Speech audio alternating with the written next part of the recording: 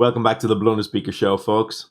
Absolute pleasure to have you here. As always, we're here for another playthrough on the channel, and this is one I have been looking forward to. Let me tell you, you can probably see from the screen in front of you, we've got Finder of Paths Unseen, and we've got Shroud of Silent Mist, and with the stranded aspect, and we will be playing against England 6. My favourite adversary in the whole game. Absolutely cannot wait to play this one. Very standard opening, I would say, as far as I'm concerned. But of course, we do have a little bits and pieces to go through, housekeeping and chats and stories and all that kind of stuff before we actually get into the game. So yeah, look, my name is Tepid Goose. I think I've forgotten to mention that so far. We are today the Tuesday, 13th of May, and unfortunately, it is now 9:43 p.m. local time, which is an outright disaster and certainly no time of the day to be playing against England. But I've just had a cup of coffee to give myself a boost for the whole evening, so I'm kind of locked in at this point.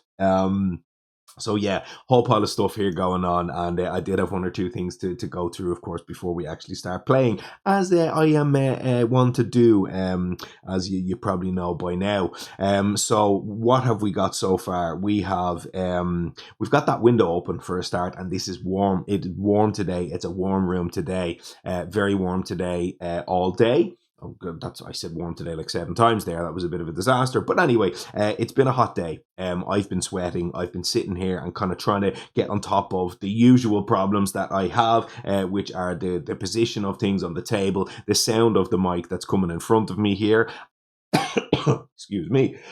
And I discovered one seriously big problem with the sound that I have been doing to date. It seems like every single episode now I'm telling you about my audio issues, and as I said on the last time out, once I find a problem, I solve a problem, and then I move on and I find another problem. But I did find one underlying issue that has been sort of plaguing me and causing many issues, which was related to the fan. Up until now, I was applying a filter on my audio, which was supposed to be turning everything down and stopping sounds peaking. It's called a compressor. But what I was doing was I was using it wrong, and I was using a compressor to turn everything down, but I was also at the same time putting a gain on it, which was turning everything up. So in fact, I was picking up the sound of the microphone fan. I was massively putting a massive gain on it to turn it hugely up, and then also turn it down at the same time. So I was using it completely wrong. I had followed a tutorial, somebody told me to do it, and I just kind of took it blindly, but I never really understand why I was doing that.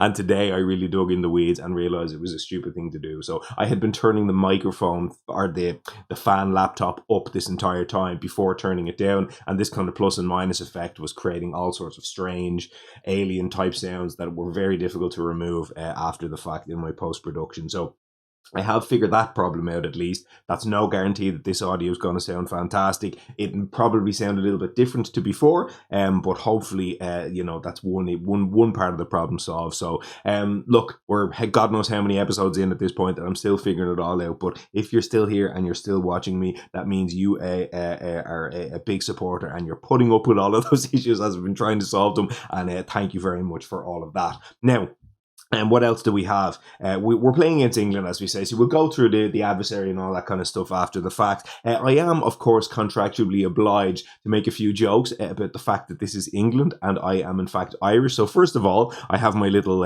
Irish flag going on here. This is actually, in fact, a nice little memento. If you've ever seen any of the Reddit posts that I've posted with some of my big sort of celebratory wins, I sometimes stick that on the board after I've had a victory. And that flag actually came. I got that when I was playing on the World Magic Cup team to represent Ireland at the World Magic Cup all those years ago. That was a little thing that I kept, a little souvenir, so to speak. So it's a sort of a part of my gaming lore or background, so I like to use it here and there for a little bit of fun when we're talking about conquering things, putting the Irish flag and using that to fight off all the other nations. And of course, the most appropriate one to fight off are indeed, of course, the English. If you know anything about Ireland and England, we have a very storied history of uh, persecution, shall we put it, 800 years or so. So, like I said, I'm kind of contractually obliged to make a few jokes about how I hate the English. This is clearly not true. I certainly don't. I am I'm quite fond of many English people in my life, actually. So I have to at least make the joke, but I do have something to kind of cover my tracks, so to speak, this evening. So we do have a beer. In fact, I've got two of them, which I don't usually do, but it's a little bit thematic today. Let's have a little look at that one there. It's The White Hag is the name of the brewery, and you can see it's called Bran and Skjolon beer. And Bran and Skjolon were the two Irish wolfhounds of a very famous sort of mythological or folklore warrior, a hero, an Irish hero from all those years ago, back in medieval times or whenever it was, the Stone Age, or God knows how long ago that was. Probably not a real person, truth be told, but he's a famous famous Irish hero, and he had these two greyhounds, Bran and Skjolon, and this brewery has made a beer named after it. So, as I said, a little bit of Irish pride and heritage thrown in there. And of course, I have two of them. So I have the other one chilling in the ice bath. You can see my ice bath is a bit of a sort of a strewn together thing here this evening. I had no ice cubes, so I made it out of two medical ice packs out of the freezer. So God knows how that one will turn out. It may actually even freeze the beer. But anyway, that's for later on. I am going to open the beer though. And I'm gonna do my best to stop faffing around and stumbling over this introduction. We're 7 minutes in now. I've covered the weather. I've covered the what you call it, the sound. I've covered the beer. Now I'm about to drink some beer, and we're gonna get in and we're gonna talk all about England and Finder and Stranded Shroud. And as I say, I'm very much looking forward to this one. So let's. Oh yeah. Oh God, that's a beautiful beer. Highly hopped, bitter yet fresh and floral. And it's entirely true. I haven't had this beer in quite a long time, and it's really good. It's 7.2%, so it's certainly getting up there in the percentages. I've got two of them for this evening, so we'll see how that goes. But it doesn't really drink like a strong double. It drinks more like an IPA. And quite a fresh and piney one actually at that as well. So there's bitterness in there. There's plenty of hops, but you can really get the kind of strong taste, of a quality hop out of that, which is sort of a hallmark of a good IPA. Let's go again on that one. Really good. Okay, now I'm settled. What are we going to talk about here? Let's start as we do, and let's work backwards. Let's bring up the Kingdom of England and the panel in front of us here. My favourite adversary. I mentioned that last time out in the lead up to this. So these are my favourite adversary to play against. It's going to be a slugfest, and it usually is at least a slugfest against England. But this time around, things might be slightly different, and we'll get into why momentarily. If you're not familiar with playing against the Kingdom of England, they do all sorts of horrible things. They put loads and loads of buildings on the board. They have a loss condition that if there's ever 7 or more buildings in a land, we're going to lose. The escalation does buildings in the land with the most buildings. You've got adjacency buildings, which is going to be a big part of this game there, level 1. The fact that it will build in an empty land if the land is adjacent to 2 buildings. So we talked about this being team isolate, and that's going to play hopefully or maybe a big part in how that level 1 plays out. We've done our level setup as level 2. We've added the city and the town to the board. We've got our high immigration tile there that's going to just keep building throughout the whole game. We do, of course, have +1 health on our buildings, and that level 6 there, which is going to be an absolute horror show. Has added an extra fear to the fear pool. If you see up here in the corner now, in a second, when I remove all of this stuff, you're going to see that we have 10 fear tokens up here, and our high immigration tile is going to build twice if ever we do not resolve a fear card. Let's just bring that back up there and see. During any invader phase where you resolve no fear cards, perform the build from high immigration twice, which is going to be absolutely awful. Now, right to left then, let's have a look and work backwards here. We have Shroud of Silent Mist, and this is of course with the stranded aspect, and I've just remembered I have forgotten to put the stranded card as part of my little card thing here, which is my mistake. Stranded is essentially going to be, I'll read it here now verbatim from the thing in front of me on the table. It's going to say, replace a special rule, mist, shift, and flow. So have a look over there on the left-hand side. You've got the mist, shift, and flow ability, which is this kind of fiddly, but I find enjoyable mini game where when you use your powers, you're able to kind of move your stuff around on the board. Suffice to say, that all gets removed and it's replaced with a simple ability which says, up to twice during the fast, and then up to twice during the slow phase, I may push one of my presents.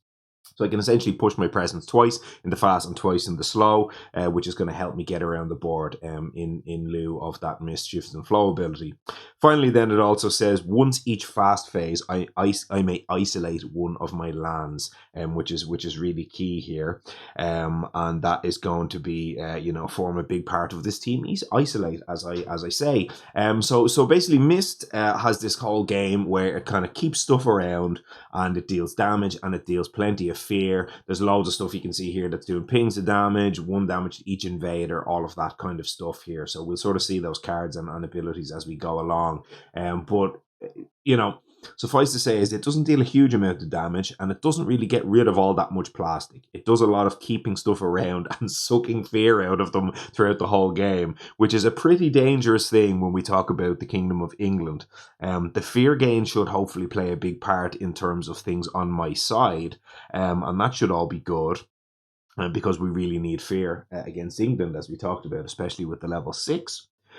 But not getting rid of plastic is generally a pretty big problem for a spirit like Shroud of Silent Mist here. You can see, I think it's summary of powers. It does say offense is reasonably high here, but that's because it does lots of pings of damage. It doesn't really do huge amounts of sort of, big hits of damage. And it doesn't really play with major powers either. So I think we may well have a bit of a problem getting rid of stuff off the board as far as Shroud of Silent Mist goes. Well, ideally, we pair that with a partner then that maybe can remove plastic from the board. How's Finder at removing plastic from the board? Oh, that looks like a minus offense to me. So anybody who is familiar with Finder of Paths Unseen, of course, they are max control and practically nothing else, which is amazing and so much fun. And this is my second favorite spirit in the game after Starlight, as I mentioned last time out, because Finder can do a lot of very amazing and very fun things. They've got this whole crazy, complex, very high board and panel that you can see here. Which is going to do a whole bunch of, you can travel down any path, you can work backwards, and all sorts of things there. And as you see here, you've got grow patterns that can sort of supplement the things that you're missing. So if you go down the top track for energy, you can supplement that with +1 card plays, or vice versa. You can go down the bottom track for plays and supplement that with +2 energies. There's some kind of gain of power cards thrown in the middle there. And then basically everything the Finder does, it has 6 cards and pretty much all of them just move stuff around. It's super cool, it's super fun, and we are going to have a lot of fun moving things around in this game. But the one thing the Finder most definitely does not do is remove invaders. And the other thing that it most definitely does not do, as you can probably see from this back panel of Finder here, is it does not do fear. So we basically, in a nutshell, have 2 spirits that can't get rid of plastic, that do lots of isolation, and then we have 1 spirit who's going to try pick up the slack and do as much fear as possible to stop the high immigration double building, which is going to be a huge part to play in this game. So I did say last time out, these were both rated by a B, by Red Revenge, but I have a feeling that the way the weaknesses sort of compound each other in this game, we may well be facing a situation where this works out as less than a B overall. And I do have to say, this is the first time out of all of my adversaries so far. This is number 7 out of 8, and this is the one that I really feel I have a reasonable likelihood to lose here. And we are now, as I say, we're 4 minutes to 10 in the evening, and England is not a short game. Obviously with me talking through everything, and especially talking through the strategies and the tactical gameplay of Finder, this could take a while. So I hope you're here with me. I hope you're in for the ride. If you're looking at the timestamp of the video and it's like 6 hours long, or even if you're looking at a part 1 video because the whole thing was way too long, that may well be how this thing shakes out here. We might reach 1 or 2 a.m. in the morning without this game finished, and I might have to go back and finish it tomorrow. We'll see how all that shakes out. Hopefully not. Very quickly here before we kind of close the thing out, I do like to sort of talk a little bit through what's going through my head before I start a game in terms of a strategy for the game. I was thinking about this a little bit today, and I have to admit I was really quite unsure of myself. I will say that one way I like to play Finder, the way I really like to play Finder, I've experimented with some different approaches, but generally speaking, what I like to do with Finder is quite straightforward. The first turn of the game, I will usually gain a power card. So I have 6 cards, which is quite unique for Finder. Only Dances is the other one that can do it. I'll gain 1, I'll go up to 7. I'll gain a minor. I'll go to 7 cards in hand. And usually on turn 1, I'll play 1 card, which is usually that Circuitous and Wending Journey. Then after that, I've got 6 more cards in my hand, and then I'll usually go +1 card play, then 3 turns in a row, and I'll travel down the top track. 1, 2, 3 will usually be my first 3, and then after that you've got a choice between these 2 to try get yourself down to the bottom track, and there's 2 very nice options in the middle here which we can talk about when we get to them. And then usually you'll end up reclaiming, still with only 1 card play, but that'll be the last turn of the game that you have 1 card play. Then you can jump down to the bottom track and you can just start slamming majors because you've accrued a whole bunch of energy throughout the game. Now that has worked out quite well for me, generally speaking, with Finder over the course of my time in playing with this spirit. I have tried other approaches by trying to go all down top track and a little bit vice versa there. So traveling down bottom track this way, and then using the +2 energy button to kind of supplement the card plays that way. I haven't loved that because you've got a 1, a 1, and a 2. And you've got 3 zeros. So you have to hit that +2 energy a couple of times. And the problem is once you get back and you start reclaiming again, you're kind of forced to go that direction. There's no real flexibility in it. Yes, you've got more card plays and you'll affect the board a little bit more earlier on in the game. But then once you reach about turn 5, turn 6, it's like I haven't accrued enough energy. I can't really pivot into majors because I'm kind of forced to keep doing this G4 to get the +2 energy. And I've sort of run out of steam a little bit because yes, I've been triggering my innates and I've been kind of isolating and moving stuff around, but there's no end game. I haven't really built an end game. There's no real engine as such built here. Whereas if you do it the other way around and you go to top track and you get all your energy online, you can still get to that later game where your innates really get unlocked and online. But at that point, you're now starting to slam the big majors, which are actually removing the plastic, which you have never removed as far as the whole game goes. So generally speaking, that's going to be the approach that I'll probably more or less take here. But I do want to point out that I might have to take a slightly different route through this, and I may need to try sort of jump for a major earlier on in this game. I have 1 or 2 ideas of how that might look like, and we'll sort of see what it looks like once I flip over the opening Explorer here. So just bear all of that in mind. On the side of Mist, it's very much up in the air. I really like this spirit. I really enjoy playing this spirit. I've had a blast basically every single time I've played with them. But I am certainly not an expert with Mist, and I definitely do not have an opening and a kind of a growth pattern in mind that I like with this spirit or that I repeat with this spirit. Generally speaking, I'm very much on my toes with Mist, and it often depends on the kind of the G3 card power card gain, and whether or not you can find a good one, whether you can find a defend, and whether you have to take something with a fire because it's the best option, but then you don't get the +1 energy. So it's kind of got all of that sort of stuff going on here, and I will have to very much play on my toes and figure that out as we go. And again, like I said, that is kind of my approach for this channel. I want to show you how I do that. I want to kind of take the time, and that's why you end up with these 4, 5, 6 hour videos, is because I'm taking my time, I'm getting into it, and you can see how the kind of wheels are turning and the cogs are turning. But anyway, that is all of that. I'm going to stop talking about the game that I'm going to play, and I'm actually going to start playing the game that I'm going to play. So let's bring all those back into our hand here and let us do the opening Explore, which in this case is going to be into jungles. So let's go ahead and we'll look. We've basically got 2 lands here that are going to already have a building in it, 1 and 2. And then we've got 2 over here that do not have a building in it. Now, this is where I was talking about the isolate, and I'm just going to sort of really get into it right now. Both of these spirits have a very strong ability against England, and that is isolate, as we talked about with the adjacency explorers. It's a huge deal, and it could really come up and be really powerful here. The thing is, generally speaking, I do not like playing very heavy pocketing strategies against England. I generally don't like doing it all that much. It can be very strong, but I usually don't do it. But this could be a game where, in order to keep plastic numbers low, I may need to.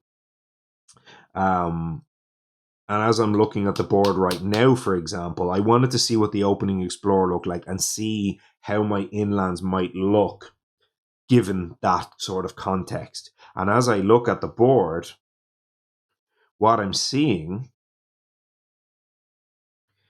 is that this land in here, we're able to get those out of there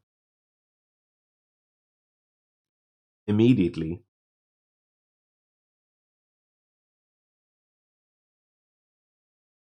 I could maybe isolate the land, push the 2 of them out. Actually, I wouldn't even need to isolate that land. Sorry. If I get the 2 of them out there, that will not build because there are not 2 adjacent buildings. So if I could get them out of there, it would be great. Now, the thing is, and the unfortunate thing here about this situation is, in order for me to do the extra card play on turn 1, which will be required to do that,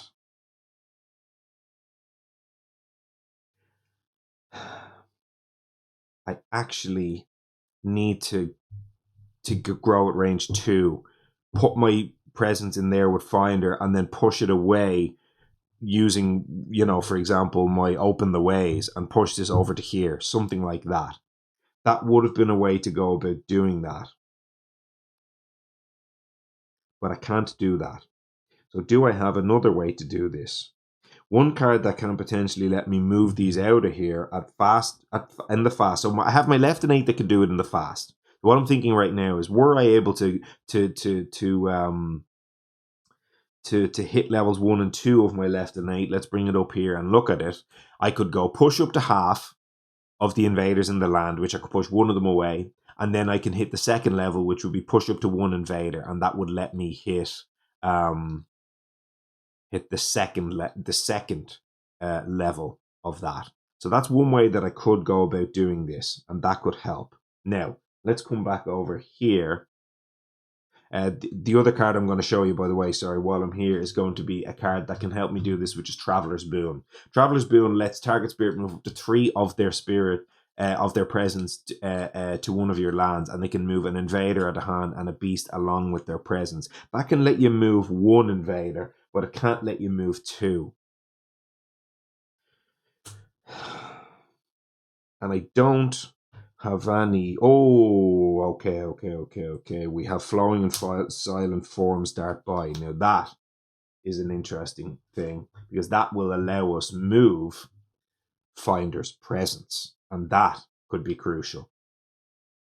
You may gather 1 presence or sacred site of another spirit with their permission. So Flowing and Silent Forms Dart By is a card which can let us, for example, if I find myself with a presence in this land with Shroud, and I grow at range 1 with Finder, I could grow into this land and then pull my presence in.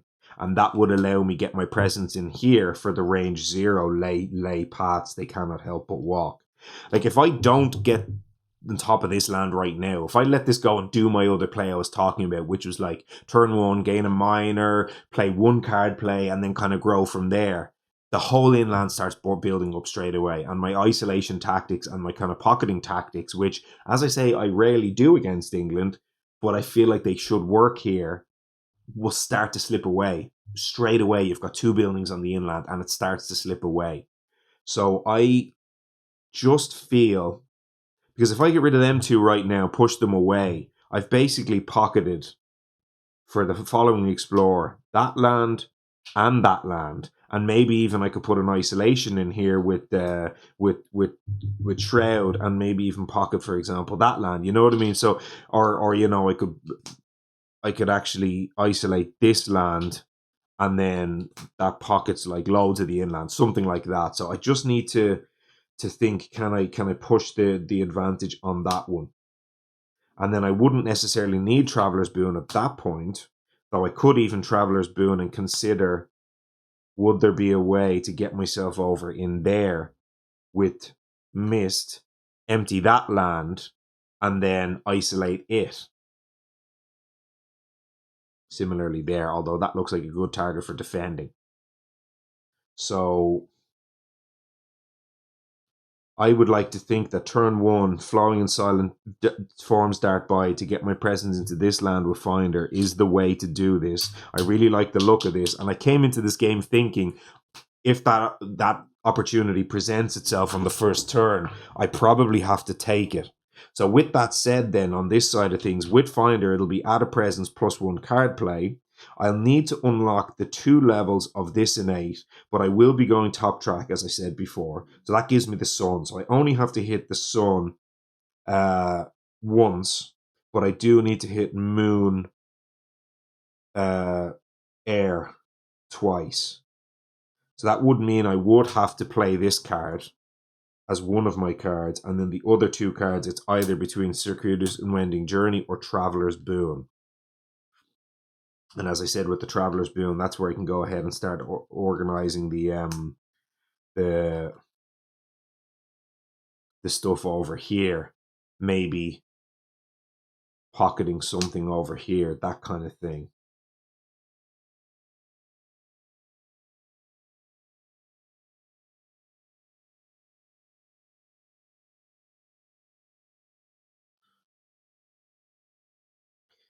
Is there a way for me to hit my isolate this turn? No, there isn't. Not if I want to do this. I can't also isolate with Finder. There's no way for me to do that. So if I want to hit the push half and then up to 1 invader out of this land, that will mean that I'll have to give up on the isolate for this turn, which is okay. Not the end of the world. I'll have a single isolate with Shroud, which I can use if I want to solve either of the builds by pushing the thing out. So, do I want to do this, basically? The offer passage between worlds is going to let me move some Dahan, which I could, move some Dahan into a land and try to set up a counterattack of some description here. Although, realistically, I don't actually have a good target for that really at all now. So, would it just be...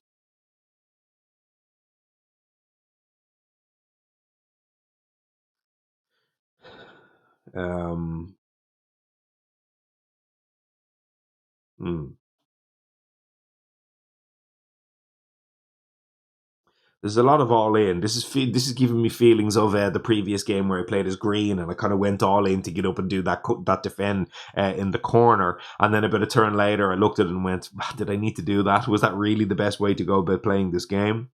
And I'm sort of getting similar vibes here, where it feels like I'm doing a lot on this first turn to just empty out this one land, and in the end, like, I'd end up having to get the presence in there with Finder, and then I can do Open the Ways by pushing those presents out, and then I would either have to push them in here or in here. And pushing them in here would now open up an adjacency for that land up there, which I don't love. So ideally what I would probably have to do is push them from here into this land, and then that sort of gets everything on the coast in there, and it kind of keeps that side of the island pocketed to a certain extent. Not awful. But really, the only lands that are pocketed from an explore position then are going to be this one, which obviously it's not going to build. It'll be empty, but it's not exploring. So then it's only a one shot, basically. I'm only hitting the shot at sands to prevent an explore. What I could do is isolate this land with Shroud, and then that would definitely solve one explore, because I'd have mountains, wetlands, and sands all pocketed. because it prevents that source. So I definitely prevent and explore. And then the following turn, if it was either of those two, I'd have to isolate again over there to prevent the build. So it's a lot of all in here. And then at that point, I'm not pushing one of these out to prevent the build. Because as you can see here, this is already adjacent to two buildings, and obviously so is that as well. So I'd have to use my isolate on this side of the board if I wanted to prevent those builds. Well, not that one, right? We said we want to defend there. I suppose the question is, what's the alternative? The alternative here is, if I circuitous and wending journey, this pushes half round up of invaders from target land. Let's come over here and have a little look again and look at circuitous and wending. This is the one I usually play on turn one. If you have 3 invaders in the land, this can push, it can push 2 of them out. And I could push those 2 inland lands out of there. Those two inland buildings out of there. But that means then that obviously they'll still be there until the slow, and that will provide a source for the sands and the wetlands, which might just have to be okay.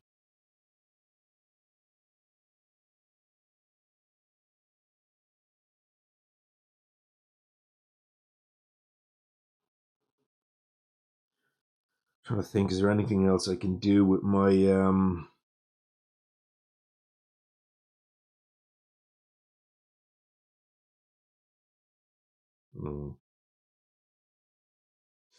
I sort of do feel like getting an isolate and preventing an explorer over here on that side of the board is pretty good. Which of course means I'd have to isolate this land here. And that would prevent 1, 2, 3. I'd have all 3. That this is assuming I still did this plan, got rid of them, and then this is isolated. We don't explore here. We would still explore here because that's a source. And then we wouldn't have any isolation over here, and we'd go build. Well, this is gone. We're not doing anything about this land realistically. We could do a defend in there in theory with the unnerving Paul. If I got 2 presents in there, that's a defend in that land next turn.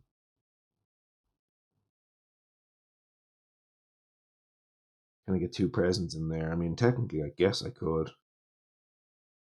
I'd need to do one of my pushes. I need to get into that land, put 2 in there. Okay. Yeah, I have a way to get over there and defend that. Obviously, I can find a defend pair, and clearly here I haven't done any drafting yet. I'm just, again, as you've seen me do this before, I always really stop and think about the strategy for the game, and turn one sort of growth phase is always the key one, and the slow one. So I'm just sort of thinking about, because I'm locking in about 2 or 3 turns here, by thinking about this. I think, given the way that this game is laid out and the way these 2 spirits act and work, I think I'm going to do this. I think I'm going to go in and I'm going to see if it pays off, because I don't, as I say, usually do this. And I do like finding opportunities in this game to find things that I'm not comfortable with and that I don't know and do very well. Like tactical play like this is a little bit of my weak point here. And hyper pocketing is definitely a weak point in my game. So I'm going to see if I can take the opportunity here to try make this work. And see if I can turn this into something. So the question then at that point is, do you do Traveler's Boon or do you do a circuitous and wending journey? Again, circuitous could be, so it's a range 0. So yeah, I'm going to be in 1, 2, 3. So I won't be in any of the lands where that matters. So I actually don't think I do circuitous, which is unfortunate. I'd like to get out of my hand for the element perspective here. But then I'd be playing Traveler's Boon, which can let me get. It can let Shroud get an invader out of somewhere. But where?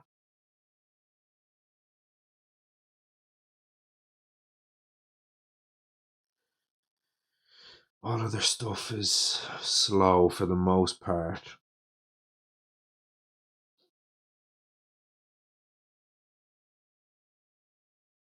See, See, this will let me get someone out of a land with Traveler's Boom, but it's a pointless exercise because I don't have uh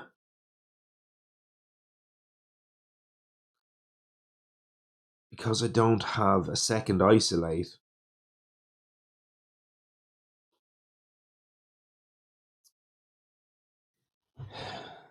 The Traveler's Boon just doesn't do anything. I don't really want to forget it. It's a kind of pretty good card. It's good elements, and I don't really want to forget this to a major. I want because I'm thinking about possibly pressing the major button on turn 2. Just that's another thing in the back of my mind I haven't said yet. So I'm thinking about if I'm throwing a card away here, which one am I throwing away? And I don't really like throwing away Offer Passage Between Worlds. It's a good card. I mean, they're all pretty good cards in truth. The one I usually forget to a major is the Circuitous because it's kind of the worst elements.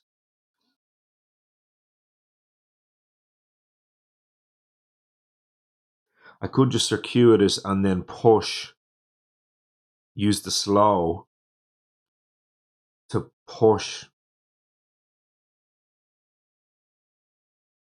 an invader out of, or use it to kind of create a pocket or something like that, where I maybe like push 2 of the town buildings out of here, push them to the other side of the board, and try to pocket again over that side of the board, something like that. So I kind of cover either an explore in a wetland, or I cover an explore into mountains by doing Circuitous.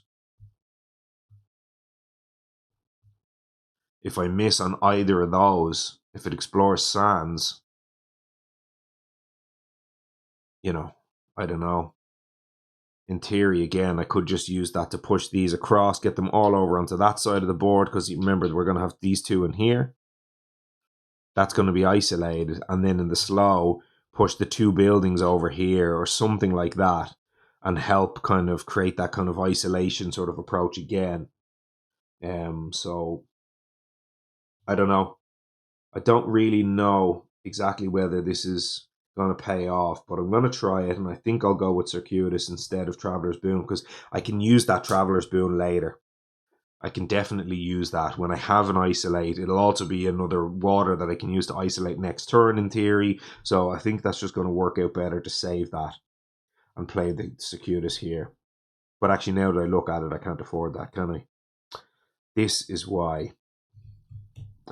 Nonsense. The entire thing I've been saying this last 15 minutes is utter nonsense because I can't afford this play. Of course. Jesus, this is where I wish I could go back and restart my video. This is embarrassing. I cannot play this, of course. This doesn't make any sense. Because yeah, this is madness, obviously. So I can get one half of this. I can't get both. I can play either of my other zeros, and I can, this obviously goes back in my hand because I can't get 2 card plays and the energy on the first turn. So that's madness. So let's give up on that nonsense. But I could play, any sort of 2 of these together with the top track and create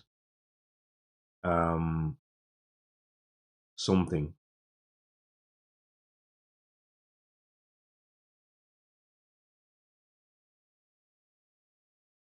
It's a lot of effort. It's a lot of effort, and I just don't really love the effort that's involved here, because now I'm going to have to only get push half, which can only push one of them out there, and then maybe I do push half plus Traveler's Boon, and then then I've got a kind of a presence of mist in there. Now I'm taking 2 actions to get those 2 invaders out of that land, and 2 actions to get them out of there, plus the isolate. Well, actually, again, I don't have to isolate that. If I get the 2 of them out of there, it is solved. But that just seems crazy. I guess the other thing I can do is something like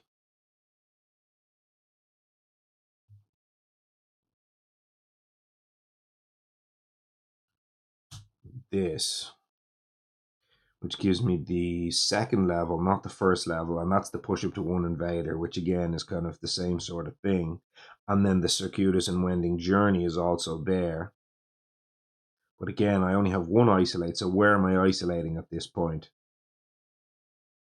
Because now I have a source for all of these. So the isolate doesn't work, and the pocket just falls apart now. That doesn't really work. I'd have to do Traveler's Boon with this, and then fast phase push one of these out. Also Traveler's Boon to get the other one out, and I'm going basically one action plus a second action.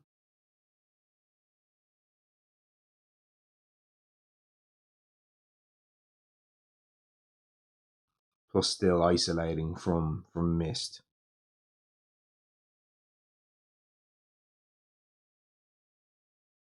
Oh, it's all kinds of awful. Like, I'd love to have the extra information here on Mist about the power gain to help me a little bit here. It could help, but again, I wanted to try lock that in before I decided what I was doing with Mist here, because I'm not 100% sure if I'm G2ing or G3ing. The Unnerving Paul is the second turn. We're likely going to try to, if we can, get a defend in that land. If we can.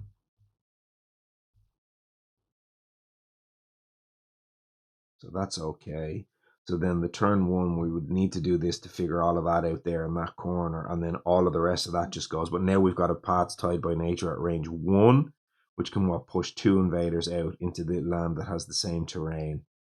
At range 1, that would only allow me to move them out if I wanted to, or else I could just play ahead of tempo and try to solve whatever's coming up on the next card, which might be better. It could also let me, no, actually it doesn't solve any of them. I can't reach them. I'm not in love with any of this. I'm not going to lie to you, folks. I'm not in love with any of this. I have a feeling that I need to try not go all in on this. Go back to what I was going to do originally.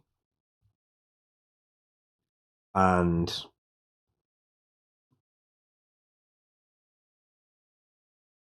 play the game that I was talking about before. I tried. You saw me. I did my best. I tried to do the isolate, the kind of the hyper pocketing, hyper isolating stuff, and it just isn't paying off. It's too much of an investment, and it feels wrong to me. Investing all of that feels wrong, so I'm not going to do it. So I'm not. I think I'm just going to circuitous and wending journey. I think I'm going to go G3. I'm going to gain the minor power that I talked about, and then I'm going to be able to go and grow at range 2, which can solve one of my jungles over here, or I can solve that one as well. So I can go into kind of 3 different places here at range 2. I can reach any of those jungles and solve them. And obviously here, depending on what I draft, will make a difference in my game. So I think that's the play on that side of the board with Mist. Whether or not I'm going to take in, or what I'm going to take over there is going to depend what I find from this. So 1, 2, 3, 4. This is going to be, as I say, from top track, and now we've got Bat Scout, Terror Turns to Madness, Scour the Land, and Purifying Flame. We don't want to be destroying things and dealing damage. We like 0 cost with this kind of what do you call it?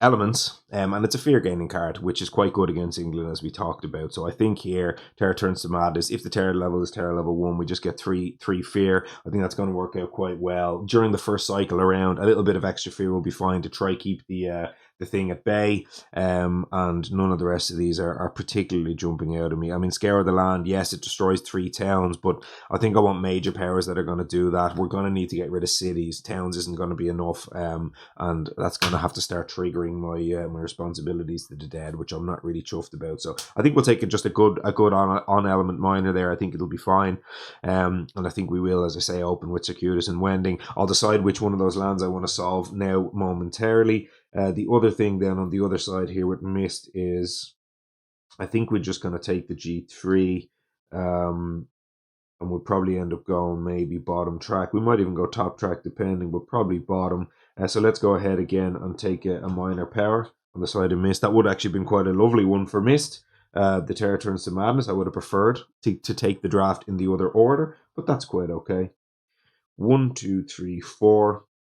A nice card in this match, just calling it out right now, would be Elemental Boon, because we've got a lot of elemental overlap here. So that's a card if I'm on the lookout for, and I would certainly be looking to snap it up if I found it. There's another pretty decent one as well: Sky Stretchers to Shore, Guardian Serpents, Twin Days, and Reaching Grass. We've got some good options here.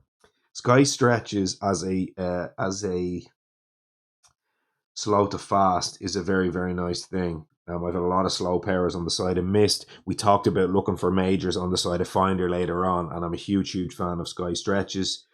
Twin Days is another really good one, and being able to Twin Days the powers on Finder side is a really powerful thing, I have to admit. Two really, really good options here. Slamming big, fat, chunky, slow, big damage majors is just the best thing to do against England. I've talked about it, I think, already on the podcast, and I will certainly talk about it when it gets to the England episode. But jamming big, old, powerful things is just such a good thing to do against this adversary. And the Sky Stretches gives me my two sort of primary elements, which are air and water. So let's go ahead and throw my probably second favorite minor in the game into the old card can there, and I just can't turn this down. Like, I love Gifted Twin Days, but I just can't turn Sky Stretches down to Shore down. And we're gonna have a very high likelihood of reaching a state in the game later on in the game where I'm digging like crazy with Finder, especially to try find some big fat chunky major to solve some of the problems on the board, and that is just a way to kind of make Cast Down in the Briny Deep, or Draw Towards a Consuming Void, or one of these big things into a solve. So I think, given that, I'm going to want to do that. Now, it should be borne in mind, given that I just picked up Sky Stretches to Shore, that now potentially reopens the opportunity for a Circuitous and Wending Journey at fast in that land up in the corner. So that is something that should be borne in mind. Do also bear something else in mind here. I trigger this and I gain one energy off that ability. So that's something that I can do. So I can range 2 in there. This is a 0 cost, so of course I don't have to pay for it. I've got 1 energy. I can go bottom track here in theory, play 2 card plays, pay Sky Stretches with this, and then I can play my 0. And what does that do for me? It elementally is going to give me the first level of both innate, which I like starting off the game with, and just getting the fear train rolling and getting that starting to move. So quite enjoy the sound of both of those things right now. That's going to give me 1 ping in there. It'll give me a push at the hand in there, which can help with the hand counterattacks in theory as well, which could be a really, really nice thing. I could also use my hand movement here to combo with the card on the side of Finder, which moves things per the hand. So that's a little combo for us to look out later. But I think in this case, I think this is going to be the plan. And I think I just Circuitous and went and get them out of there like we talked about, back in there, because it's slow to fast. And then we can still do the play by isolating that, and we still get to do the hyper pocketing thing, because Sky Stretches to Shore is the most incredible card in the deck. So I really love all of this. We don't need to hit our innate over here, but that's fine. We already talked about that, so we don't care about that. So let's go ahead and make this work. So let's put this somewhere, add a present to a mountain or a wetland. Now, I want to be able to go in there next turn and defend 2 in there. And doing that could require my G2 going, well, actually, G2 next turn will not give me the energy to play 2 of my cards, so I'll probably end up having to go G3 top next turn to give myself 2 energy to play the Unnerving Paul, as well as the Fog Closes In, which I don't mind having to do. I think all of that's okay. So you do like zeros with Shroud a lot. And that's, as I say, the Terror Turns to Madness would have been really nice in here because you're really looking for zeros with Shroud. But it's okay. It's okay. We'll be fine here. So I think this is all still going to be pretty good. So let's go ahead and figure this all out. So I do want to be able to, I think, do the gather with the flowing and silent to gather. In theory, we want to be able to gather this stuff away from somewhere, or sorry, change which of my lands that I'm gathering to, because I'd like to.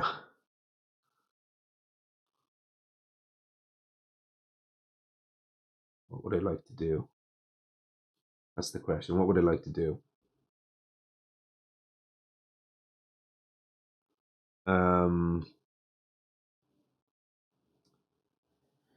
Where do I want to?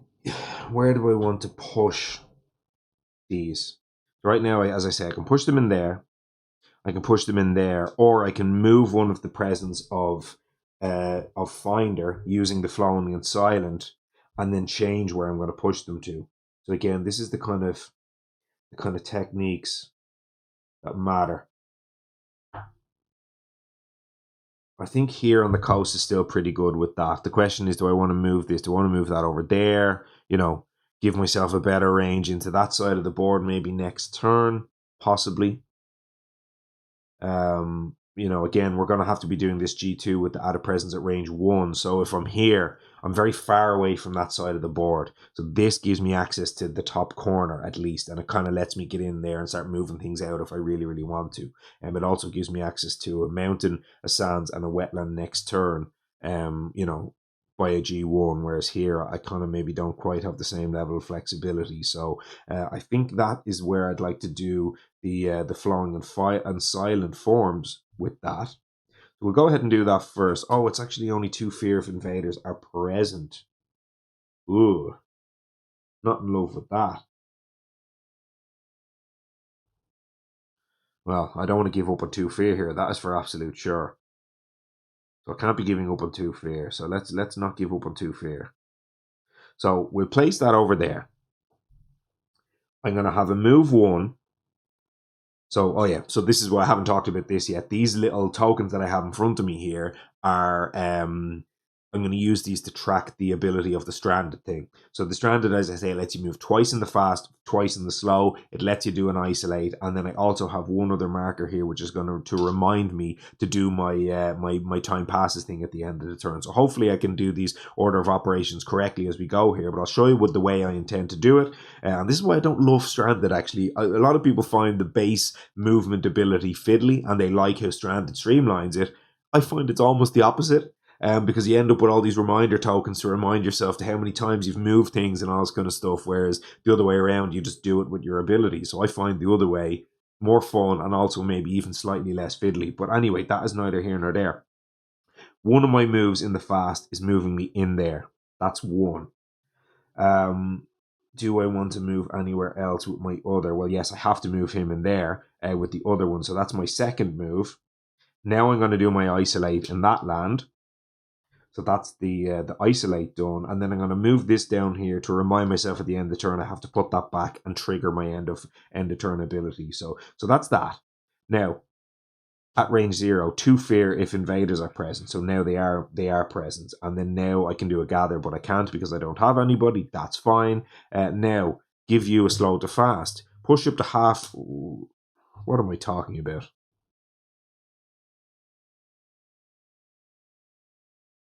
Twice now I've created plans out of thin air, and they're both utter nonsense.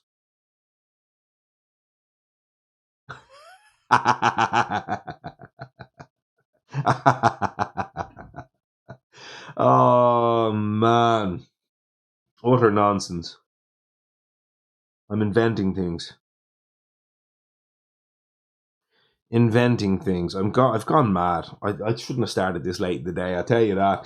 This is not a good start, having made 2 such insane, stupid nonsense plays in my mind that weren't real. I was confusing this with the ability I had been talking about before, which was combining both of them. Madness. Push half rounded up doesn't push both of those invaders. What am I talking about?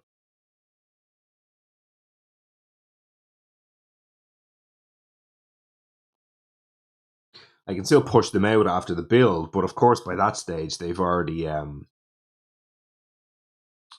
explored in one of these lands. So we now have nothing pocketed here.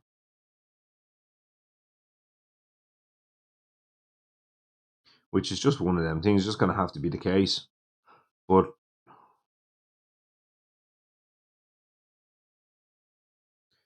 like right now, the one thing I can do is if I pocket that land, if I isolate that land by pushing myself in there instead, it pockets this single sands. That's all it does.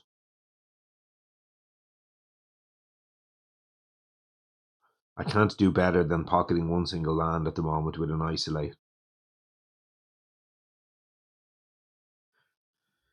Yes, I could push that in there with this and then pocket there, and then but then it's still going to build here, and then I'll still have a source. So no, that doesn't work. So I might still do it just because it gives me a single isolation on that land there, but this is just madness. It's a pity. This isn't coming together at all. I'm absolutely all over the place here, and I'm sweating, as I've talked about before. Once I start getting all over the place and I start making mistakes, I start sweating. And it's not cool in this room, as I talked about. So this has not been a good start to the game. My strategies are absolutely all over the place. And I just don't see a particularly strong way through it. I suppose what I do is I give that back. I put the Sky Stretchers back in my hand and I go Fog Closes in. And I play that, which gives me the same again.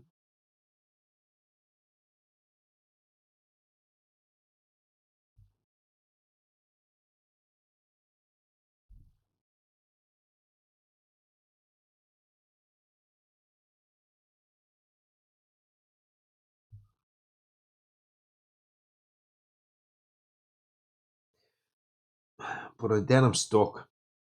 I'm not going to do that. I'm gonna start with one play on each side, and I'm gonna go slow. And I'm going to save the flowing and silent until I can use it properly. And I'm just going to do a few things just a little bit more slowly here. This is all just rubbish in terms of all of the plans that I was making. None of them really made sense. So I'm not going to do really any of that. And I will instead come up here and isolate that land to stop one single explorer that I talked about. And other than that, really, I'm just in a point where in the slow I'm going to push the two towns out, the two buildings out of there to stop a blight, and then after that I'm just going to have to figure myself out because as I say, I'm a bit all at sea here. As I say, these aren't. I love playing these spirits, but especially Shroud, I'm not the most comfortable with. So that's all of that. But anyway, it's okay. I think I'm going to do this. I'm going to play the Fog Closes in. It doesn't give me any -8 now, unfortunately. But it gives me a ping of damage, which at least lets the fear stuff start rolling in the in the time passes this turn, and then I've got the energy income. Now I've got an energy income of 1, and now my energy is starting to flow because the way I was doing it going bottom track, I didn't really have a good path to kind of play the rest of my cards in a kind of a growth pattern. So now at least I've got my top track rolling. Next turn I'll go up to 2, and it'll give me a little bit more flexibility in terms of how I start to move forward. So I think all of that will work okay. So let's do it this way. This, of course, isn't fast now. That's fine. This is slow, of course, and then we don't have any of the innate, but I think that's all okay as well. Not in love with anything I've done so far, and I wish I could go back 1 hour and restart the video, but as I say, it's now 20 to 11 at night, so we certainly will not be doing that. And you get to see me flounder and flap like a bit of a fish out of water, or a duck in water, or what do they call that? I don't know. A fish in a duck, something like that. Anyway, events. Throw that over. Cultural assimilation. Thank God we're not going to hit that one this game. That's all fine. Let's go ahead and build. We've got another city on the board. We've got 2 towns over here. And we'll remove this disease over here. Now, Sands. That's the one that we said. So we did click on our isolate over here, which is quite a nice thing. That's going to explore. That's going to explore. That's going to explore. So that's a nice little slice of luck anyway. Our one isolate on the first turn did create a pocket for that one, which is quite nice. Let's explore over there and let's move into our slow phase and see how much of this we can start to get moving. So Circuitous and Wending Journey, we know what we said we were going to do. We're pushing the two of them and they're going over into that land over there. So that's all nice and easy. And that does mean that we will still not have any adjacent buildings for this. So that is now firmly pocketed, which is part of the plan that we were talking about. So that's nice. They're in there. And now, of course, because there's 3 invaders, I can push half round up, which is going to be 2 out of 3. We get the 2 of them, and they are open the ways, those 2 lands at the moment. So that's all fine and dandy. That's done. Circuitous and Wending Journey is gone. That's over there, and Finder is basically going to be finished their turn. Now, Fog closes in. We can use this to ping a building and start the fear train, but I wonder whether getting in there and pinging that and stopping that building next turn with an isolate might be a good approach. Start to get ahead of the tempo that way. Does mean that we're not going to get the fear train rolling, which I'm not in love with, but it lets us get ahead of tempo just a little bit here. We obviously don't have a high immigration build next turn. It'll be the following turn after that, and God knows how I'm going to be able to generate enough fear to stop that high immigration build from happening. And Terror Turns to Madness has got to be one of my plays next turn anyway, most likely for that reason. So that's okay. So Fog closes in. Of course, what I have here is I've got 2 moves again. So I could move him in there and use that to ping him, which will be fine. I do also have potentially open the ways where I can move that out of there and move that back across. That's also a thing that can happen here because they're individual actions. And I can, of course, change the open the ways with Finder here. So that might be one way to get that presence back out of that corner. So I might do that. But that was there for now. Next turn, as I say, I'm going to defend in there, and I'm going to defend of 2. So I just need to place one of my presents at range 0 in theory next turn in there, or I might G3 again, put it in there, and then move it back in. So that's all okay. So I kind of have that one locked down. This is let go, as we say. This side of the board, then, we've got a little bit of an issue there with the Dahan in that land is under duress. It's under threat. We're not going to hit cultural assimilation this game, so at least that's one thing that we don't have to worry. One less thing to worry about with those Dahan all sitting around on their own. But we would like to defend if we could. But yeah, we're not gonna have access to a defender finder because, as I say, from now on I'm basically hitting that G2 and I'm just playing 2, 2, 2 and then reclaiming. So we've basically no card drafts with Finder until like 4 turns from now. So that's all there. That's all of that. We can do things like push the hand and the fast and then do the kind of offer passage between worlds to kind of do the pseudo defense sort of stuff. But ideally what I would like to do is maybe get rid of that in the fast, push that in there and use that to defend or to do the thing in that land. Something like that. Oh, yeah.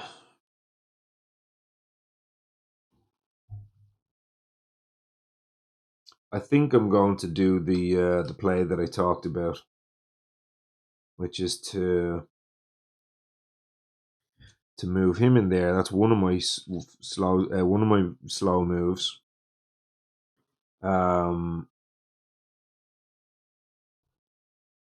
The other one, I'll open the ways from here to here. I'll move you out of there.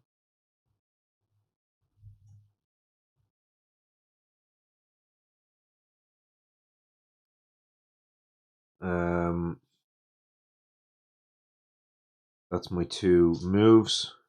And then the fog closes in. It's going to kill this.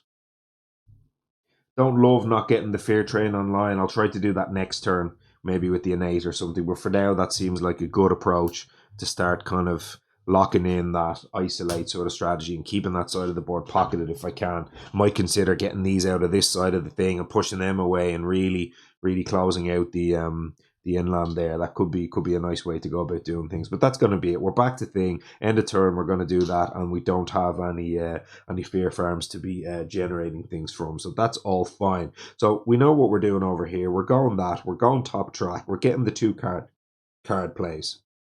We've unlocked a water, so we'd like a second water to give us an isolate here, which can be used in kind of, certainly that land. That land is one key target for an isolate.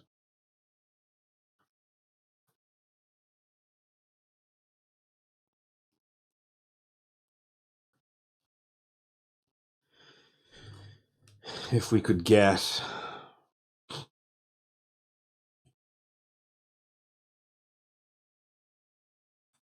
them out of there fast.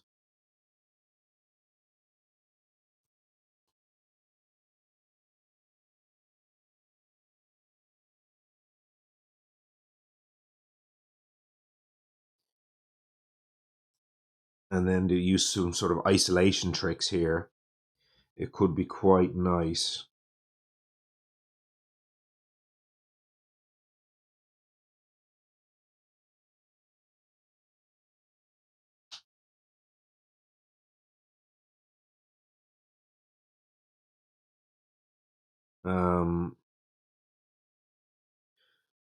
Thinking maybe Traveler's Boon to get him out of there by getting a mist presence into that land could be sort of some sort of way to go about doing things that way.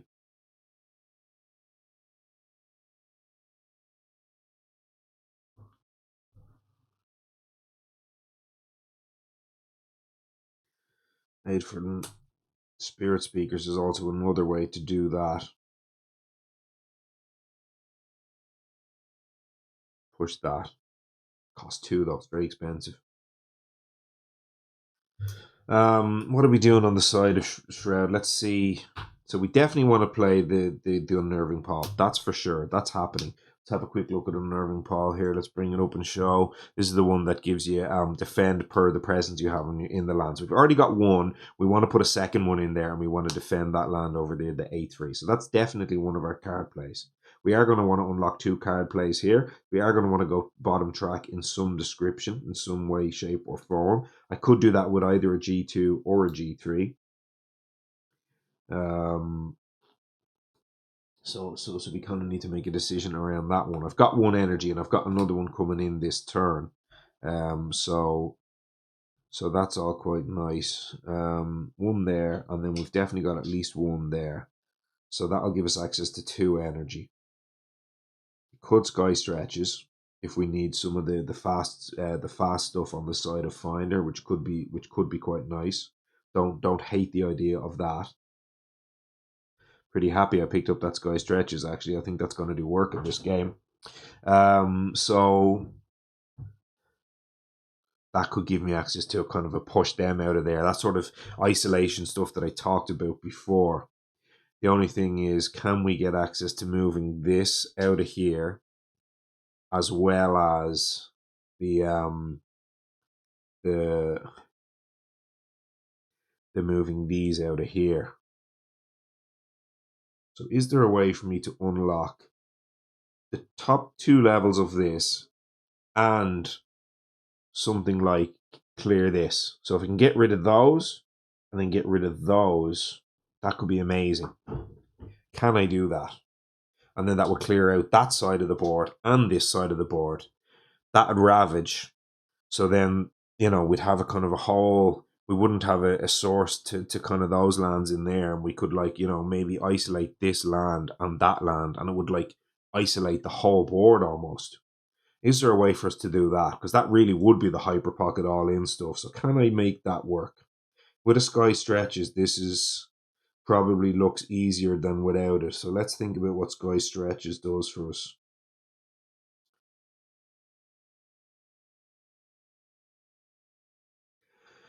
Pat's type by nature, move up to 2 invaders or whatever to a land within 2 that has the same terrain. So that's at range 1. I could go in there with my growth and then range 1 in there, push the 2 of them out of there and push them in there, get them all onto the coast.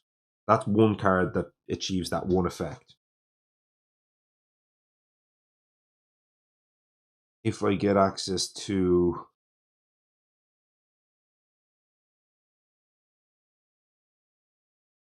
the lay path, I actually only need to get access to the second level, which push up to one invader. And if I push that away, that solves all that problem. But I need to be in the land at range 0. Sky stretches give me extra range, but only for coastal, for targeting coastal lands. So the way I'd need to do that would be I'd have to play the Flowing and Silent, but I can't play Flowing and Silent and Sky Stretches. Flowing and Silent, obviously, to try pull my presence in there.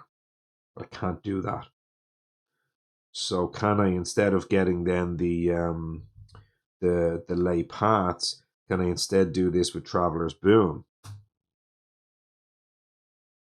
And Traveler's Boon gives me an isolate. I'd need to still get one of my presence in here with Mist, but I might be able to do that.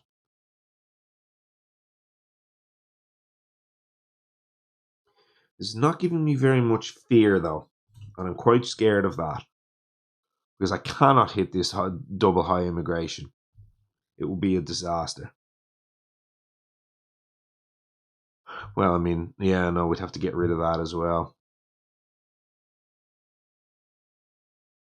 Which I could, actually, because I could use my my lay paths, push him out of there. So then if we hit the high immigration and I have empty plus pocketed, empty plus isolated, and then empty plus isolated, 2 isolations will solve 3 of those high immigration builds, which will be really amazing.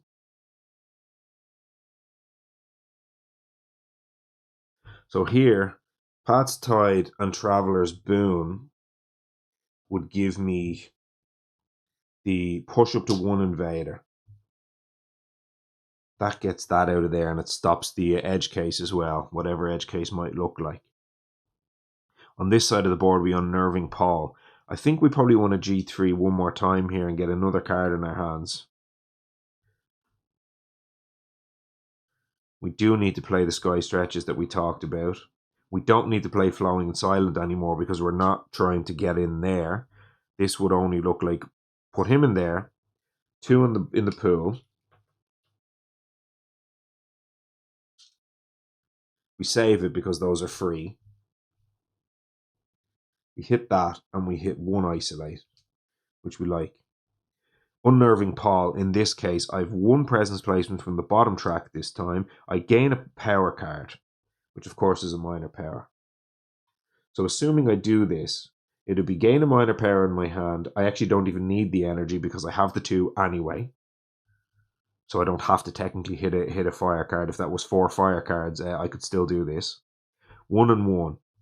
Now, at that point, I place a presence into this land. Then I've got 2 moves. One of my moves goes in there, and that takes care of the Traveler's Boon, and the other move goes in there, and that takes care of the Unnerving Paul. And I do believe that all sounds pretty nice to me.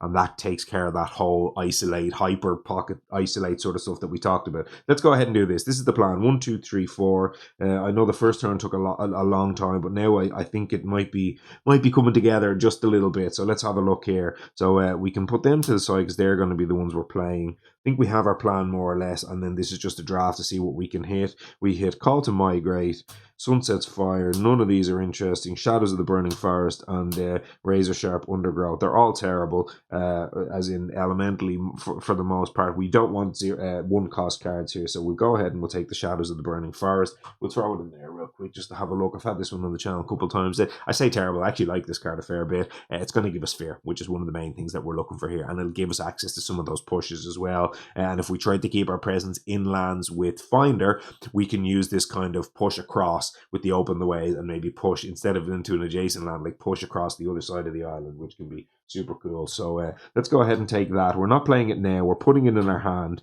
and that's going to be all fine. It gives us a moon element as well, so it's not the absolute end of the world here. But yeah, oh, it's a fire card as well, so we don't gain the energy. But I think that's okay. As I talked about, I don't need it this time. So 1-1 is going to be there. And then we will place our presence in there that I talked about. So then we've got one move, goes there. One move goes there. That takes care of our unnerving Paul. Our Traveler's Boon is then going to fire us.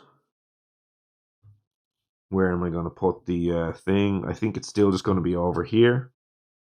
Because I don't want to put a town in there because it unlocks adjacencies in there. So I'm just going to end up with 4 buildings in this land, which is not ideal. I'm going to have to think about that when it starts to come to kind of escalations and stuff, which is going to start happening pretty soon. But I think with Finder we should be okay with all that kind of stuff. So let's go ahead and do this. So we're going to go 1 fear, defend 2 in this land. Remove that, we'll defend 2 in there and hope that we don't get edge case there. And that's a fear. Now, Sky Stretches goes over there. And of course, on this side, we do have now top level of that. And we unfortunately do not have the top level of that one, which is a pity. Now, isolates.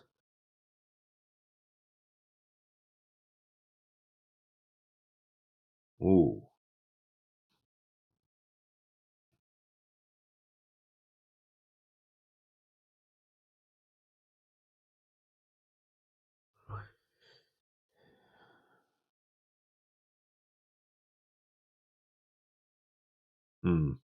Yeah. Okay. Our isolates actually aren't great here, are they?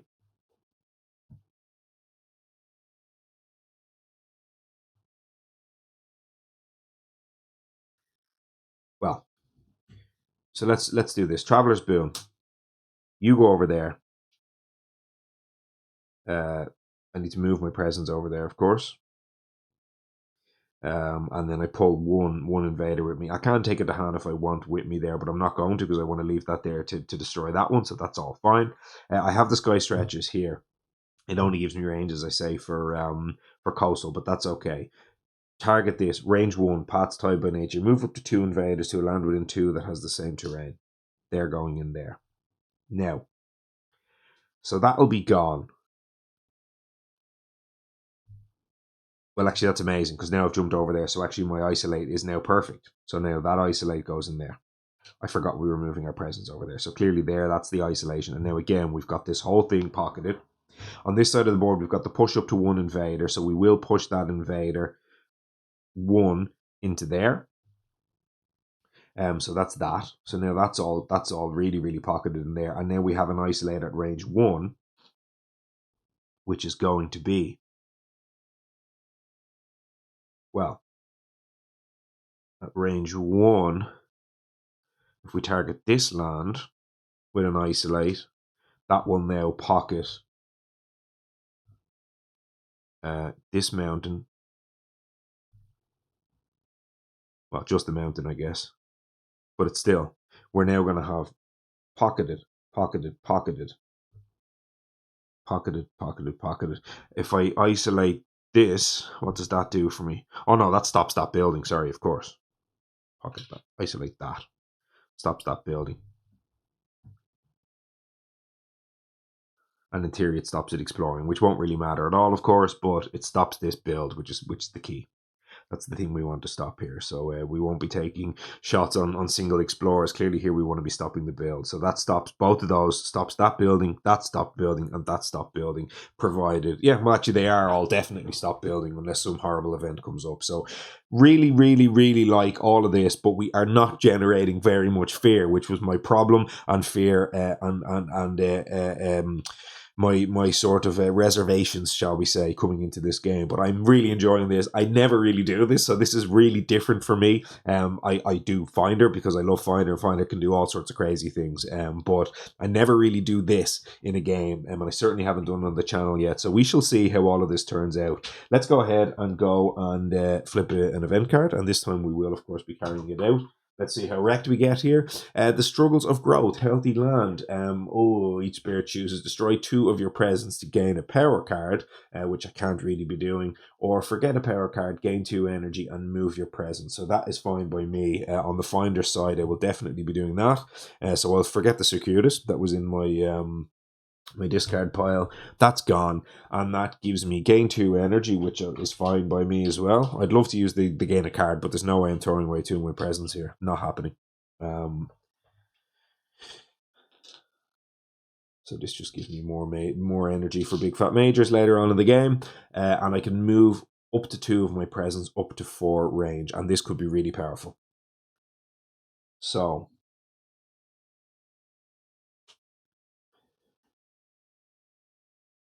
next turn, this is going to build, and we'd love to get all of that out of there if we can. The problem is, where do we put it? Because now we're starting to run into the issue of why I don't like hyper-pocketing against England, is because they have a mechanism to fight back against you when you do this. And we have the problem over here with 4 buildings in this land, and we're going to have the problem over here soon with 3 buildings in each of these lands. You can't just infinitely push things into single places and hope that sort of the problem takes care of itself. You do need to actually think about where they go. And sort of there's only so many places on the coast that they can go. So like I can get over here, and then maybe next turn I can do the push up to half, which would be, so there'd be 5 invaders there. Push up to half of them would be, because it rounds down, only 2, and then push 1 more. So I could push 3 buildings out of that land next turn and leave 2 to hand behind, which is fine. And I can also, of course, use the aid from the Spirit Speakers to really help with that. But is that actually good? Like, what does that actually do?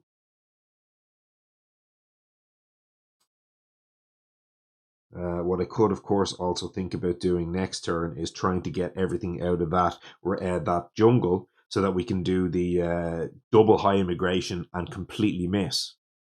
And that might be something nice. That might be an approach that I really, really like.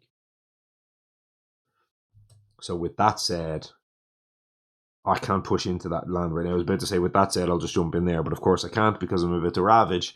And when invaders ravage, if the land has the hand defend too, so that's all fine. We actually got a free defender too in both lands. Ignore disease during builds this invader phase, which we've already thrown one away here. We'll get 1 fear over there, and that's okay. So yeah. Push up to 2 in my presence. I think I'll push 1 of him in there anyway, and that'll give me a little bit better access in that side of the board. I think I'll also push him out of there as well because I don't really want to be stuck in the corner.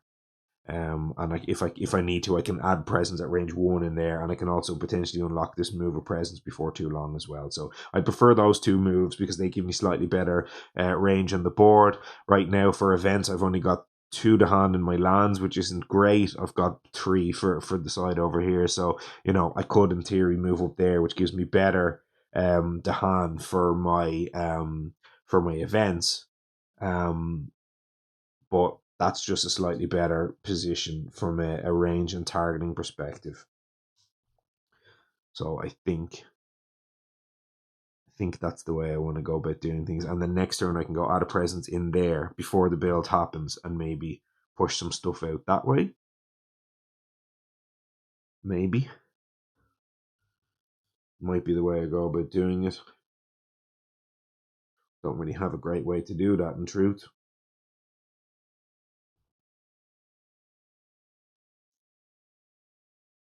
Anyway,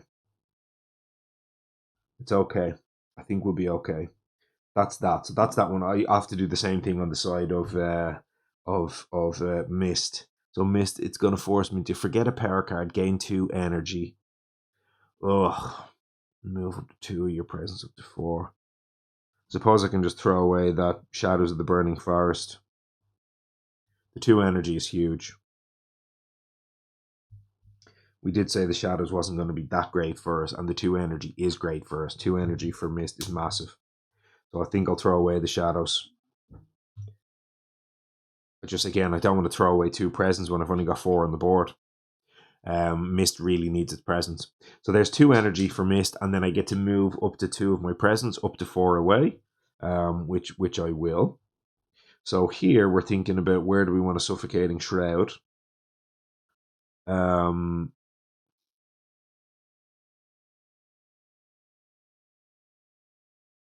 Or like flowing in silent forms start by next turn. I don't know whether that really is going to matter. We don't have our other gather over here with the hand, which I could have potentially done with over there.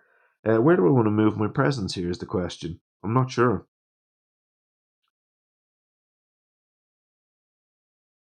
Not sure if anywhere. I suppose if I'm thinking about leeching the 1 damage, where do I want to hit a town? But that doesn't even really matter either. It's more whether I want to ping and explore. The other thing I was thinking was I could go in there in the slow, ping that, and then that gives me a chance to move those 2 things out next turn with my fully online left and 8 with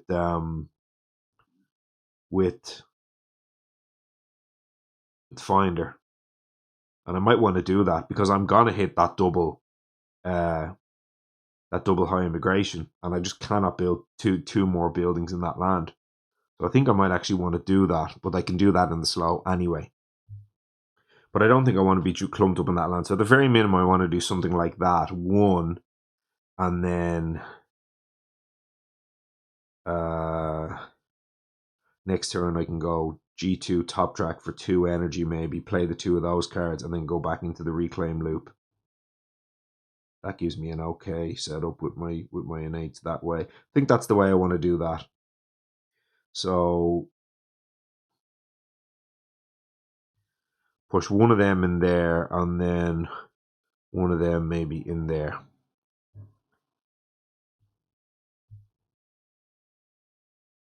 I also said I wanted to be inlands with Finder. I think for the right innate, pushing things inlands with Finder is pretty good. But yeah, look, I think that's fine. 1 and 1. I think we're okay there. I think we're good. Right, that's me. I got the 2 energy. I resolved that. I forgot the power card, which was the miner that I drew, and that's fine. Now, ignore builds during the thing. That's fine. 1 fear per board, so that's only going to be one board. That's 1 fear, and then the defense thing doesn't matter. So let's go ahead and move through here. So ravage, no, yes, and 1 fear. Light, and then dead. So that's our 3 empty jungles that we talked about. Now, build. No. Isolated, so no. Up here, no. Over here, yes. Now, explore. Wetlands. No. Isolated, no. Up here, no. Source. Down here, explorer. Okay. Pretty good. Prevented 3 explorers there, not bad. Although admittedly there's 2 things in that land, but that's okay. Done our explorers. We've got the pocketing going. We've got the hyper isolation going. All of this sort of trade is moving. But the exact question that I had at the start of the game is, am I going to generate enough fear? And very resoundingly so far, the answer is no. But that is all fine and okay because I believe we have some kind of an approach. And the wheels are spinning just a tiny bit. So we want to go ahead and we want to ping for 1 damage. Now, where on earth did that explorer go? That explorer didn't die. Sure it didn't. Did I actually? Wasn't that in there? Yeah, I think I put that back in that land accidentally. That land had no reason to have an explorer. Sure it didn't. Yeah, no, I think I picked that up and I think I talked about it and I think I moved my present back in there and I placed that explorer in there. I think that's what I did. So that explorer was in there. So there should actually only be 1 explorer in that land because, of course, this isn't isolated. So that kind of slightly changes things because now I'm wondering, do I do the 1 damage and ping in there? Or do I come in there, do the 1 damage, ping in there, and then do the push out thing that we talked about next turn? And then at that point, if I get rid of those, and I get rid of that one explorer in there using something like aid from spirit speakers, then I have this isolated as well because it won't be adjacent to 2 buildings. So I think that's the way. And then if I isolate that land, then that's safe, that's safe, that's safe. And I have 3 lands that aren't building again next turn. So I think all of this is actually somehow potentially working out. I am again running into the problem of where am I putting my buildings, but I'm really enjoying this. Feels really clinical and precise. And as I say, I'm used to the big majors and all that, but this is super cool. So let's go ahead and do what I was talking about there. So sorry, that was in there. We were both in that land, yes. Now, in the slow phase, one of my presence movements, so I need to put that there. One of my presence movements goes in there. 1 damage. Ping the Explorer. Gone. Second presence movement. At this point, does the flowing and silent form start by matter? So I can already pull him in there, so that's okay. Second presence movement. I don't think so. Next turn, I'm going to have Dissolving Vapors, 1 damage to each invader, and obviously 1 damage to each invader. It'll be too late just to get rid of the Explorers in there. It'll just be picking off, that'll be setting up the Fear Farm at that point with that one, so that's fine. This is obviously done. So I think moving the second presence somewhere isn't hugely relevant. We've got the 0 presence coming up next turn, the double 0, but then I can move and spread out. I'm not too worried about any of that, so I don't think I really care about any of that. Next turn I'll have just level 1 of the innate, so that's not going to matter. Push up to 1, Dahan, yeah, whatever. I think it's all okay. I think I'm just going to leave the presence. Won't move it a second time. It's situated reasonably okay there. So I think all of that's done. And again, we don't have a Fear Farm online, but again, I don't think we care. So that's all that. That's all the end of that turn. That's the end of that turn. And we are very much rolling. Let's get a Brannan Skull on. A gulp. A big old gulp. Some water. I didn't go sparkling tonight because I had, excuse me. I'm glad I figured out this mute myself when I'm about to do something gross thing. I didn't take sparkling water tonight because I'm going with 2 beers. So slightly thicker and more syrupy as well on the heavier end. So fresh water is key. Still water's key. This, by the way, Sig bottle. That's branded with my company's logo on the business, so that doesn't matter. But these guys here, you ever see them? Sig. Can you pick it out on the thing? No, probably not. Absolutely excellent water bottle. It's a hot and cold bottle. Huge recommendation from me. I've had this one for years, and I had one for years before that. They're absolutely fantastic. Get your water in it going to bed at night. Get your ice inside it, and it stays cold for approximately forever. Your ice will still be not fully melted by the morning. After a night's sleep, of which I don't get all that many these days with the kids. I will be honest, but that's neither here nor there. Now, that's, as I say, back to our growth phase. I've got a little bit of drips from my drink landing on that, but that's fine. We're going again. +1 card play, and we're going along the top track again. That's going to give us access to 4 energy, and there will come a stage in this game where all of this energy will start to matter. You better believe. So 4 from there. Now, the play I was talking about was going to be the offer passage together with the Terror Turns to Madness, and that will give us access to the fully leveled up, not fully leveled, the first 2 levels of the left innate, which lets me get that stuff out of there, and it gives me an isolate, which gives me basically all of our jungles protected from from the thing, from the, what do you call it, the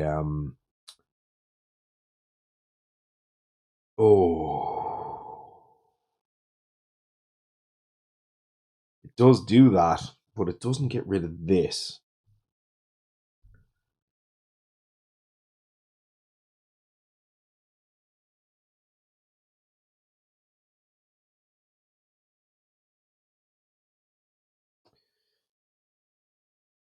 Which is a pity. It does not get rid of this, and this will build. It will build after this, but that'll build. Now I can let that build first, so that becomes insulated.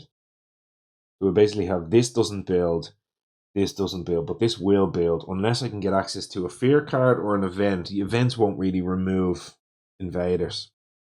It'll just give it a defend or something, but it won't remove an invader.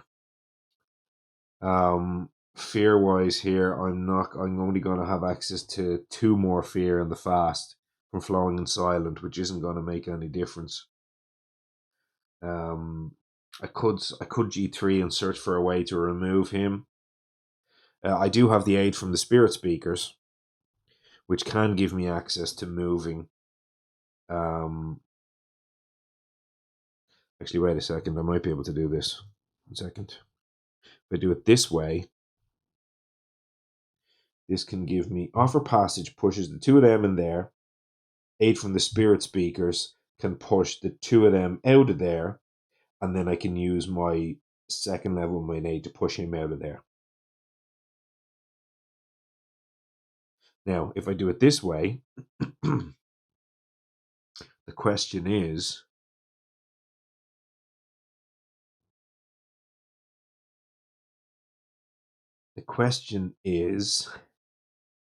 also protects those to hand, although I was going to use the offer passage to do the prevent 2 just getting destroyed and then kill one of those cities, which would be a nice way to go about doing that. But if I do it this way, the question is, so that will be 2 of them in there, and then I'd have to push them somewhere in range 2 that has the hand,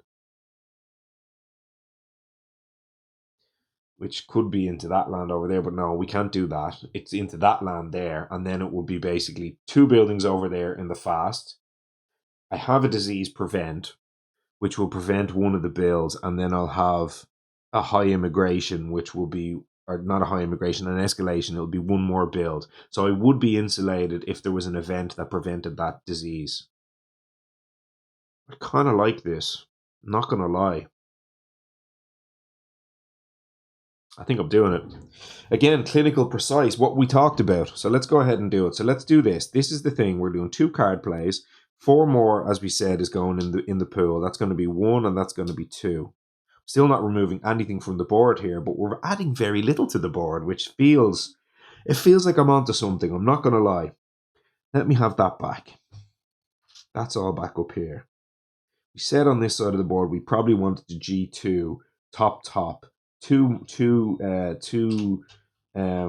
energy, and then we can start to fly down the bottom track after the fact. Now I could go bottom here, but bottom isn't really opening anything up for us.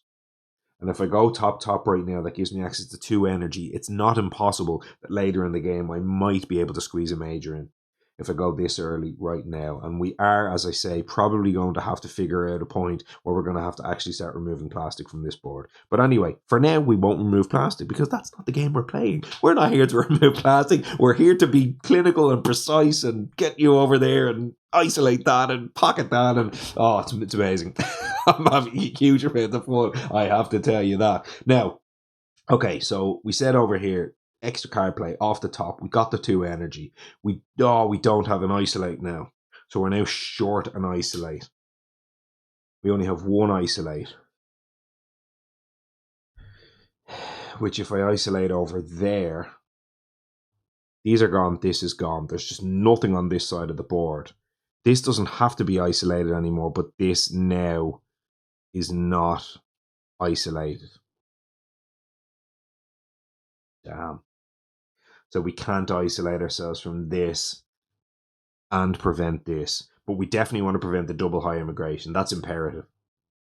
So we would, in this case here, isolate this land, prevent the the high immigration, as well as any of the like this and this and this, like basically that whole inland. 1, 2, 3, 4, 5 lands are pocketed from exploring at that point. That's gone out of there, so that's not building.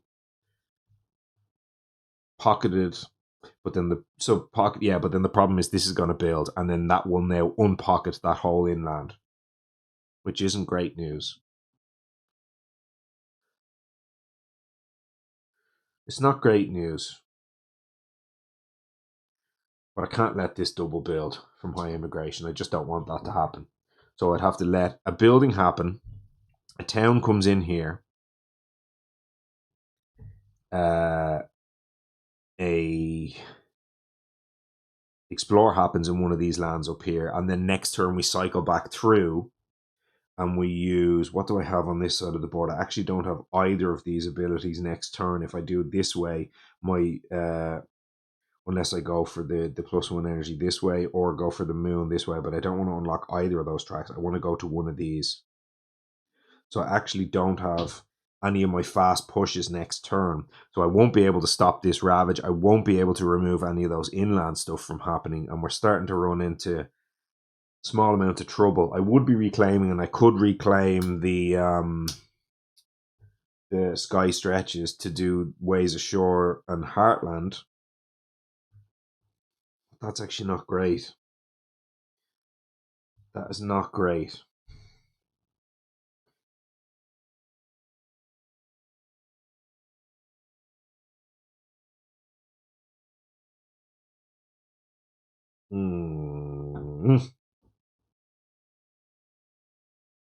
So if we didn't do it this way, the other way I was talking about was leave those in there. Let that take out at least one of the cities. I do take another blight, where I'm going to take blight anyway.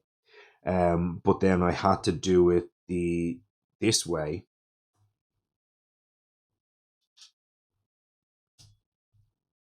That does give me this. It does let me push the two of them out there. I still get to basically do the same thing. Although now at this point, yeah, no, my Flowing Island. I was about to say at this point I have to push him into that land, but I don't. I can Flowing Island and pull him in there, so that's okay. I can do that. I don't know what that's doing in there. Let's take that out. But at this point, what I do is I would kill the city with the offer passage here. Push them two out of there into this land because I've moved my presence in there. I, of course, have to go in there with my range 1, but that's okay. So then I do still get rid of that, but I do now have an isolate. So now I can isolate this, and I can isolate this with my 2 isolates, which prevents this build and it protects this pocket up here. And I really, really want to protect that pocket up there. So essentially what I'm doing is I'm giving up on this land and I'm letting a town in there, which actually opens up the pocket up here as well, doesn't it? Ah! It does. But it doesn't open up that.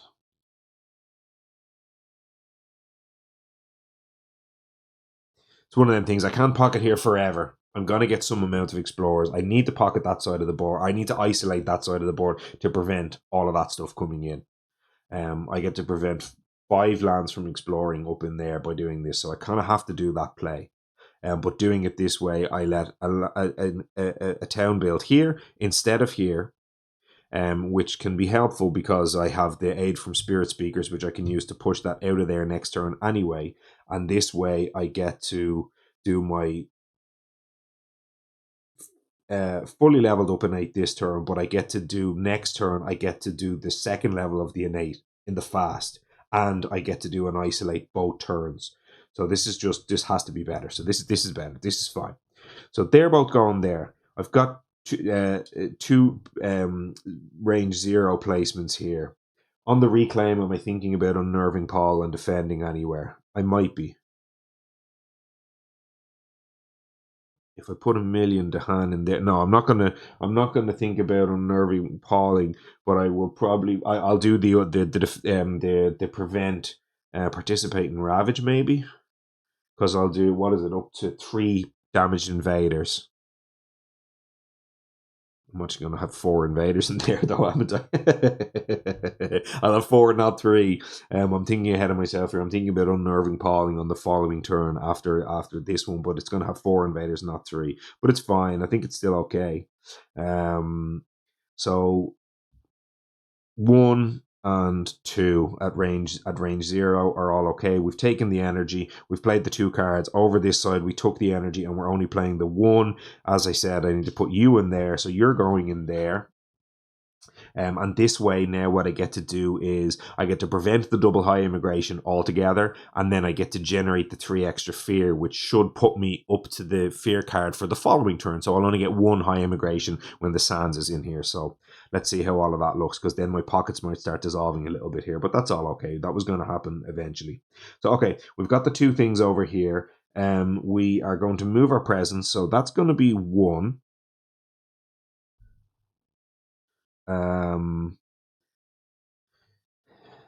We're only going to have level 1 of this innate, but we are going to have this one over here. So actually getting a Dahan in here to defend with the unnerving Paul in that land next turn could be quite nice. So get that means I won't have to push that out, and I can let that just do its thing. So that's actually pretty nice. So let's change slightly here what we're going to do. Where I place my presence, that was there at the start of the turn. One of them I did was push in there, and the other one I did was push in there. So instead of that, I'm placing one of my range zeros are in there. So it's 1 in there. It's still the same movements, but instead of placing my 0 in there, I'm placing it in there. And that will allow me to go in there in the slow and push you in there, that type of thing. Or something like that. And then I can jump back in there and unnerving Paul. So that's going to be all of that, I believe.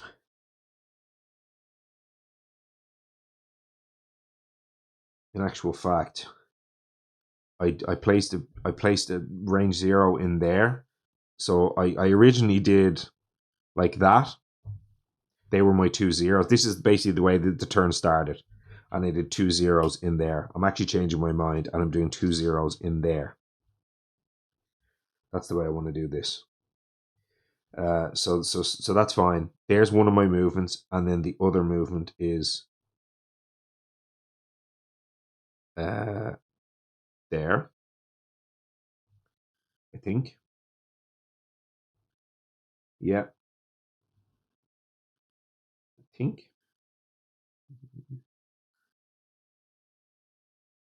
Yeah, okay. And then we placed our presence over here.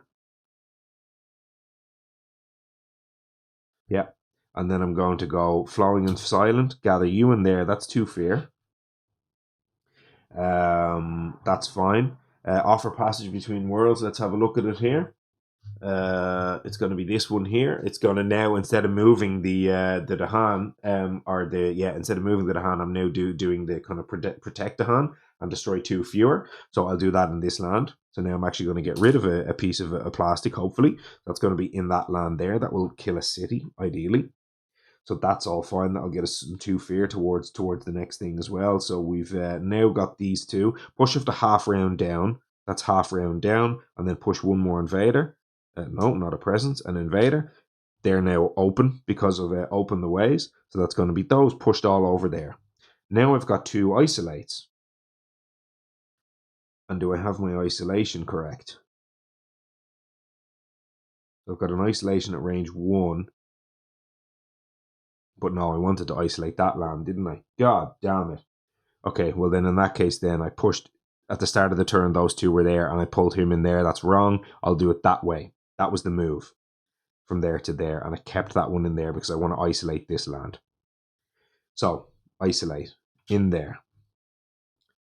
And then over here, we had 1 isolate unlocked because I've got the water here and the water here. And then this isolation is going to go into this land, which we already have the token in there. So isolated, and the only other land with buildings that isn't isolated is this one. So that does open up some pathway into the inland in terms of explorers. But look, it is what it is. I can't ninja every single land, but I'm pretty happy with what we've done so far. So this is all good news. Let's go ahead and let's resolve an event.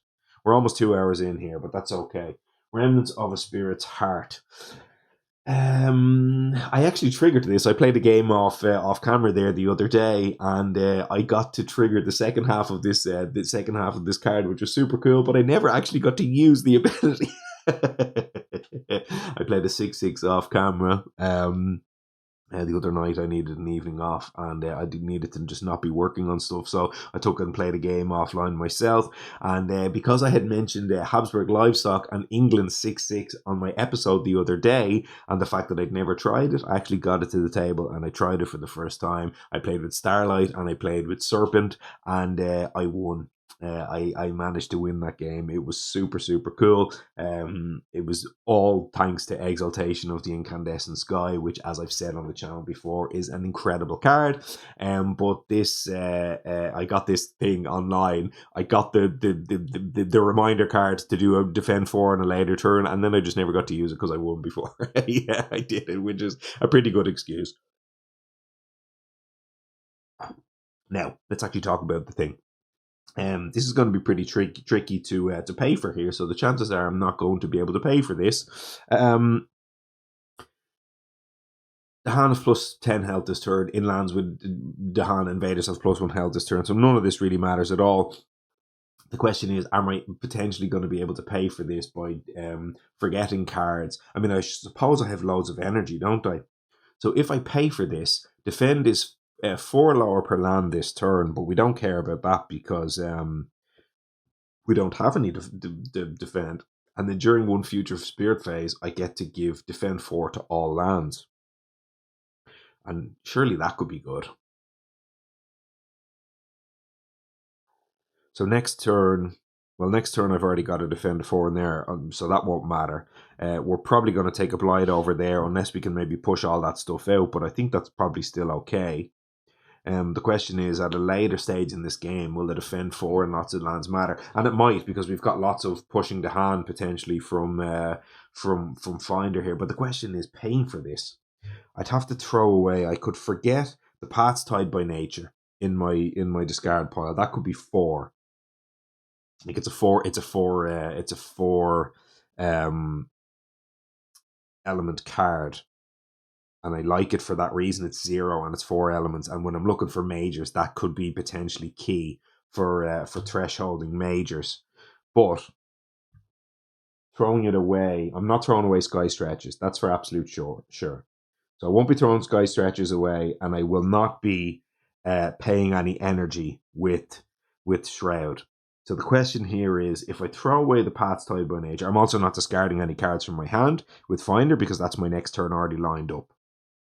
So the question is, do I throw away the Paths Tied by Nature for 4 energy and pay a further 4 energy and leave myself with only 3 in the pool?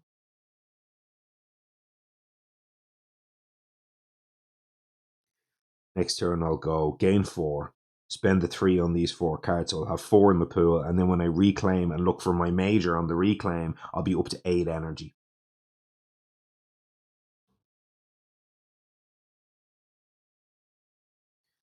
It's pretty good. And that gives me in the future spirit phase, I can defend 4 to all lands. The thing here is, though, am I playing a game where defend matters? I'm not sure that I am. I feel like I'm kind of all in on get everything in one land or get as many things as possible in one land and nuke it. I'm not really playing a stuff everywhere kind of game, am I? I mean, I might have to, because the problem is once these escalations start coming, we're going to have a lot of plastic in individual lands, and that is going to cause us issues. So the defender 4 in every land might start mattering if we can, like, when we have to start pushing stuff out and spread stuff out of those built up lands. Then a defender 4 in every land might matter a lot. And that might be a way to go about getting rid of plastic. Push stuff into lands as they're about to ravage, set up my Dahan, coordinate my Dahan correctly, get them into a land. So for example here, I've got like 2 in mountains, 2 in jungles, 2 in sands, 2 in sands. So there might be a turn where like sands comes up, I make a play where I push a bunch of Dahan into my sands and kind of defend 4 in 2 different lands and kind of go about doing it that way. And that could get rid of some plastic without me having to to put everything in one land and nuke it.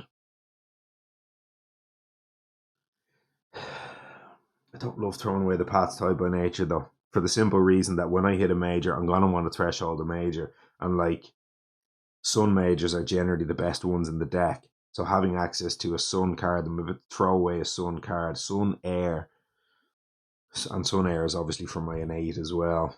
Oh,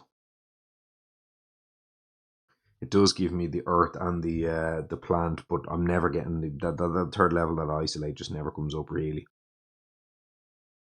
I don't love it. I don't love it. I'm not going to pay for it. I don't love the idea of throwing away a card and paying 4 energy for this. It just, I'm not going to do it. I might regret this. That does seem like a strategy I could have taken in this, but I think I'm not going to do it, and I feel like I might regret this later in the game, but I'm not going to. I'm going to save my energy. Hunting parties for each land with beasts and a city, which is currently 1 land, 1 fear and destroy a beast. Beast goes bye-bye, and I generate a fear.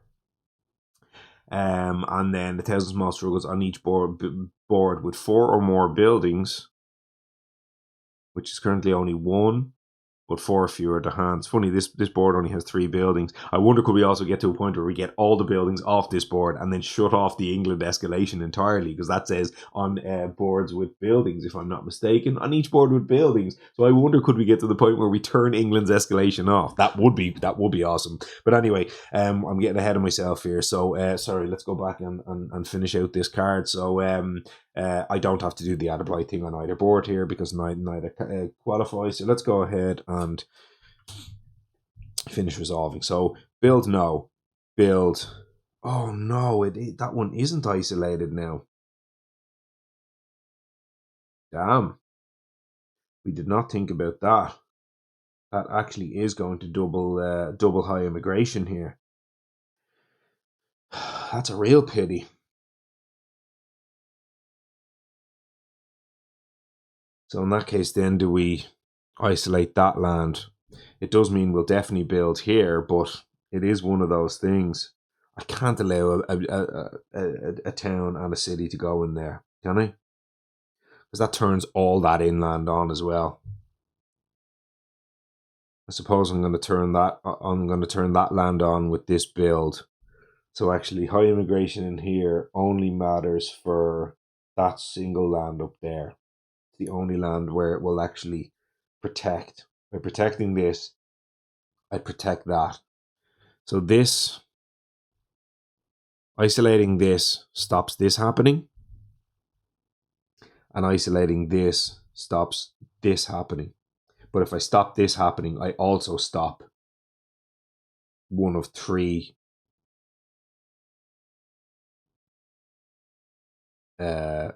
explorers up in this corner, and it keeps that pocket safe. And I already talked about having to keep that pocket safe is really important here. Oh, but if I high immigration there, of course I'm going to build in there. So yeah, no. Double build plus a single build is just not. It's not an acceptable choice. So here I'll do a single build only, and yes, I'll accept an explorer. So our pocket is breaking, but it's okay. We've done pretty well with the pocket so far, so it's not too bad. I will change. Sorry, apologies for that, folks. Obviously here, my intent and my strategy was prevent all the high immigration builds except the double high immigration because I'm not going to trigger it. But in this case, obviously, I was going to trigger that. It was face up on the table, so I just swapped the isolate from there to there. I obviously still have the presence in that land where that works, so that is all kosher. One of them things, but again, it is kind of my whole game at the moment. So that was that. So high immigration, no. Here, no, because that's isolated. Here, no, because that's isolated. And here, no, because that's isolated. So none of those builds. That is really, really nice. Now, Ravage, no, no, no, yes. Blight, the 2 Dahan fight back and they kill the city, which is going to be 2 fear and my first fear card of the game. It's going to be a long night if that's the pace at which I'm earning fear cards here. So we need to definitely pick up the pace on all of that. So that's that. Now, build. So again, safe build. safe build. Now we build here, and this removes the disease. Now we go explore, and it is in fact sands, and it is in fact a high immigration. Not a high immigration, an escalation. Again, let's go and read our escalation here. On each board of buildings, building the land with the most buildings. So, and that's immediately before the explorer, not that it matters. So over here, we will go building this land because it's got the most buildings. And then on this board, we have a choice. So we will choose to build in the mountains. And now we're starting to run into danger territory here. Now we explore. And now, unfortunately, we do have a source here. So no, because this is isolated. Sorry, I removed that, but that's isolated. So that doesn't explore. This is adjacent, obviously, in 2 spots. So that is going to explore. And then this one, unfortunately, is now adjacent. That's why I said the pocket was kind of breaking down a little bit up here. But, you know, it is what it is. We nearly were able to prevent that and prevent all of this from happening. But now it's starting to encroach in, and our hyper isolation stuff is starting to break down. So we'll have to see if we can kind of prevent this stuff. And by the way, now we also run into this issue with the England stuff, where England punish you with back to back, but they also punish you with this stuff. One, and then it build here and then a build here, which is really, really troubling and problematic. So we'll have to see how much of that we can deal with. We'll be okay up here with the double build, but we will most definitely not be okay over here. Now, if we kill that, which we're going to do in the Ravage, and then remove this single explorer up here, well, then that's a nice little pocket back regained a little bit up here. So that's also prevents the double explorer. But this guy over here, would need to remove him and do an isolation on that, which we may still want to do. But anyway, if the terror level is terror level 1, 3 fear. It very much is terror level 1. So we're done on this side of the board. Obviously, I never paid that 4 energy. Get back in the pool. That one goes over there, and these go in my discard pile. So that's all of that.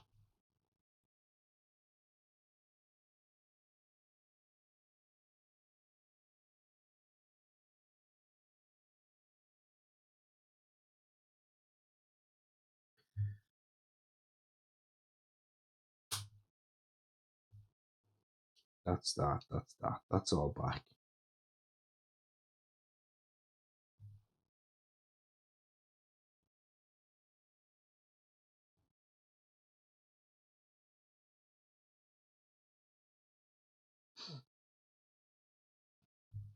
We've got push up to 1 to Han, and we have 1 damage. Now, push up to 1 to Han, we talked about already. We wanted to go. That's one of our movements. That's a push up to 1 to Han at range 0. And then we've got Dissolving Vapors, which deals 1 fear and 1 damage to each invader. And I also have 1 damage as well. The 1 damage as well has probably surely got to be in there.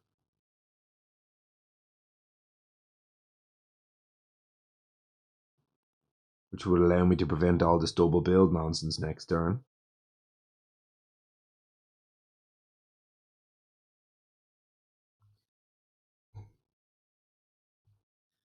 One, two, three, four, five. See, now we're running into a problem here. Now next turn we're going to go escalation, and it's going to build in that land up to 6, and we're 1 event away from dying. But we might need to run that risk, and then cycle back on the reclaim, and then fast phase, get some of those out of there before we die. Feels like one of those games where we're playing on those tight margins. The other thing here to bear in mind is 1 damage to each invader over here could kill the 2 explorers, and then we're very close to aid from spirit speakers pushing these out of here and getting every single invader off that board, which shuts off escalations, it shuts off all sorts of things. here and here, shuts off double builds. So doing that and pushing everything on this side of the board could be really, really nice. So I quite like the idea of doing that. And obviously that starts the fear farm by getting some of the damage in there. So I already did what? Push one in there, do the push to the hand.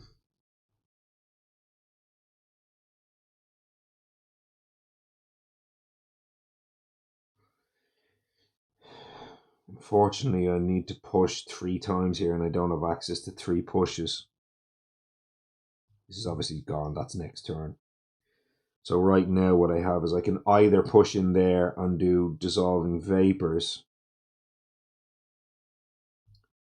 which I really want to do, or I can push in here and do ping him with 1 damage with this.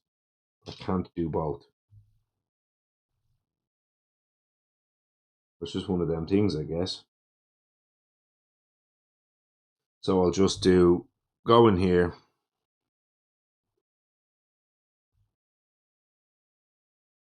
That means next turn then I can go aid from the spirit speakers, can push two invaders out of there, and then my left and aid can push the other one, and I can clear that land without having to worry about it.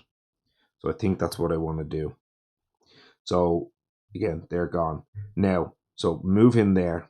That was with my second move. Dissolving vapors. 1 fear, 1 damage to each invader. Kills 2 of them. Deals 1 damage to each to hand, and that will matter because they're going to stay in my land at the end of turn, and then 1 damage to each of these invaders. They all take 1 damage.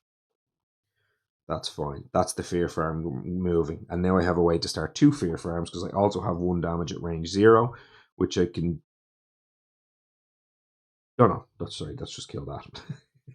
What am I talking about? Kill that, of course. So that's that. So I don't have two fear farms working. I've only got 1, but that's okay. First time in the game, and it's going to be on turn 3 at the end of turn 3. After what God knows 2 hours basically. But this has been a real a brain burny one, I have to say. But like I said, hugely very much enjoying it. So that's all gonna be gone. We're going to reach the time passes phase, and for the first time in the game, we are going to gain 1 fear from missed ability. So that's gone there, and we are going to loop back, and this time we're going to reclaim cards. We're going to reclaim cards here with missed, and we won't be jumping the gun and going. We won't be getting giddy and getting majors just yet. We've 2 in the pool, and then we've got 2 more there coming in through the top track, but we also will be gaining a single minor power. Certainly no giddiness yet. We can get giddy later, but now's not the time for giddiness. 1, 2, 3, 4. Enticing Splendor. Now that could be a way to clear this out. Encompassing Ward. Call of the hand ways. Reasonable elements. Entrap the forces of the corruption. No, thank you.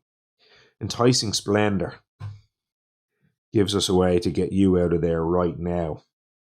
And that would again prevent 3, 4 in theory, because these 2 don't need to be isolated. So right now, this also doesn't need to be isolated. So 1 isolation in that land can stop that double build, which I like the sound of. And obviously we can gather the Explorer into there. We can gather it anywhere, really. So I love the sound of that. And as I say, I want zeros, which can also help me maybe turn the corner to look for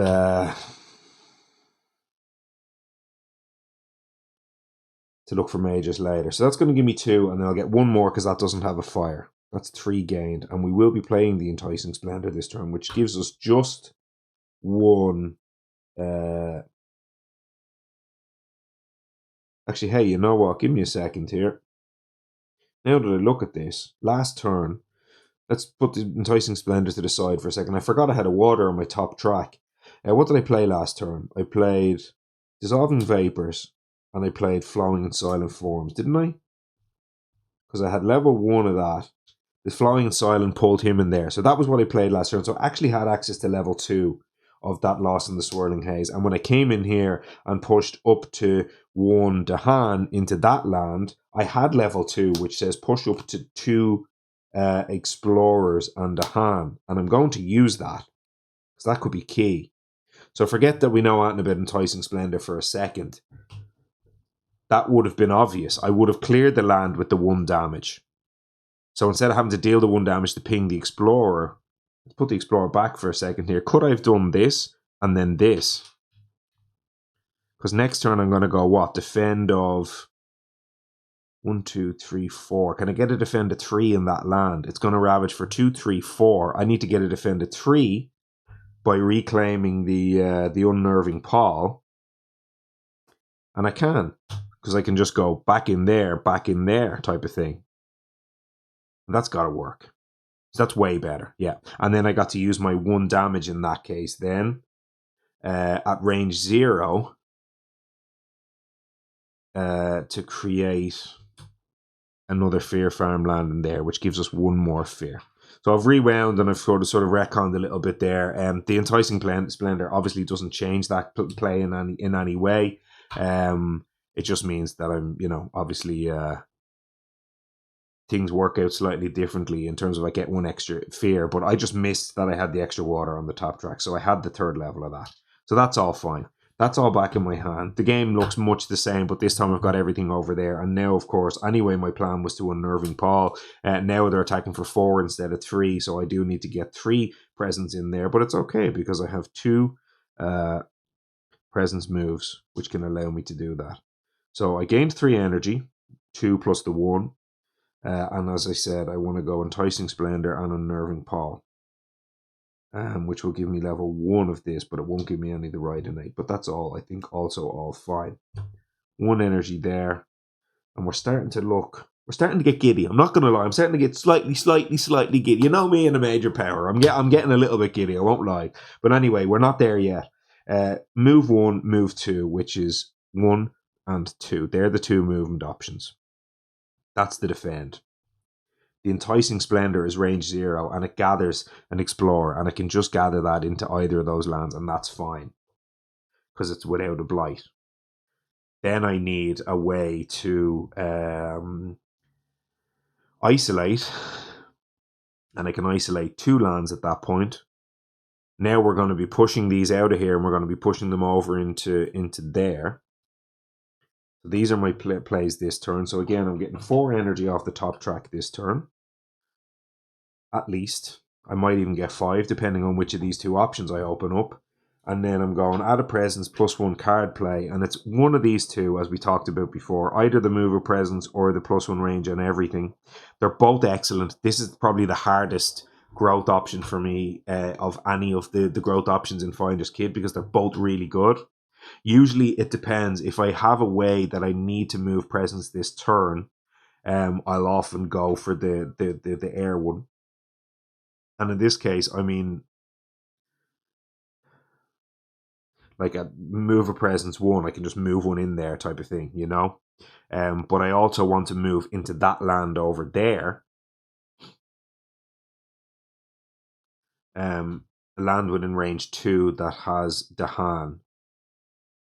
And in this case, if I move 1 of them in there, I will have a range 2 to a Dahan, which is from here to here is range 1, and then into there is range 2.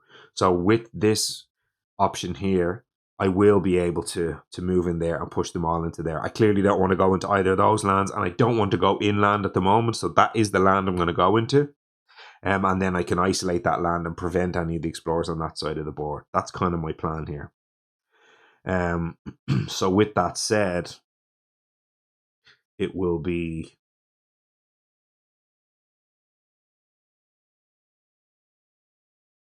like the other way I can do this is if I take the other one of those options, the plus 1 energy and the plus 1 range and everything, which is really nice.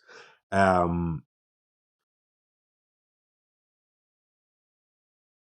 can, place the presence in that land at range 1 type of thing. I actually don't even have to, but it will be pretty good to do it.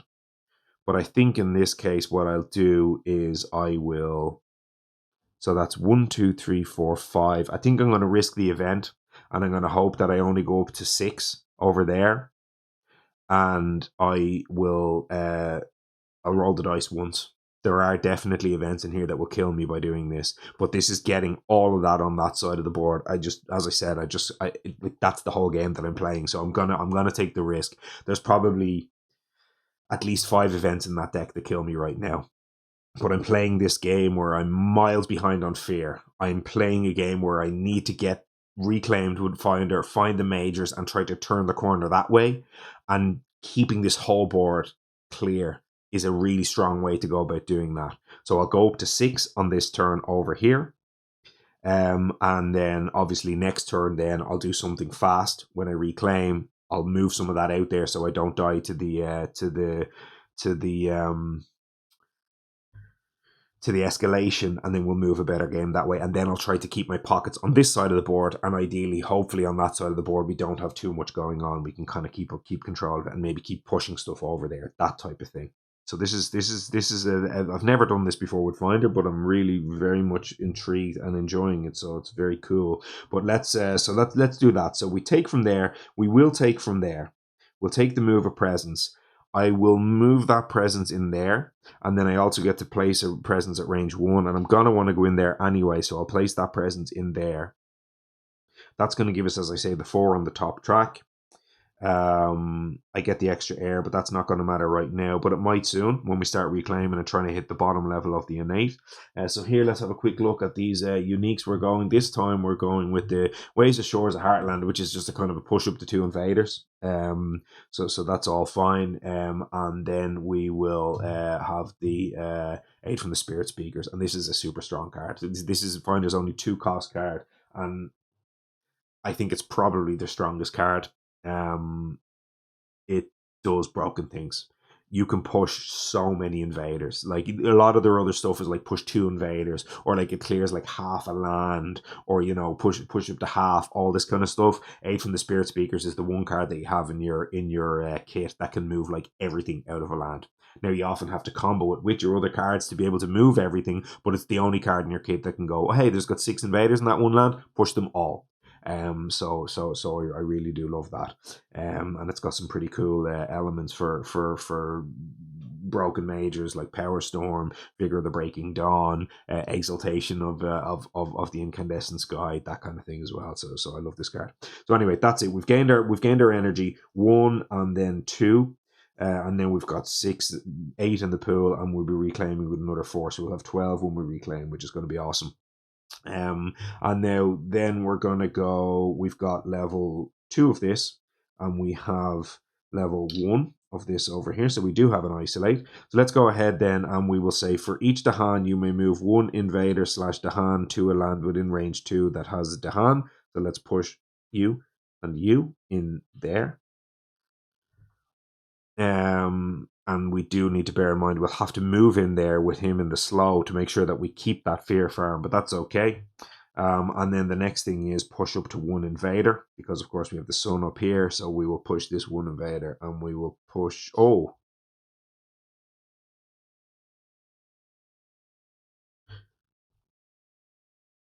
no, range 1 in there.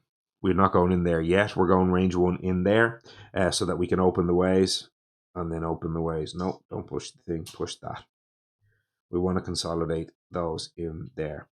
So that was the add a presence at range 1. I did go in there thinking that I'll need that next turn, but I can always move in there with my move a presence next turn, so that's fine. I'm placing the presence at range 1 in there, and I'm moving that one over there. So hopefully that's all clear. So that got everything over there. The left innate is done. The right innate gives us an isolate. In this case here, we have an isolate. We want to isolate.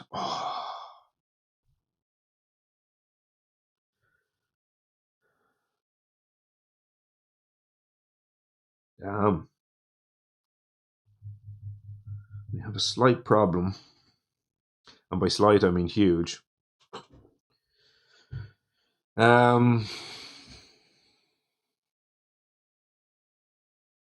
Not much we can do about it, because we wanted to pull those 2 presents in there at the beginning of the turn. Well, we did it in the fast phase, So what we pulled from there and we pulled from there. So what I'm about to show you here is we have a problem with isolating. So we want to get that out of there, right? So that's going to happen with Enticing Splendor. We'll just rewind before I move my two presents, but everything else is the same. And we can do this because these are all fast abilities. So let's Enticing Splendor and let's pull you in there for a second. Now we want to isolate this land.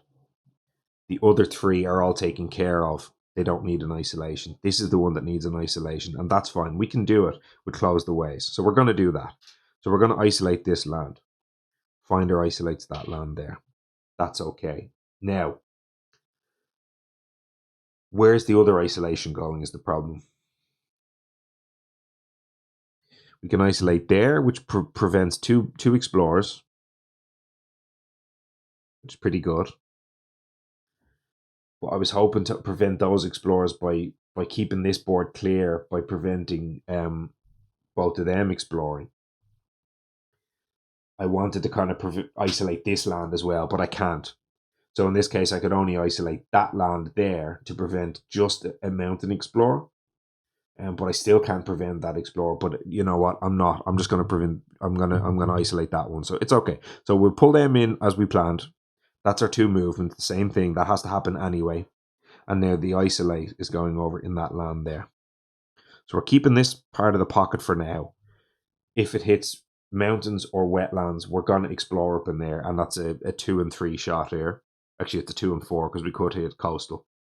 So either coastal or jungle won't place up in that side. So we've a 50-50 to keep things kind of coastal-ish and stuff like that. So yeah, we'll see. We'll see. So that's all of that anyway. We've done our two moves. Keep that there for the end of turn. One fear. Up to defend 3 in this land, and we're actually getting quite close to hitting a fear card, but we're not there yet, which is perfect. So that's actually good timing on our fear, for preventing the high immigration on the following turn. So that's all good news there. Now, did all of our fast, did all of our things, paid for everything. We did our two isolates. So we said we isolated that land and we isolated that land. So that's all gravy. I think what I'll do is I'll pull out in some more orange tokens for Finder, so that I can keep track of my actual isolates at the board. I know technically these tokens, something on the ground. Technically these tokens do have sides, and one is like a reminder and one is an isolate or something like that, but I've never learned what those things are, and I prefer to just to use them all as kind of reminders. But given that we're already doing an isolate anyway, and I've got this fiddly tokeny remindery stuff over here, I'm just going to keep orange tokens for both of them, and we'll just use orange to isolate. So hopefully that's not too bad from a color blindness perspective thing. It's probably not ideal in truth for people with color blindness, so I do apologize for that. I chose the blue and the red because someone commented before saying that they're a good contrast for color blindness. I believe blue and red and blue and orange, I think, are the two kind of combos that work well for that. So I've unfortunately confused matters by doing blue, red, and orange in this case. But I'm not sure there's too much I can do otherwise. So hopefully that one is okay for people. So anyway, let's move on. And if it's not, do let me know in the comments. I'd be happy to hear if there was a better option for other people to see. I would be more than happy to hear it. So anyway, let's go to the event. We've done everything. Let's see how wrecked we get by our event. Stage 2. Oh, I knocked my thing up. Let's get that back in place. There it is. Hardworking Settlers. Okay. Hardworking Settlers is a rough one. I hate this one. Oh God, I hate this one. I haven't had Hardworking Settlers for ages. This is an awful event. Okay. The latest round of settlers are regrettably diligent. Focused and curious. You may, on each board, push up to 2 to hand, add a town to a land without a town, and then immediately ravage in the land with the most invaders that matches a ravage card. Ouch. So we don't love that. That's the one that gets you the double ravage all the time. It's awful. We do have it sorted here by the defend, which is quite nice, but we'd get Blight Cascade wrecked over there, and that will flip the Blight card. So we're not in love with that. Creating unnerving distractions at the cost of piquing their interest. Ravage cards skip up to one matching land on each board. So I could prevent a Blight there, and I could just skip that one and let this Ravage. And then one fear per player, and then remove the bottommost stage 2 and stage 3 cards from the deck from the game. So right now, we have 1, 2, 3 more stage 2 cards, which is quite nice before stage 3 is upon us. Removing the bottommost stage of that will not change our game for 2 more turns, essentially. Because we've got 2 stage 2s, and then it'll be a stage 3. So it's like a full turn cycle before that matters, because we've got 3 stage 2s left. If we remove them, we've only got 2 stage 2s. So that essentially doesn't affect us for like 2 more cycles. The bottom stage 3 from the game doesn't matter for the most part. Brandenburg Crush is like almost the only adversary where that makes a difference. The stage 3 part, but the stage 2 clearly does matter. But Blight and then Blight Cascade is flipping that Blight card, and flipping the Blight card could wreck our game a lot more than a removed stage 2 card. And bear in mind as well, a removed stage 2 card does mean 1 less escalation, which actually might come up. So I do believe we're picking the bottom one of this here. We'll only take 1 fear per player, which will only put us at 1 fear shy. So provided this fear card doesn't generate us a fear, will be gravy for next turn. So I think we're good. So we're taking the bottom one. Ravage guards skip up to 1 matching land on each board. So that's good. So we'll be skipping this and we'll be skipping this. 1 fear per player. And then remove the bottommost stage 2 and stage 3. So here we have 1, 2, 3. So that's gone. And then the bottommost stage 3 is gone as well.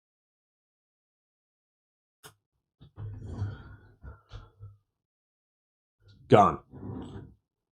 This turn, beasts also count as bad lands. Okay, fair enough. On each board, destroy, damage, invader, and a land with beast. I have never had that come up in any one game I've ever played. I'd love to hear anyone's stories in the comments. Hit me, let me know. Have you ever triggered that ability?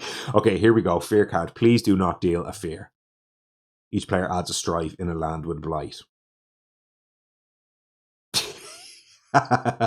Nope. That's okay. Struggles over farmland. There it is there. I'll throw that one out. We'll get struggles over farmland in there for the laugh for a second. Does absolutely nothing. We've no invaders in lands with blight, so that is all fine. Now, let's go ahead and do build. No, because it's all isolated. Let's remind ourselves again. Oh, no. Oh, no, I forgot this is building before this ravages. No, it's only adjacent to 1 town. Thank God I didn't make a mess of it. It's only adjacent to 1 town, not 2. Same store. Well, this is isolated, so that's fine. So again, 1 town, not 2. Isolated. No towns, no towns. All good.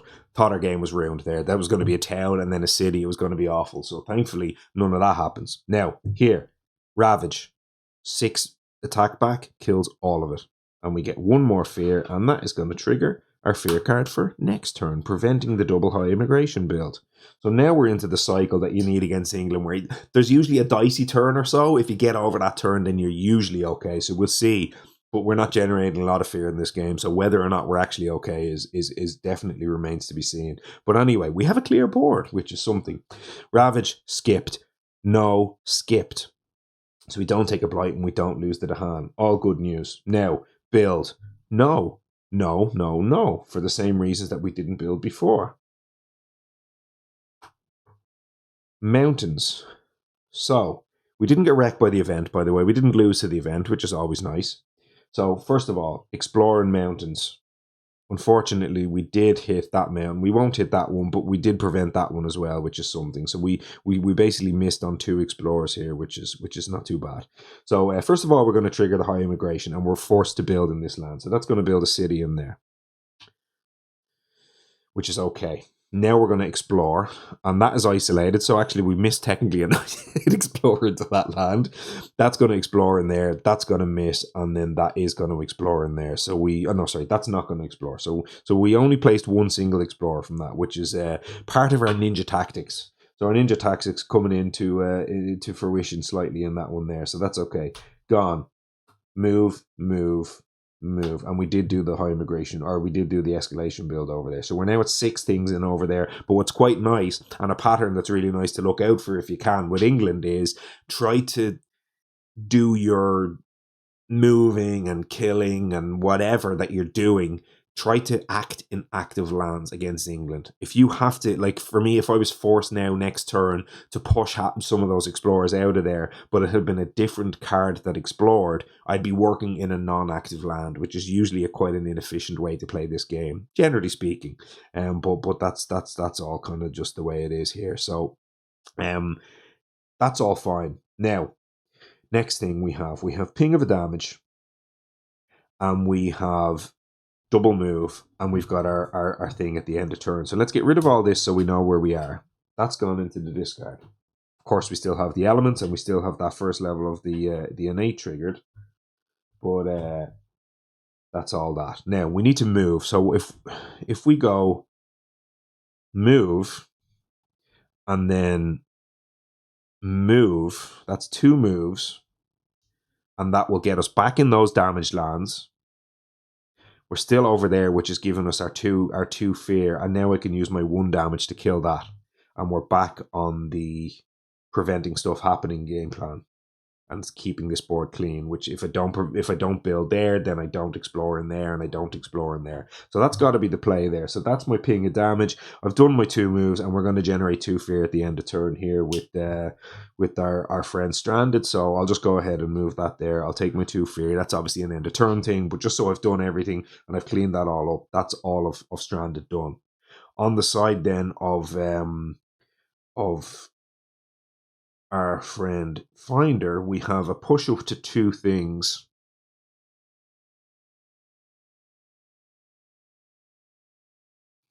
So now, I mean, I just want to get all that out of there, don't I? Where do I want to push it to is the question.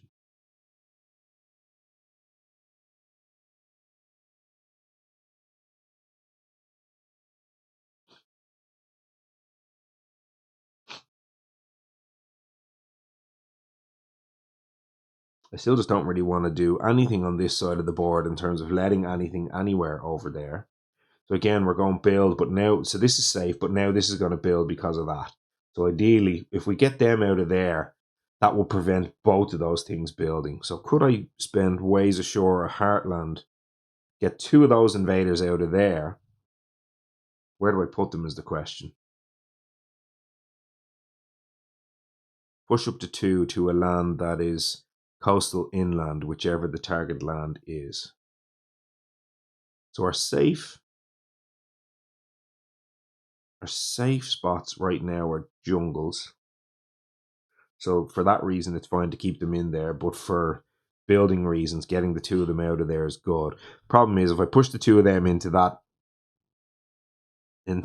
wetland, I now have 2 lands on there that need to be dealt with from a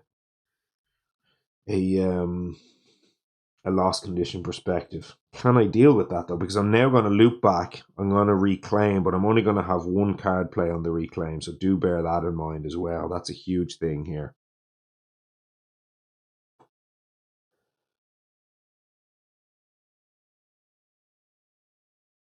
Of course, we're going to be looking for a big major, and ideally sky stretching to shore it. But we just need to consider what we're doing here.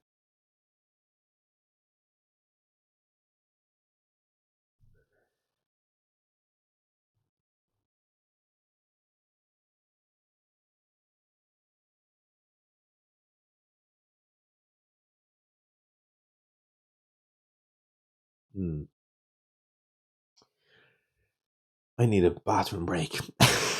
It's been a lot of coffee and beer and all sorts of things here, so I'm going to take a short break. I'm going to end this recording here, and then I'm going to come back and we're gonna start afresh with a fresh eyes at 12:15 and a fresh beer. It's all going to be fresh and it's going to be beautiful, and I can think about this for a second while I'm gone.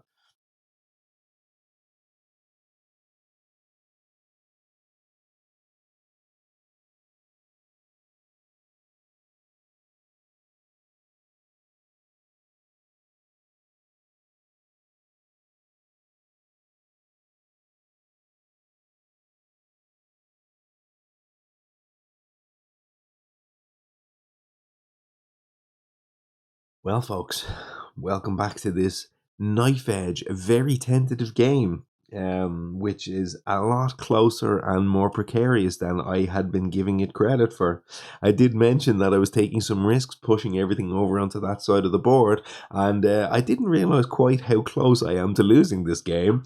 I had the Ways of Shore and Heartland on the board, and I thought, yeah, that's cool. That can push two things out of there. That'll kind of keep me kosher.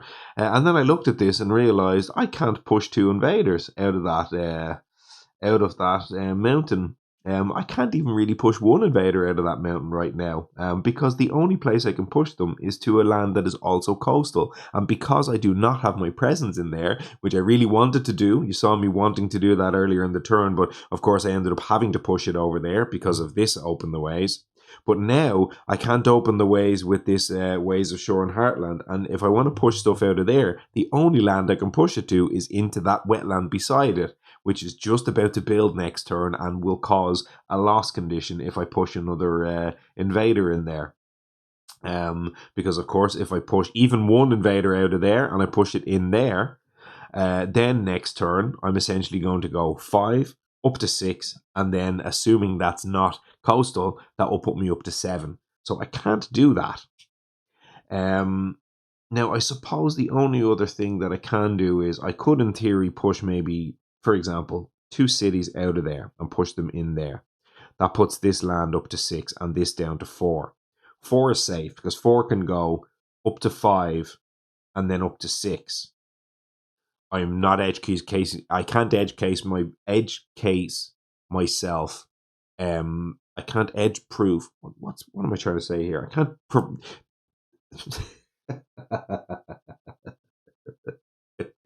I'm only 2 minutes 18 in. I should probably restart this. But anyway, I can't edge case proof myself here in this game. I'm going to end up having to go to up to 6, no matter what I do here. But I'm just looking at this now. If I push them 2 in there, that goes 1, 2, 3, 4, 5, 6. What I can do is I'm obviously going to have to reclaim. I was actually even thinking here, do I not reclaim and do I go for the gain of power card, pull from there, give myself an Annie, and then I give myself a lot of looks at a major. And if I found something, I was looking at, for example, if I unlock an Annie, then I can find either a son or an heir, and I can kind of use that kind of stuff. There's like a lot of outs in there, but actually, I don't think that makes any sense. So I did explore that for quite a while, but that's not going to work. I'm gonna look to reclaim. But if I basically set this up where I go reclaim and I completely whiff on my major, I still have aid from the spirit speakers, which can push one invader out of there. But then now this is 1, 2, 3, 1, 2, 3, 4, 5. And then I can go 1 with the aid from the spirit speakers, and then another, because at this point I'll only have 1 card play, and this would be my only card in play, but I would still have my innate. So I can push 1 from the aid from the spirit speakers, and then another with the innate. And that would basically get 2 of those invaders out of there. And then before I go to the build step, I'd now have 2 lands with 4 each. So I'd go up to 5, and then I can essentially choose the wetland for up to 6 kind of thing. So no matter what way I look at this, they were obviously still in there, and that was 1, 2, 3, 4, 5, 6. What I was thinking about pushing that Dahan in there, and then doing a very similar play with the aid from the spirit speakers and the innate, and pushing them out that way. But I'm not sure that really that works.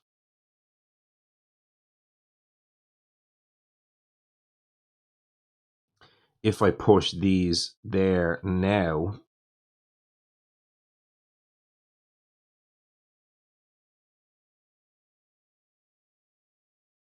I was about to say Vigor the Breaking Dawn is an out on the reclaim, but it's not because I've only 1 card play. I was going to say I could Vigor in there and then push those 2 in there, deal 6 and kill the 2 towns, but of course I can't threshold Vigor.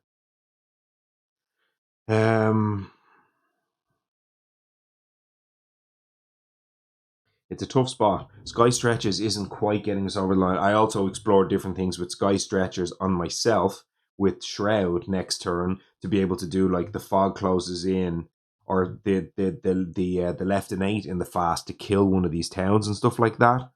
But again, I don't really think that works. I'm one air short of making that play. I'm looking at my fail safes basically if I totally miss on a major. Obviously, we'd like to hit a big fat major here, sky stretches, draw towards a consuming void, do it twice, and like win the game type of thing. But obviously we can miss big style here. But if we're gonna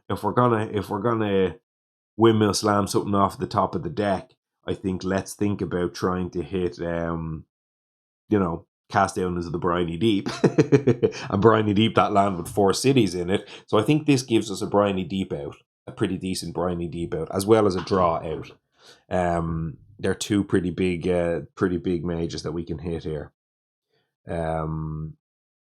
We could, of course, hit the volcanic eruption as well, which would probably do some pretty good stuff in there too. So let's go ahead and think about that. So that was the Ways of the Shore Heartland. I pushed the 2 cities back in there. No matter what way I look at this, I'm going to have to end up with a land with either 6 and 4 or 5 and 5. And either way, a 6 and a 4 or a 5 and a 5 both require me to push an invader out of both lands, because I can't go into the build with 5 buildings in either of those lands, because they both build ones and then the other one is the escalation. Now, of course, I could hit coastal, and there are some games where you might get to where you have to flip the dice and go, it's a 1 and 3 that I have to hit coastal, but we're certainly not at that point of the game.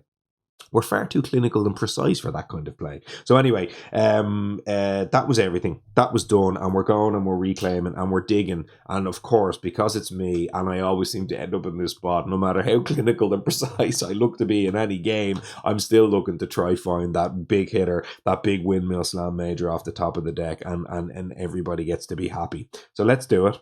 Let's go reclaim cards, ignoring range and all that kind of stuff. And I do get to move a presence here, so I can't form a sacred site for the likes of Cast Down in the Briny Deep. So let's see if we can hit it. Now, this is where you really just want one of those beautiful, beautiful things to be sitting on top of the deck. So let's see. What do we got? Land Thrashes. That's not doing it. Twisting Flowers. I can't threshold it. If the terror level's 2 or higher, it most certainly isn't. That's not going to do it. Come on now. It's a volcanic eruption, and that looks like it's going to deal a whole pile of damage. Let's think about that one. And it's the Winds of Rust and Atrophy. Okay, volcanic eruption. I can push myself in there. Range 1 from a mountain. 20 damage. Destroy all the hand and beast and add a blight. And that sounds like a pretty good way to solve that land to me. Volcanic eruption it is. Get in there, son. You gotta believe. It's the heart of the cards, baby. It's the heart of the cards. There we go. Volcanic eruption. So it's going to be 4. I love this card, by the way. People are very low on this card. People have this rated very, very lowly. I love it. I love it with Volcano, and I just love it in general. I've had it once or twice on the channel where I had a chance to draft, and you saw me go in the tank and try to find a way. But here, clearly, just wipe out. It's not even going to clear the land, but it'll deal a lot. It'll kill 5 of the 6 invaders, which is going to be beautiful. So I'm going to gain 4. 4 of them will go there, and then another 3 and 1 will go there. And here is where I'm very, very happy. I did not do the remnant, or what do you call it, remnants of a spirit heart before. So that's all pretty good news. So here, that's all back in my hand. We hit the big outer, which is beautiful. That's not giving us any of our innates, but we don't care about those kind of things here in this particular moment. We are, of course, going to have to move a presence here, and that's going to go in there. And here's a situation where I'm very, very happy I took the move a presence last time as opposed to the +1 range, because in this case I do not have a land in any mountain on this board. So yes, I get to ignore range this turn, but it has to be from a mountain, and that's only working because I unlocked the move a presence. So very, very happy about that. So there's my 8 energy. We moved a presence, so let's cover that up. That's fine. On this side of the board, now we're safe. Now we've got a 4 and we've got a 3, so we're in no real risk of well, I say that we actually are at risk of a loss condition, because if we get edge cased here, we're going 4 build up to 5. And then if we have something that forces a building in there, puts us up to 6, then we can escalate up to 7. So we actually are still in range of a loss condition here. But it's one of them things where you just kind of have to do what you have to do. So we definitely need to play the sky stretches to shore, of course, to make the volcanic eruption fast. And we don't really need to do anything about flowing in silent forms that by or any of that sort of stuff here. So we're probably just thinking about our innates. I suppose we could look to maybe draft here and see if that can help us prevent our edge case. I'm just wondering whether throwing out 2 more presents here to kind of go top and bottom to get a mover presence and an air, play 2 cards, and then the following turn double up, go to 3 plays. We'd only have 2 card plays, but then we get to reclaim with 3 type of thing. The other thing I can be thinking about here is, am I thinking about a major power to try clean up what's left of the board before this starts kind of getting out of our control again? That's another thing that we might want to think about. I can look for a major power and throw away Enticing Splendor out of that out of my discard pile, and I can still have 4 plays to kind of go through the next 2 turns, and I can just miss on a major. If I totally miss, I'm still okay. So that's probably not a bad shout. So I can go, because I'm getting 2 this turn. I've already got 4. Because the previous turn I had loads of energy and I only played a 0 and a 1. Yeah, because I went up to 5, played 1, so I still have 4. So I haven't gained any energy yet. So I've got 2 on the top track. We talked about not getting majors in this game with Shroud, but this might be a spot where I pick up a major, because if I look for a major and take one without fire, that'll also give me another energy. I'll go up to 7. Yeah, it's got to be good, right? I can even go bottom at that point, and then I can go G2 next turn up to 3 plays. And then I've got 5 total cards, 2 now, 3 next turn. It's got to be beautiful. So let's do it. Let's look for a major this turn. See if we can try kind of close out the game here. And even if I needed to, I could reclaim Sky Stretches next turn with maybe a major I find now. I could kind of force a reclaim loop if I really could get rid of presence off the board here. So I think this all looks pretty nice to me. So let's look for it. Let's see if we can find something. 1, 2, 3, 4. See if we can really go to town here. Unlock the gates. Grant hatred. Transform to a murderous darkness and cleansing floods. I am also conscious that I never actually showed the volcanic eruption in the card cam. So while I'm thinking about this major for a second, let's show the volcanic eruption first. That's the one, as we say, we're not hitting the threshold. It's going to be 6 fear. It's also loads of fear. 20 damage, destroy, the single to hand that's in there, add a blight, and then destroy like 5 out of the 6 invaders, which is pretty nice here. And we will of course have to sacrifice a presence and an energy to do this, but that's quite okay by me, let me tell you. Now, on the other side, unlock gives us our elements. So does transform. Transform costs 1 million. I'm going to go up to 6 here, so I can spend 1 plus I could in theory play like Cleansing Floods or something, but 4 damage, remove a blight isn't exciting anybody right now. Grant Hatred. I've always wanted to make this card work, and I have said that getting this on the channel is definitely a goal of mine. What does this do? What does Grant Hatred do for us right now? For each blight and strife in the land, 1 fear and 2 damage. If it destroys all invaders, add a thing. And then if you have this threshold, which I won't have, add a strife in up to 3 adjacent lands. That's utter nonsense. So transform is also pretty terrible. I have to play the sky stretches. Transform is a fire, so if I take it, it's not going to get me the energy. I can't even play it. Cleansing Floods is the only non-fire card here, but again, I'm not taking that. 1, 2, 3. Actually, technically, I'd only be one water short of the +2 damage. I've just noticed that right now. So if I take the Cleansing Flood next turn, now that I say it, if I take Cleansing Floods and play that next turn, that can give me 14 damage. I didn't realize I was so close to the threshold on that, and all of the cards in my hand have water. So if I throw all of this rubbish away, take the Cleansing Floods, Bring that up in the card cam for a second. Throw the 3 of these away, most likely. Take the Cleansing Floods and play that next turn. Yes, I'll need to get to a slow phase with it, but if I do, 14 damage.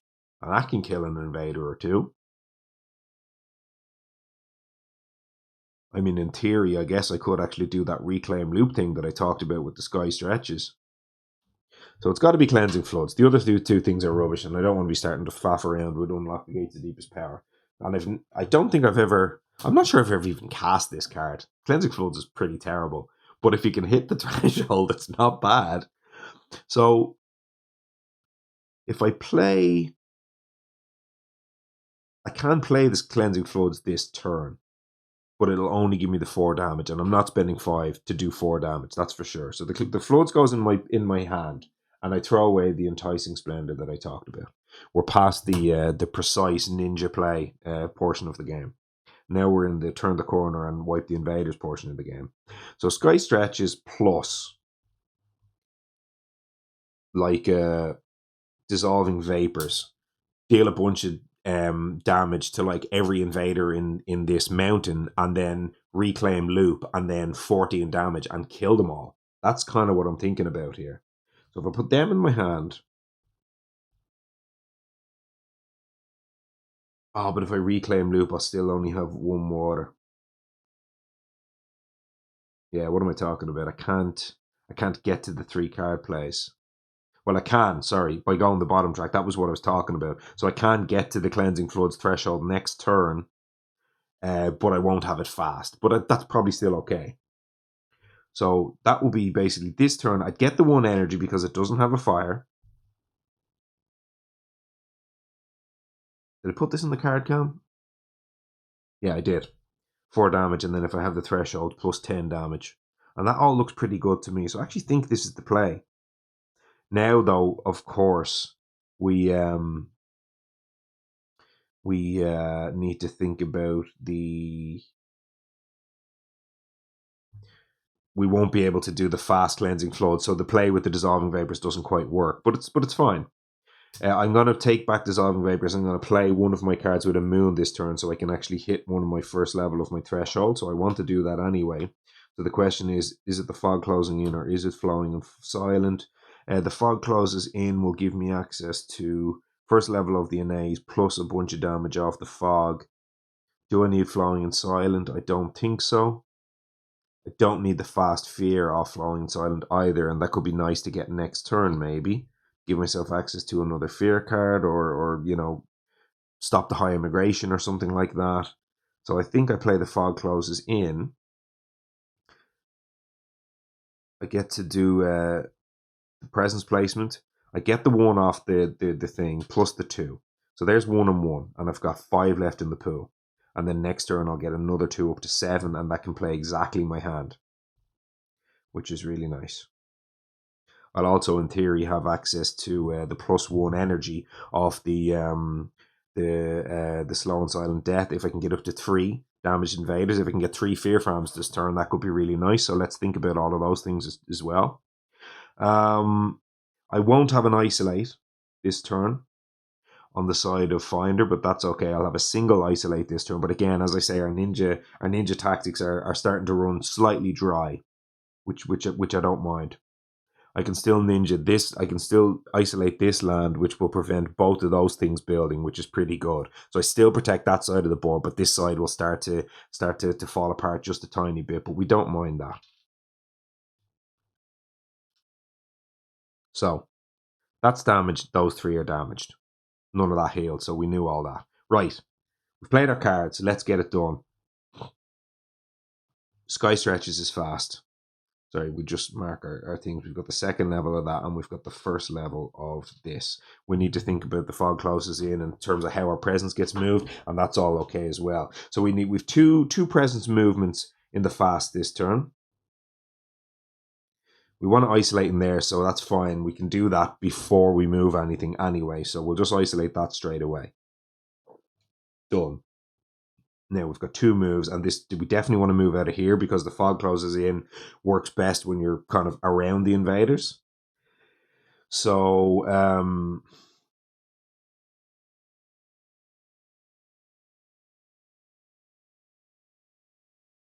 we might want to go like one over there. That's one movement. And then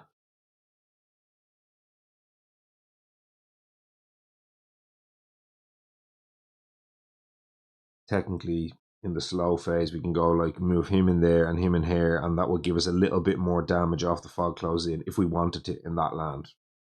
We don't necessarily need to, but if we wanted to, we could potentially do it. So that was one. And then maybe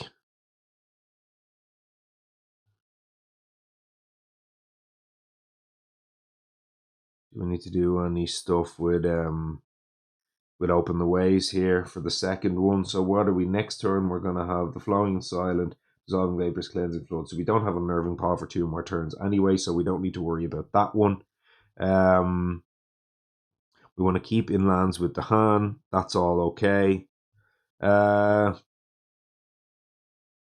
don't know. Move you up there. Get you away from that corner, maybe.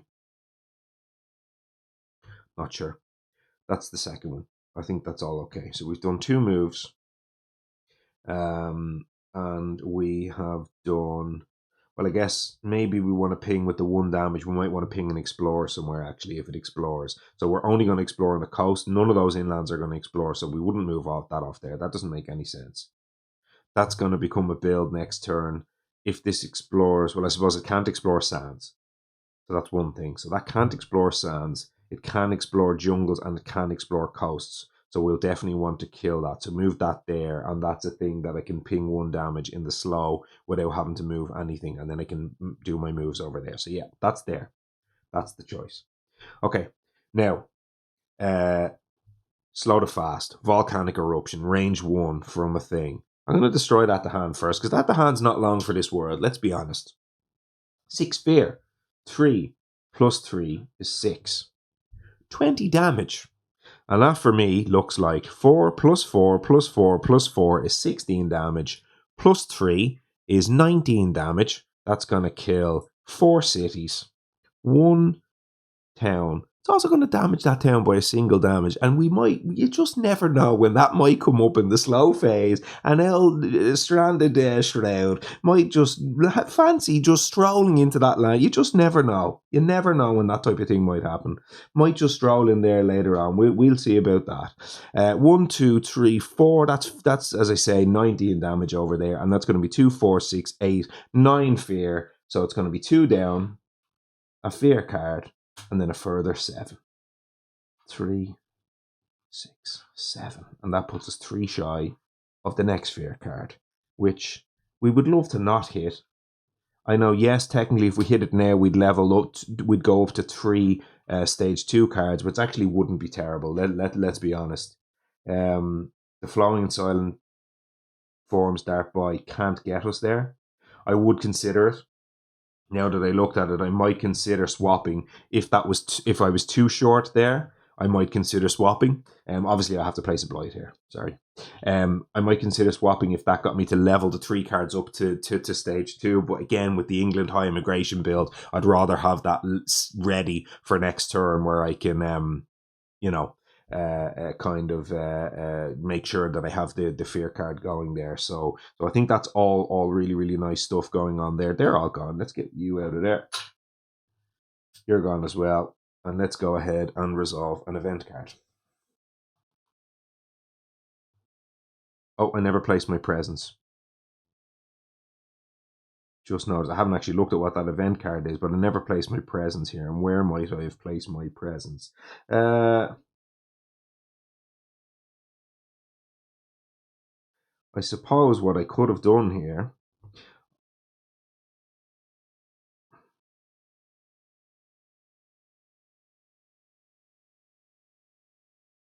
I could have placed my presence in there with that. I could have done all of this, and then my move could have happened after the fact, which meant that was a sacred site from before, and I never moved that one across. Isn't that true? Didn't I have the sacred site there last turn? Yeah, I did. Yeah. That looks better, because that's now set up for the fear farm already. I don't even have to think about it or worry about it. and I can do my moving in the slow phase with the fog closes in. So that's better. So that was at range 3 into a mountain or wetland. I just put it in there as a range 1. I obviously had to do the other stuff first, place the blight, and then move in after the blight. And again, remember, these can be done in the fast. They're not sort of track bonus mover presence. And actually, I even unlocked a track bonus mover presence, so I can even move that in there as my track bonus. I forgot about that as well. So I got to do the whole thing. All very, very nice stuff. Now, let's resolve this. I didn't actually look at it now. I'm going to look at it. Strange Tales attract explorers. We're definitely not stage 1 anymore. We're fortification. After advancing invader cards, invaders build in one terrain not shown under any invader action. And do bear in mind here, for England, invader actions are high immigration counts for that. Not shown under any invader act. Yeah, it does. I'm sure I've checked this before. So these are all invader actions. Usually it's obviously only ravage and build. Because you'd advance, so the explorer doesn't count. It would usually only be the 2, but because we've got an extra invader action, that does count here. So our hand's going to be a bit more forced actually in this case. But look, we'll see what that looks like. Beast attack. Each beast deal 2 damage. No. And then on each board, add the hand to a mountain or sands with the hand. So now technically they're gone. They healed because that was moved over there last turn. So they should be healed. So on each board, add a Dahan to a mountain or sands with Dahan. On this board here, that's a mountain with Dahan. And then on this board here, we'll stick with the coast because that's more likely to be the danger territory here. So that's a pretty... sorry, let me put a reminder there. And a reminder here. So obviously building against England is not ideal. But the mountain will still be showing as one of the invader actions, so we won't get wrecked by that at least, which is quite nice. So let's go ahead now and resolve our fear cards here. 2 of them at level 1 still. So first one will be in each land defend 1 per Dahan. Not going to matter.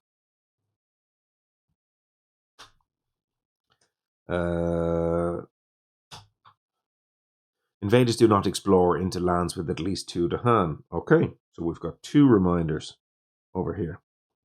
That's okay. And that might come up. That could be nice over here. Could be nice over here. So that could be coastal sorted over here. Yeah. Let's see how that all looks out. So we've got 2 reminders there. All good. Now let's go to build. Now again, isolated. So no build. This is not building because it's not next to anything. So they're both solved builds. Now over here, we will build a city. And over here, because we're adjacent to that, we will build a town. So our pocket is broken. But that's okay. We knew that was going to happen. Ravage. No, no, no, no. Build. No, no, because it's pocketed. Yes, we're going to build a city up to 5, and we're going to build a town because it's adjacent to a million things.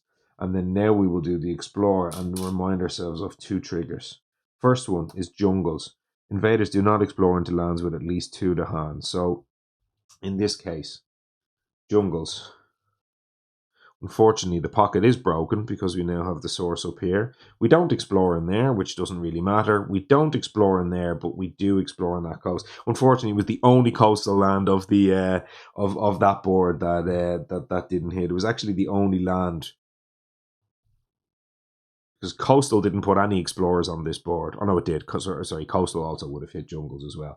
We of course do as well hit our escalation here. So again, that's going to be 1, 2, 3, 4, 5. That'll build again, and that'll go up to 6. But 6 is not 7, and that is what they taught me in school, I do believe. So there we go. 1, 2. Yeah, explorer's done. The escalation is done. We don't hit an escalation on this board because let's go ahead and remind ourselves on each board with buildings. And in this case, for probably the first time ever playing against England, we do not have a building on that board at all. So we don't escalate on that board, which is a really terribly beautiful thing. If I do say so myself. So that's all done. Now, we did put ourselves in that land predicting this exact thing. So I do believe, and I'll ping a damage in there with our left and 8 is exactly what the doctor ordered, which will again prevent build, all that stuff still gets prevented. That'll be prevented. So there'll be no buildings added by that. There'll be no ravages done, and then there will be no builds done. So that's all really, really nice. Next, push up to 2 explorers, or push up to 1 the Han, and then push up to 2 explorers and the Han. Do we want to do things like push these 3 the Han over into this land? I can do that because I can open the ways. That might be a thing.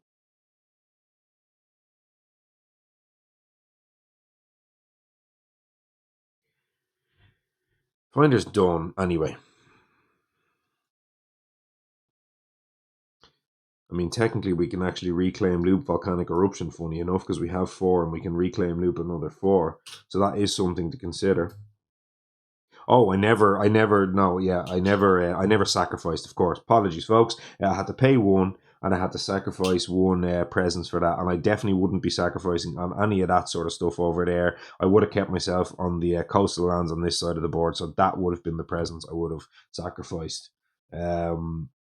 Destroy 1 of your thing and lose 1 energy. So that went and my energy was gone. So I do not have a reclaim loop, as I said. So that's fine. That'll be gone. Sorry about that, folks. I think this was obvious here. There was no strategic benefit to obviously getting rid of any of this because they're all the lands I'm active in. And on this side of the board, that was a kind of a non-active land because it was never really going to explore. The coasts were the ones that mattered over there. So, so do not explore into lands with at least 2 to hand. But then we forgot to do this. After advancing invader cards, invaders build in 1 terrain not shown under any invader action, and that is currently only 1 terrain. We do not have a choice, so that is currently going to be build up there. No, because it's isolated. Build down here. No, because it's only next to 1 building. Build in here. Now it has 2 buildings, and then build down on the coast down there as well. So that got a few buildings in there, and thank God we were able to wipe out that wetland because that would have caused us a nightmare. And by nightmare I mean a lost condition. So that was that. Gone and then gone. Those reminders were gone, and those reminders are back. Bloody hard to keep track of everything on this board when you're trying to talk through every single detail, let me tell you. But we're going okay.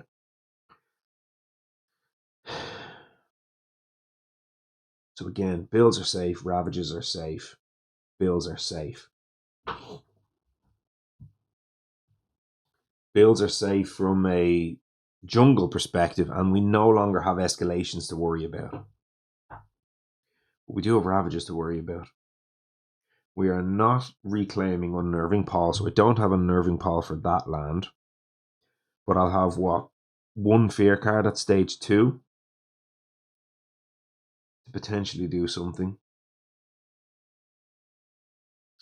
If I do the thing that I said, which was push up to these 3 to hand in there, that gives me access to my aid from the spirit speakers to just get, 3 buildings out of that land. But again, where am I pushing them?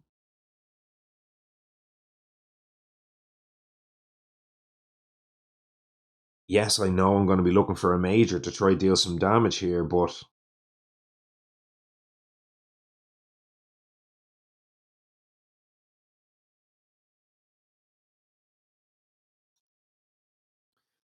again, we don't want to clump up our invaders too much here. We've got 6 invaders in that land. We clearly need to do something about that.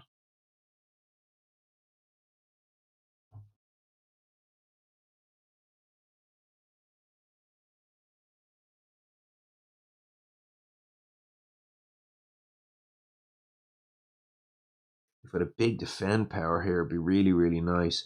I might just look to put 5 to hand on that land right now and see what happens, because that can do some pretty good things with some majors.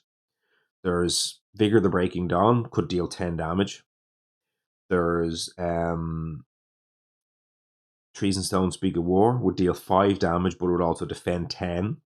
There's just a bunch of defend powers like Indomitable Claim. There's just a bunch of reasons why getting 5 to hand on that land right now would be really good. So what I can do push up to 1 to hand and then push up to 2 to hand. Open the ways. Here to here with this ability. Pushes those 3 to hand in there. And then over here, now I'm going to open the ways on those 2 lands. The new action. The fog closes in. Well, actually, I need to move my presence first, don't I? So let me move my presence first.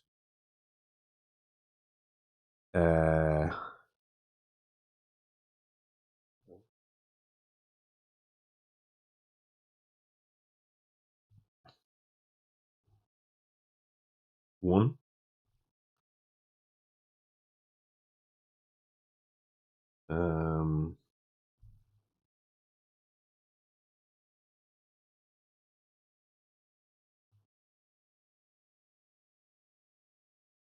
Maybe just do it that way. 1 and 1. And still try to keep this side of the island pocketed while we try to deal damage on this side of the board. So 1, I think I only moved 1 there, but it doesn't matter. I think I'm good. And then I'm going to do for each adjacent land. So at range 0, for each adjacent land with your presence, 1, 2, 3, deal 1 damage to a different invader. There are 3 invaders in there. So now this is 1, 2, 3. So now each of the towns have taken 1 damage, and the city has taken. Sorry, each of the towns have taken 2, and the city's taken 2. So obviously the towns aren't dead because England is sound. But that isolate's going to be gone. We can take that away. But now, as I say, open the ways. Those 2 are open, and then push 2 to hand. Get the 2 of these to hand out of here and over into this land. There are now 5 to hand on that land, and we can hopefully find a major that deals something about that next turn with Finder.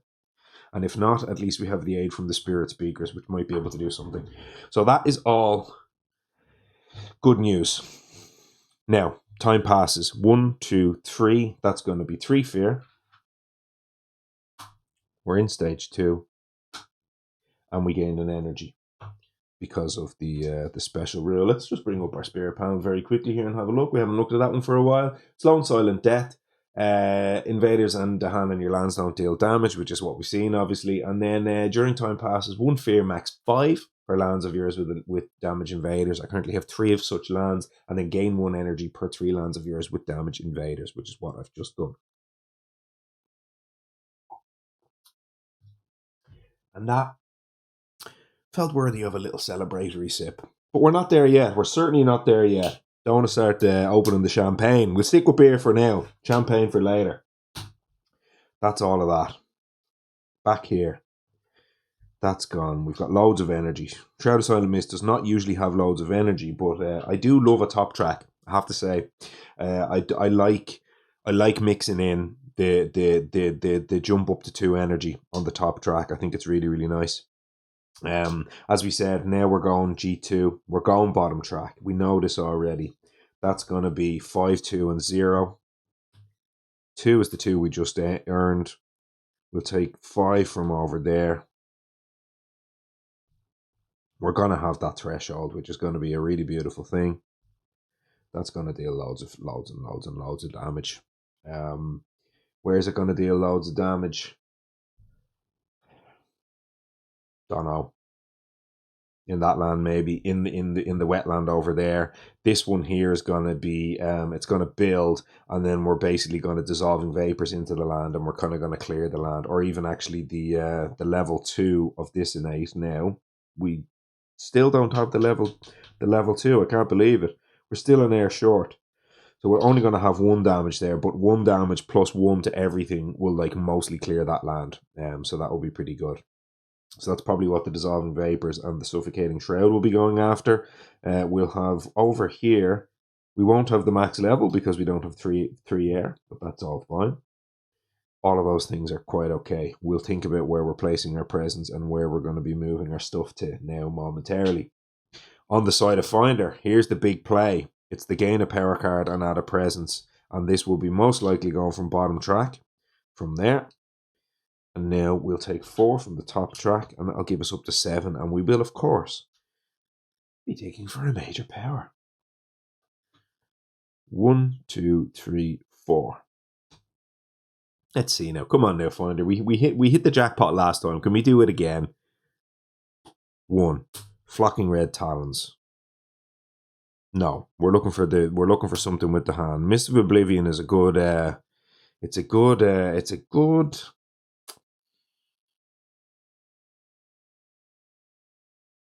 It might be good. It's not a great card, but it might work here. Ravaged Undergrowth is not it. Sleep and Never Waken gives us a skip. Skips are good into this adversary. That is for sure. But Mist of Oblivion here might clear plastic. Let's think about what Mist of Oblivion does for us in terms of clearing plastic. 1 damage to each invader. Yeah, you see, cities are the problem here. So that land is ravaging for roughly a billion. 3, 6, 9, 11, 13, 15, 16, 17. So all of those invaders are just getting wiped. All of that. All of that plastic is getting wiped. If I skip it, what happens if I skip that land? Invaders skip all actions in target land. Remove up to 2 things. Gives us a fear. We don't care about the threshold, so that's fine. We can move a presence into a sands, or we can add a presence in a sands, and we can skip. So invaders skip all actions. Skips the ravage. It skips any explorers.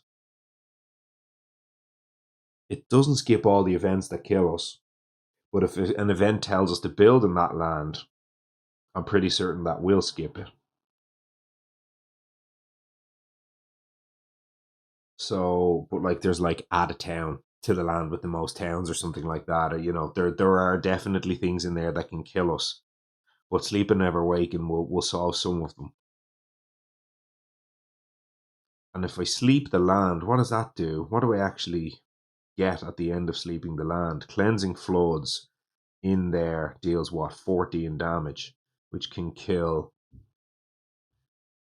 3 cities plus a town. Gets rid of a reasonable amount of plastic.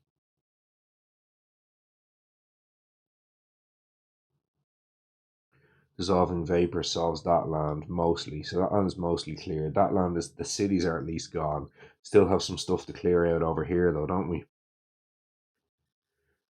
Mist of Oblivion, I can likely threshold this. I mean, I can almost certainly threshold it. Yeah. Easily threshold that card. But it's like 1 damage to each invader and then just 3 more damage. This card is so terrible, like. Such a bad card. And it's just not going to do it into England. Like I'd have to combo the Mist of Oblivion. Like obviously it's nice with Mist itself, but like I'd have to combo this with other cards, and I'm already having to combo cards together to deal with these lands because of all that extra health. So just can't see that being the thing. Like Flocking Red Talons, it's just never going to be it. Add a thing, move. It's just going to move stuff around. It deals like 1 damage to invaders. It's just like it moves stuff around, but I've got enough moving around where I don't care about moving around. What's the Ravage Undergrowth stuff? Target land with a thing. 3 damage. Yeah, no, that's just not it either. I think it's Sleep. Skip the land ravaging. Still got 5 to hand in there.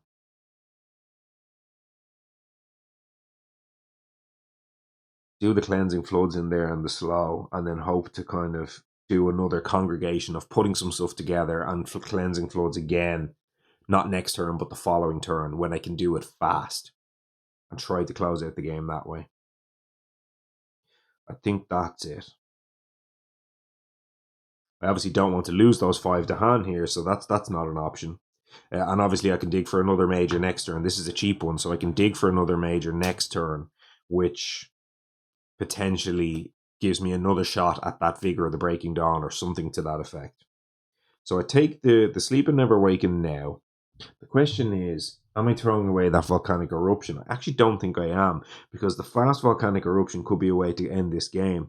I could do a kind of a flurry of stuff, put stuff all into one land, and then, you know, I was about to say untap there, reclaim, fast phase, Volcanic Eruption. I'm never thresholding it, am I?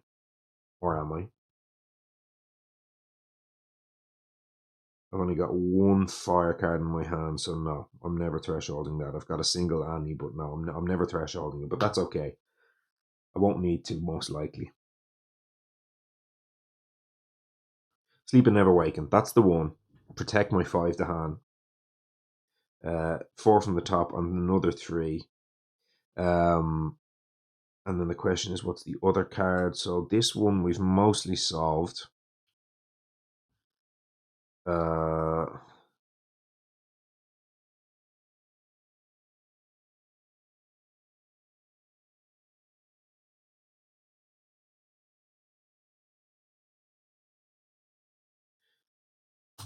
Offer Passage can protect that. Goes to hand and kill that town, which might be okay.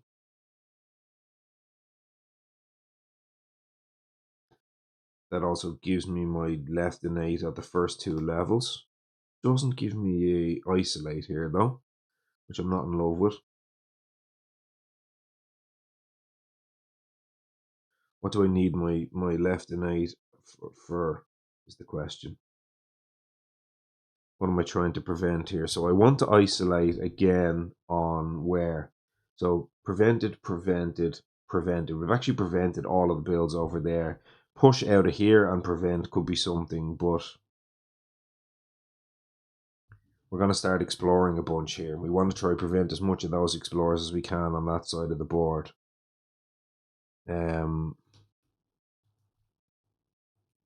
If I kill that in the Ravage and I isolate this land, that pockets 1, 2, 3.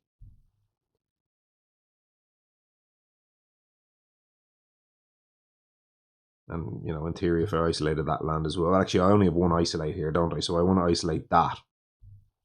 And then kill that. And then I don't care that I don't have an isolate over here because 1 will be enough. I think that's pretty good. And then we've got a lot of that covered off. Oh no, we said we want to isolate there, didn't we? Yeah, kind of. Isolating that prevents those 2, which would be quite nice. But still, I mean, I think this is still pretty okay.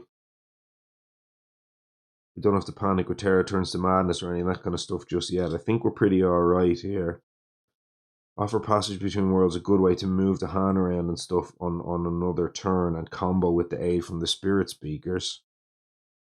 Like I said, what am I trying to achieve here? With this, it gives me my innate.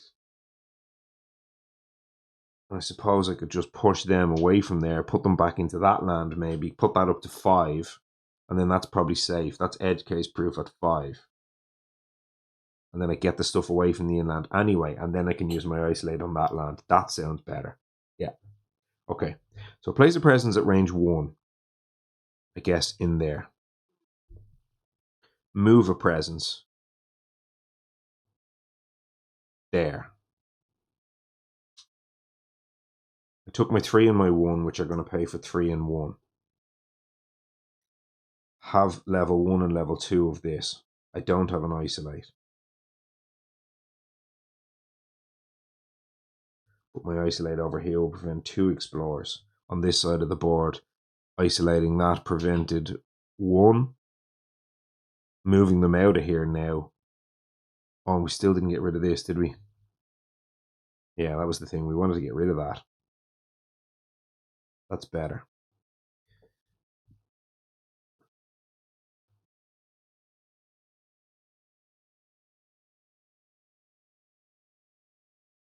Actually, I didn't need to move that in there because I have range to it already, so that's fine. So actually my move in this case, so I placed, that was my presence placement of range 1, wasn't it?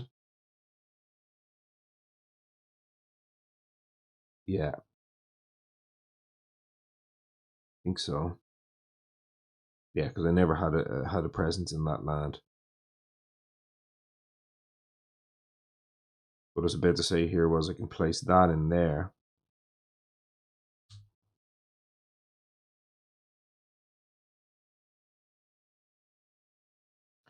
Oh, which way did my presence go here? The move I moved in there, that I moved back. So that's undone. And I wanted to move you in there is what I was saying. Yeah. Yeah. Yeah, so it actually works either way. So it doesn't matter. Whichever one, whether I added into here this turn or yeah, so I was unsure whether or not my presence started in either of these two lands, but it actually doesn't matter. I don't need to go back and check it because in one way I'm going to add it at range 1, and in the other I'm going to move a presence. So let's say the turn started like this, which I think it did. I've got to add a presence at range 1. I add that there, and then I move a presence at range 1, and I move that there. Alternatively, if it was the other way around, which I don't think it was, but the other way around looked like this. It definitely wasn't that. Sure, it wasn't. Oh, I need to check this because now I can't actually get up into that land. No, I can. Move a presence first and then add a presence at range 1. Yeah, okay. So it works either way. Fine. So I don't have to go back and check the tape. Thank God. So yeah, hopefully that was clear enough. And it was one of them two. It certainly wasn't anything else. So yeah, the reason I said I have range 2 here is because open the ways here to here and then into there already has the range for the sleep and never wake. And so now I have that land that up in there.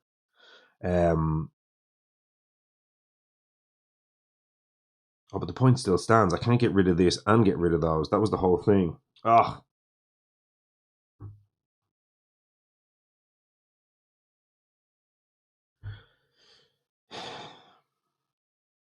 God damn it.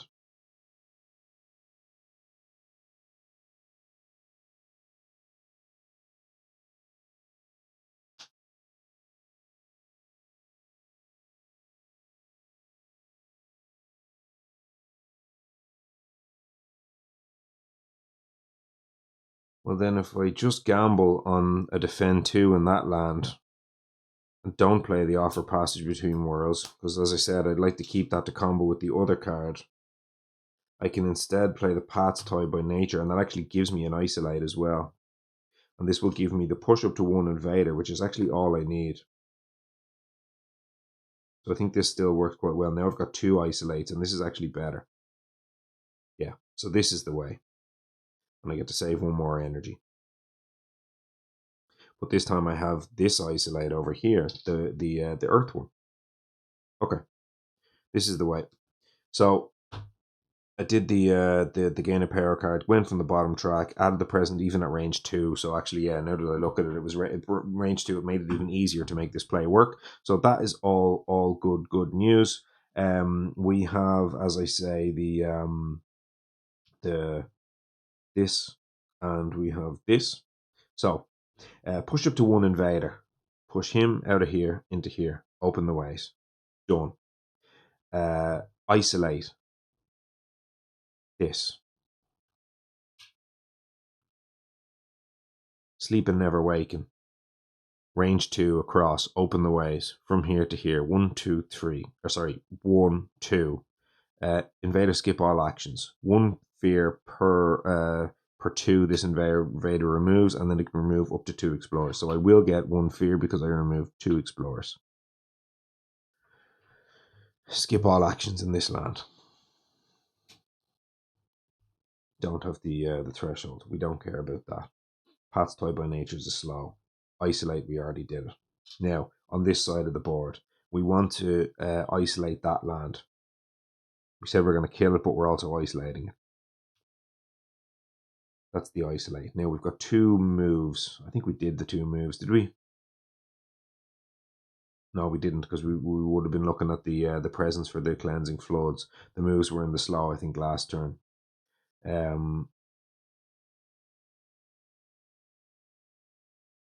Cleansing floods, range 1 from a wetland. So we're going to want to kill this or this. That we're taking care of with the dissolving vapors. This is now going to be max beside 1. This is isolated, so this isn't building. So this is now not going to build. So this is okay. And then these aren't going to build either. So we don't care about dealing with jungle. So it is just going to be that mess over there. But we do want to move, I think, one of these in here, just in case we want to take care of that land with the cleansing floods. So I think that should all be okay as well. We'll likely do it in there because we want to remove the blight as well. But we're all good on that. Flowing silent forms dart by. Don't think we have any real need to move any of Finder's presence. I don't think. I suppose we might want to get one of Finder's presence in there just in case. So yeah, let's do that maybe. 2 fear in there. Gather Finder's presence in there. And then when it will be destroyed, which it won't, but just in case, we can do the protection thing as well. Rest of this is all slow. Let's go ahead and resolve an event. Yep. Knocked off my thing again. Life's balance tilts. It's a perfect card for me, knocking off my my thing. Life's balance tilts. Come on now, get yourself up there. Let's get yourself untilted. That should hopefully do. Life's balance tilts. This is this one. So this is a good design card, as I mentioned in the past. It's an interesting one. So we'll have let the destruction have its day. On each board, I can remove a beast and add a disease, which is quite nice. For each board, discard the top minor. If it's fast, add a blight. So that could flip the blight card. We're not in love with that, although we do quite enjoy invaders having -1 health this turn. That would be a beautiful thing. Otherwise, aided by animal, which I have currently 1 of in play, and I have on the side of Finder only 1 card with animal that I could discard, and on the side of Shroud Silent Mist, I do have Unnerving Paw, which I could forget for 4, so this could be possible to hit. On each board, add a beast, remove a disease. So we don't have disease to remove. I can then remove Blight and give invaders +1 health. Now, I do not love the idea of giving invaders +1 health when I have 2 different effects in play that are due to wipe 2 lands. So I do not want to do that at all. I think I'm taking the risk on the top proportion of this and hoping that I don't hit 2 blight. Because I have to hit 2. 1 is not enough. Well, actually, yeah, no, 1 might be enough here. What's that doing here? So I don't hit a defend. On each board with 4 or more buildings and 4 or fewer blight, which is neither. But I don't hit the defend here, so I have 1 shot to hit a defend. But if I take the top portion and I give invaders and Dahan -1 health, I could also hit a card that deals 1 damage per Dahan and kill that before it ravages. Otherwise, that town is going to kill both of those, and if it kills both of those, yeah, this is still won't build. So we're probably flipping the blight card here. Let's be honest, but that's okay. I get 2 disease out of the deal as well. So let's go ahead. On each board, remove a beast. We've no beasts left. That's fine. For each board, discard the top minor power. So let's start on the left board here, and let's discard the top minor power. If it is fast, add a blight. That's entrancing apparitions. That's going to add a blight. And I will add a blight in, let's add it in that mountain there. I think that should be okay. That's entrancing apparitions. Now, not in love with flipping this. If I have to flip this, I won't be in love with flipping this. So let's go ahead and flip a slow power if we can, please. It's slow, renewing boon, so we don't flip it. So now we still have a shot here at defend with this fear card to get us out of jail. Let's go ahead. Oh, sorry, the rest of that card is, invaders and Dahan have -1 health this turn. So let's remind ourselves of that as well when we're doing this and this as well. So that's all good. That should help us clear some plastic. And then, as I say, we don't do the bottom portion. So all good on the event. Let's go ahead then and resolve the fear card. And come on now. 1 damage per Dahan. Stage 2. Gather up to 3 things from a single land into a land with 2 or more invaders. And that will work. So that's a beautiful thing. On each board, stage 2, gather up to 3 explorers or towns from a single land into a land with 2 or more invaders. Now, 1, 2, 3, 4, 5, 6. I clearly cannot gather that in there because then I'd lose the game, but I can gather it in there, which stops that blight card flipping. Yeah, beautiful. On each board, gather up to, so I clearly will not be gathering anything away from that over there. And this is all very, very, very nice. C Company did its job. Nice. Let's continue on. Build. No. Isolated. This, yes, very much builds because it's surrounded by plastic. And over here, no. No. Ravage. No. Skipped. No. No. Build. No. Yes. No, no. I've said a lot of no's in this game when I'm doing invader actions, and I cannot tell you how much I'm enjoying it. It is a beautiful, beautiful thing. Okay, now we're hitting the stage 3 cards. That'll wipe the smug grin off my face. How about that? Mountains and jungles. Right, let's have a look. No, because we're isolated. That will, of course, explore. This is skipped. Skip all action. So we actually skip placing an explorer into that mess down there, which is quite nice. Over here, that's isolated, but we do have a source next to it, which is a pity. And then, of course, on this side of the board, then we have no, but we do hit the coastal explorer there as well. Now, I've been playing a couple of 6/6s this week, and if you're familiar with 6/6s, you do the escalation on the stage 3 cards as well. So I was about to reach and do an escalation after hitting that, but thankfully we are not on a double 6 here. Now I will just point out we've 3 cards left in that invader deck, but I highly doubt that is going to matter for the rest of this game. But it's worth pointing out. So we've done all the things. Now we've got our slows, and now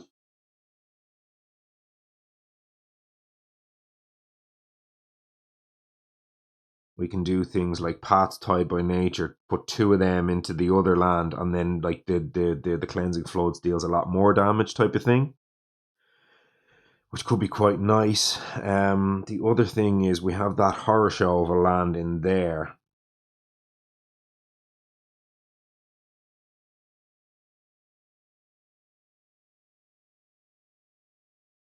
Which, if I'm not mistaken, we might be able to win this fast next turn. Let me think about this. 1 damage to each invader. Actually, 2 of these are already dead. They've 2 damage on them. On the event gave invaders -1 health. So the 2 of them are dead as part of the event. It wouldn't have changed the math on fear cards, but they did immediately die. I can do 1 damage to each invader in this land, and then I can do 1 more damage, which will not unfortunately kill that city, which is a pity.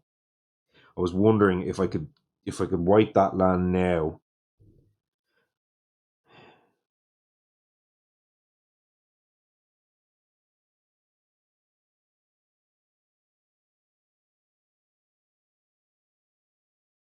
And I might be able to reclaim, and oh yeah, no, I was going to say after Sky Stretches, I was thinking about doing a reclaim loop and Sky Stretches volcanic eruption in that land to clear this land.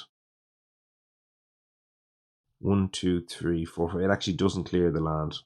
It'd be 1 short. Remember what we said before? Oh no, it wouldn't. 12. 4, 8, 12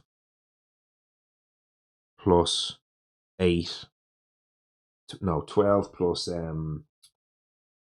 6 is 18, and then this has 1 on it, so it only needs 2. So actually I can clear that land with volcanic eruption in the fast next turn. So can I get rid of all the rest of the plastic is the question. Right now I can paths tied by nature, 2 of them in there, and then surely kill all of that with cleansing floods. So cleansing floods right now, this has 1 damage on it, and remember they're all -1 health this turn, so they're just normal basically. So it'll be 3, 5, 8, 10, 11. Yeah, it'd be enough. So I could get rid of the 2 of them in there and Cleansing Floods in there, and that kills all of that. Over in this land, I can kill 1 of the cities. So essentially what I'd be left to deal with is a city, a town, and a town. Unfortunately, I just don't think I can do that.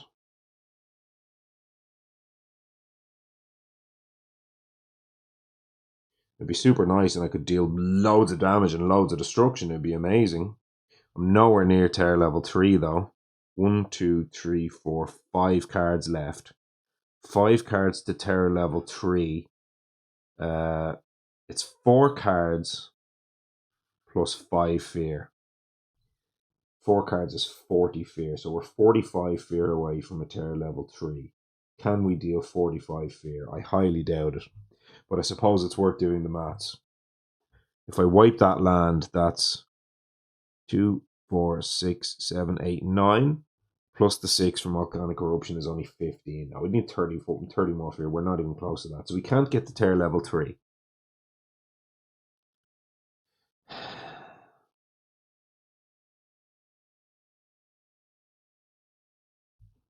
Can't get to terror level 3. I have no other way of dealing damage or anything right now. I've only got 1, yeah.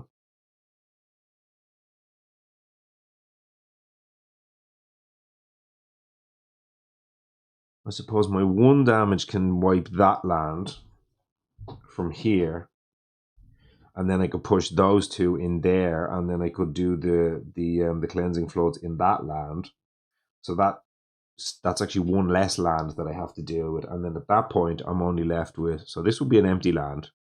This would have an explorer left in it or whatever, and then I'd have over here, I'd still have yeah,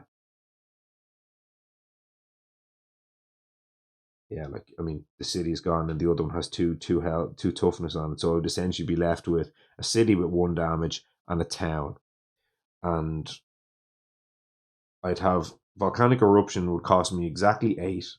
I could play a 0 with it or whatever. I could play like a Traveler's Boon, and a Traveler's Boon could let me get 1 of them into the other land. But again, I don't have a fast way. You know, I can only Sky Stretch as 1 card. I suppose I could what? Yeah, I was going to say look for some kind of fast damage card like a major, but for 2 energy. Because I'd be reclaiming, I'd only have 2 energy. Technically, I'd have 3 if I reclaim.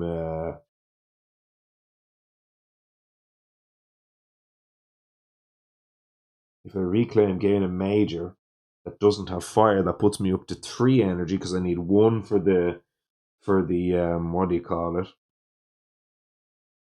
For the Sky Stretches. I'm not going to get 1 at the end of turn here because I'm only going to have like 1 land with damaged invaders left in it, which will be the city. So I won't have any energy off that. But I can think of at least 1 3-cost card in that major deck that deals 2. It doesn't deal 4. I was about to say it deals 4 damage in the fast on an inland land, but only if you have the threshold, and the threshold is plant, which I will not hit. Is there anything else that deals damage in the fast with 3 energy? Actually, Unleash a Torrent of the Self's Own Essence does it. No, it doesn't, because I can't hit the threshold. So that's no good. I'm not sure there's anything, but it might still be worth a go. Clearing out like so much of that plastic and never getting even close to the thing. The problem is though, if I do all that, I clear out all of that, but I haven't cleared this or this or this. Technically, I can push him out of there and I can maybe isolate that land, so that would protect that. But it's 1, 2, 3 lands that build. I also wipe out 5 to hand, which is not ideal, but it is what it is. I might still do it though. Like, I just get rid of like all of that plastic. That can't be a bad thing, surely, here. And it gives me another shot at a major on the reclaim that I can use on the following turn to maybe fast phase, like, you know, end the game or something like that. It's got to be good. I can't turn that down. I can't turn. And again, I'm going to have to, like, this. The other thing here is, like, this land is a nightmare. You know, it's it has to be dealt with. It's got 6 buildings in the land, and I'm about to build in it twice, so I have to deal with that land anyway. So, you know, that's kind of just, you know, one of them things. So I'm not sure why that was there. Oh yeah, that skipped all effects in that turn, so that's okay. That was all skipped. The isolates come away because we don't care about them right now. So let's go ahead and do then the plan. Move up to 2 invaders to a land within 2 that has the same terrain. Get you out of there. You're a range 2. Get you in there. Now, 1 damage at range 0.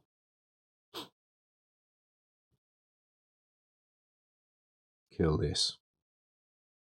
Turning off my fear farms here, but it just gets rid of more of the plastic on the board, and you just never know when you find an event card or a fear card that can get rid of an invader.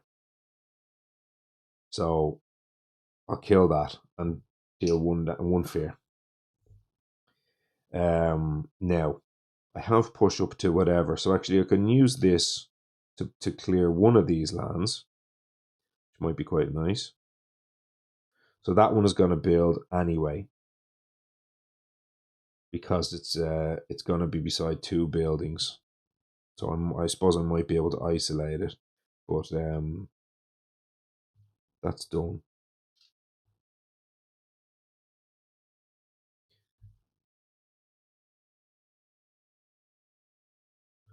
One fear, 1 damage to each invader, kills the city, which is 2 more fear, and then deals 1 damage to this invader and no damage to the hand because there's no damage in the land. So that's got a damage on it.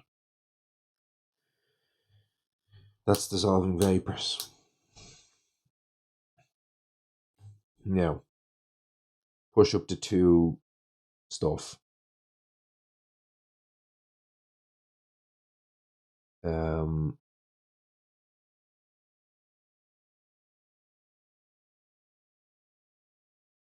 Yeah, I'll push you out of there into there. That's fine. Now, range 1 of a wetland. 4 damage. Plus 10 damage. 14 damage. 3, 6. Plus 6 is 12. Kill it all. 2, 4, 5, 6, 7 fear. So that's 1. Plus 6 more. 3, 6 more. That's that.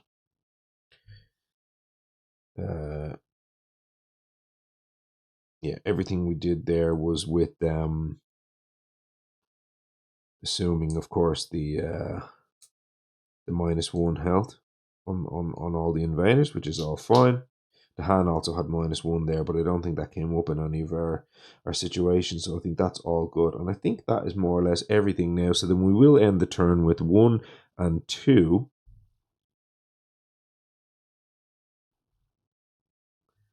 Yeah. These are gone. Jesus, I was wondering what the hell are they doing on the board? They're all gone. I killed all them, of course. So that's going to be 2 fear during the time passes, and not unfortunately the 3 to give me the extra energy. So 2 fear, and I suppose I can move two presents here. Do I need to move 2 presents? I suppose I might. Again, what are the cards? There's just no. I just can't think of any off the top of my head. The Unleash will only let me deal damage per the amount of energy I have, but at that point I'll be going up to 3. I'll only be able to deal 1 single point of damage. It's nowhere near enough. So I can't get rid of those invaders with Unleash. There's Vanish Softly Away type of thing as well, but again, it's going to be slow. It's okay. I'm not too worried about it. I never even placed my 2 presents at the beginning of the turn. I had 2 presents to place out there, and again, I don't think that mattered at all. So let's say I just place them there and there, and let's say I just go 1, and then whatever, 1. something like that. And that was the end of that. And then this over here is gone as well. That's gone in the discard. And as we said, we're going to reclaim loop, and we're going to take that volcanic eruption back in our hand. That's going to give us 4 more to play the eruption, but this time we have 2 plays. Eruption and play the Traveler's Boon.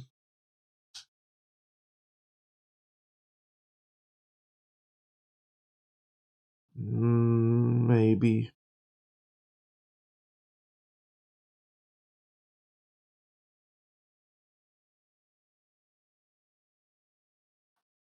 It doesn't give us any of our thing, but it does give us a isolate, which maybe matters. Oh, we get to look, don't we, for a major. So let's go major power. This time we're going to have to sacrifice 2 presents to this, but that's okay. 1, 2, 3, 4. Let's see if we can come up with a major power that solves it for us on the next turn. 1, 2, 3, 4. Tsunami. Not quite, although if we push them in there, that might. But now we're going to have more. Now we're going to have more buildings. Exaltation.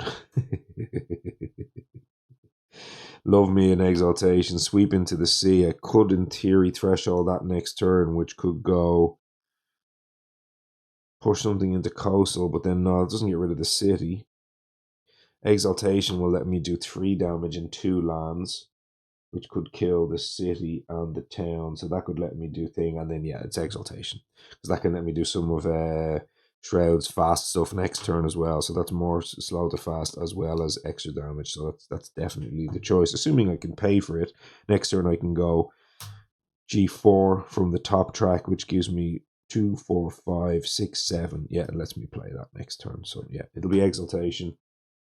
I do love me an exaltation, as you most likely know by now. Sleep and never waken is not going to matter anymore. You're gone. Exaltation plus probably the Traveler's Boon. And then on the side here of Mist, we're going to go reclaim cards. And we're going to go...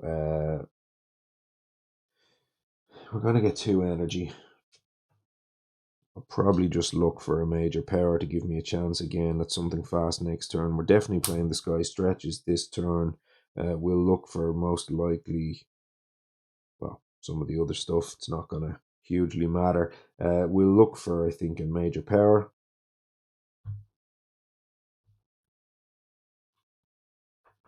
A chance to maybe clear it next turn. 1, 2, 3, 4. Do we find anything interesting? Accelerated Rot, Terrifying Nightmares. Maybe. Angry Bears and Spill Bitterness into the Earth. Spill Bitterness. Damage. 6 damage. Fast.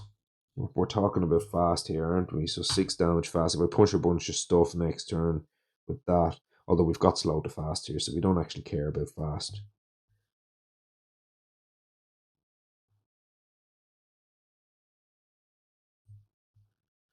Terrifying Nightmares.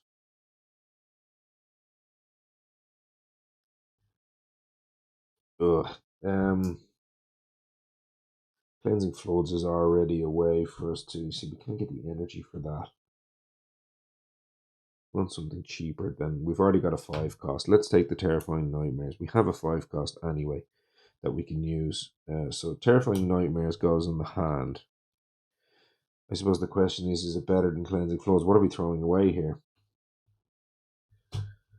Because this turn we're going to play Sky Stretchers plus 2 more cards. Assuming these are gone for a second.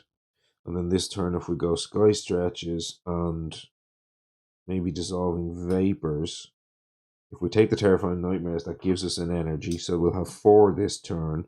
We can play all of those plus Fog Closes in, which I can use to just clear a land with Dissolving Vapors, the Fog, and then the Suffocating Shroud. That can kind of give me that.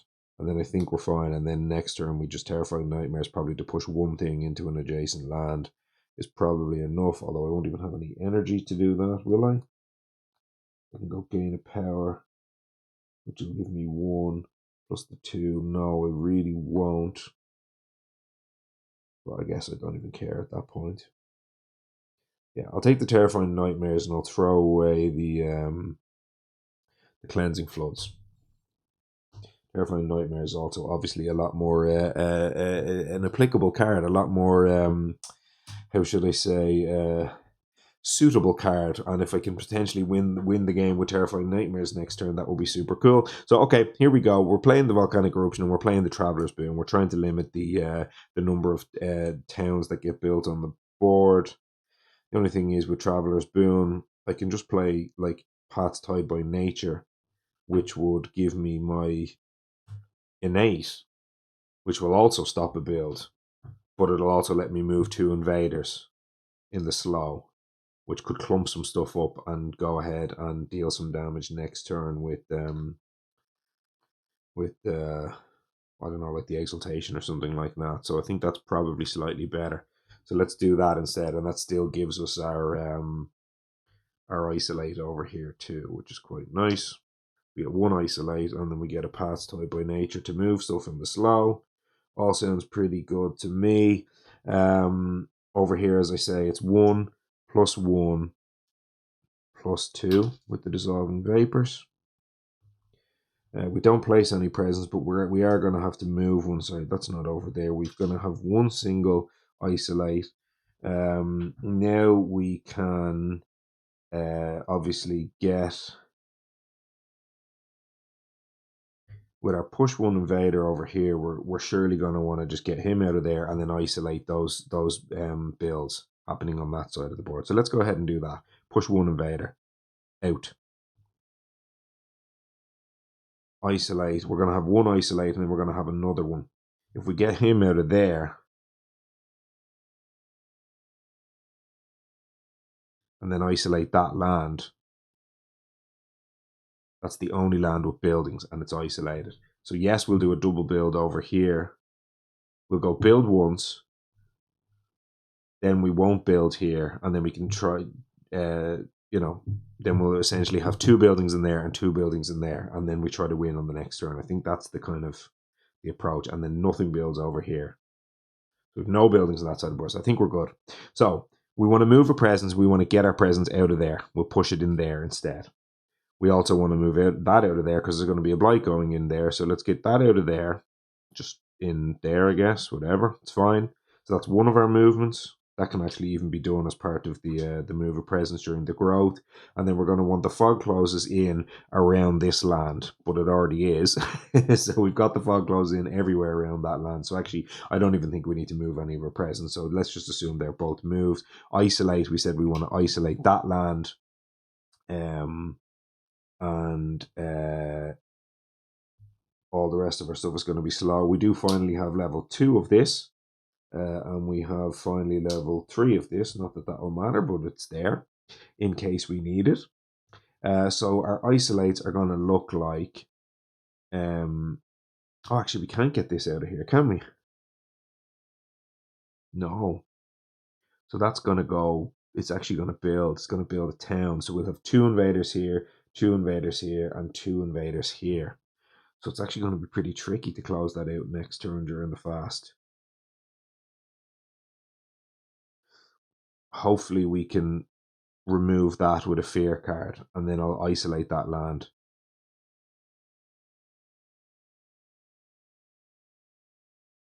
Something like that. So anyway, we've got two isolates.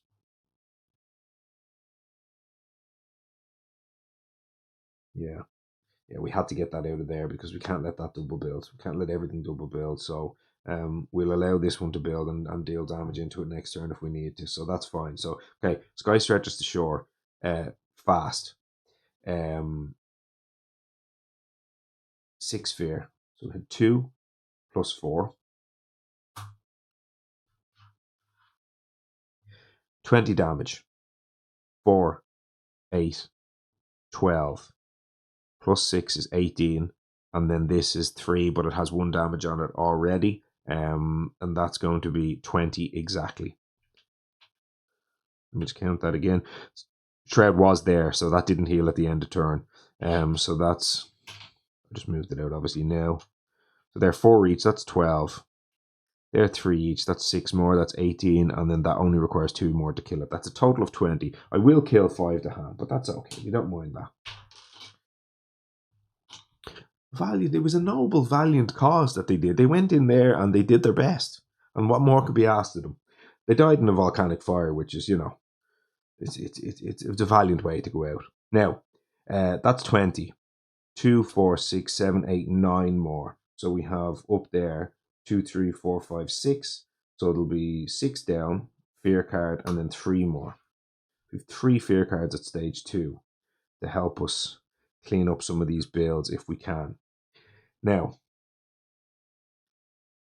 isolate. So we had 1 isolate went in that land. The other isolate that we said, I think we wanted to probably put it in that land, thinking that we can get rid of that invader. But the thing is, actually, we don't need to isolate that land. What am I talking about? Because if we get rid of that, it's already isolated. There are no other buildings on the board, so we'll isolate the 2 lands with the buildings. That's gone. So they're the only 2 buildings left on the board, and that all looks pretty nice to me. This will build, but then we can hopefully take care of it with the fog closes in and the dissolving vapors and all of that sort of suffocating, shroudy type of stuff. Let's have a sip of beer here as we go. We're nearly there, it looks like. We are into Terror level 2, so we can't get a Terror level 1 victory anymore, but that's quite okay. We're actually pretty close to Terror level 3 at this point. Anyway, I was just wondering if we actually managed to clear all the invaders. Let's go to the event. See if we can finish this. Lesser Spirits in Peril. That's another one. It is. It's a 4 energy per thing. So if we don't pay for this, we each spirit gets an energy, discard a minor power, and then remove Blight from the Blight card, which I'm not in love with doing right now. Otherwise, I can give myself permanent elements and destroy presents. Oh, I forgot to do this again, didn't I? I actually had to destroy 2 presents from this. I keep doing this. Apologies here, folks. So I'll kill that one over there because we don't care about that one. And I can't pay the 1, so I would have had to destroy another presence here. And I think probably just destroy that one there. So they would have been the 2 presents that I needed to destroy from the responsibilities today. But to be honest with you, I'm happy to throw away 2 presents to volcanic erupt into that horror show of a land that there was there before. But anyway, I digress. Let's keep going. Yeah, if I do the pay by thing, and I actually even have a single plant in play, which is quite nice. So I need to just be able to stump up 7 energy here by hopefully. Ooh, I do not have any plant cards to get rid of. I can't pay for this. Real pity.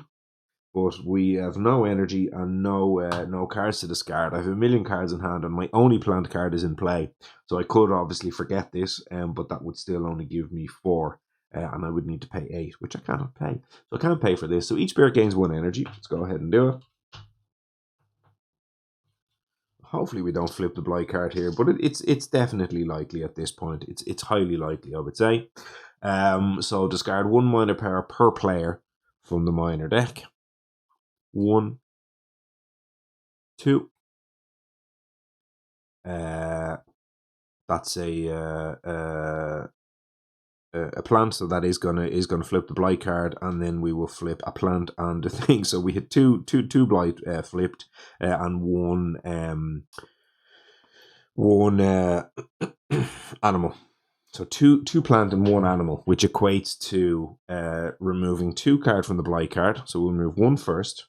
That goes back in the box. Then we flip the Blight card, and it is going to be Promising Farmlands, which is god damn it. Immediately on each board, add a town and a city to an inland land with no buildings. God damn it. Oh, that's gonna be all kinds of problems. That is going to create a million builds on the board. That is nasty news. It's going to create a million builds, and we were so close to winning, and now we're nowhere near winning anymore because it's going to build everywhere. Oh, that's so frustrating. God damn it. We were home and hosed. I was practically in bed. I was brushing my teeth. I was already in getting ready for bed. 4 pair per life per player. Awful. I talked about this in the previous episode and I said this card is usually not too bad. Here it's a train wreck. This has just added so much plastic to the board. You can't even believe it. 1, 2, 3, 4, 5, 6. And I actually have to remove one because that was only the first one. So I had to remove a second one. And I had to remove a Dahan from, how's this worded? Destroy one Dahan in a land with thing, which is over there. Actually, no, I won't do it there. I'll do it here. Oh, I'm raging over this. Immediately on each board, add a town and a city to an inland land with no buildings. This is turning everything on. It's just a disaster.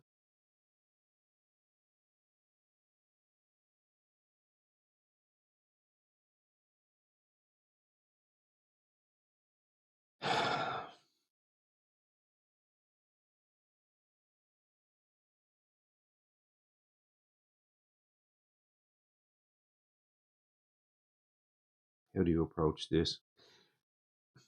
Like, if I do it in, for example, there, I at least miss on this double build. Could also do it in there, and then I miss on this build as well. But the two of them there, I missed 3 builds, which is pretty good. Actually, and this as well. So yeah, that's a no-brainer. The other side of the board, I can't get so lucky. Because no matter where I put this, I'm turning on this build, and I'm turning on this build. And I suppose I'm turning on that one as well. I guess if I do it in one of these two lands up here, then I don't build here. So yeah, I don't want to obviously put it in either of them because that turns that build on. And then if I turn it on in here, that just gives me an extra thing. What I was thinking about was, can I conglomerate towns? I suppose I still have a shot of a fear card here. If I put this here, I still have a shot of a fear card to remove that, and then that won't build either. So yeah, that's the no-brainer. So they're the two lands. They're the two obvious lands. And then what's the rest of this card here after it train wrecks me? It's not quite as bad as I thought, but it's still not great. Push one thing. I don't have any beasts. Gather 1 or 2 Dahan into a land with Dahan setup symbols. Gather 1 or 2 Dahan into what is that on each board? So you have to do this. 1 or 2 Dahan into a land with Dahan setup symbols. We're not building in here, so it's not going to matter. Probably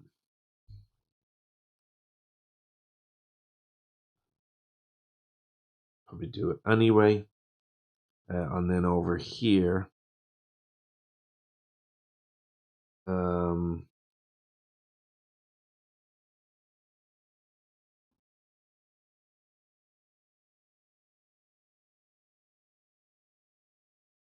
can't.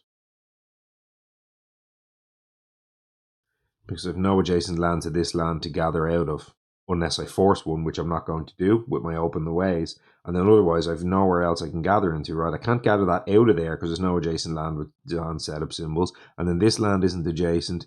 This one isn't adjacent. So yeah, I actually can't do it on that board. So I think that's all fine. So that was that. So we got wrecked a little bit.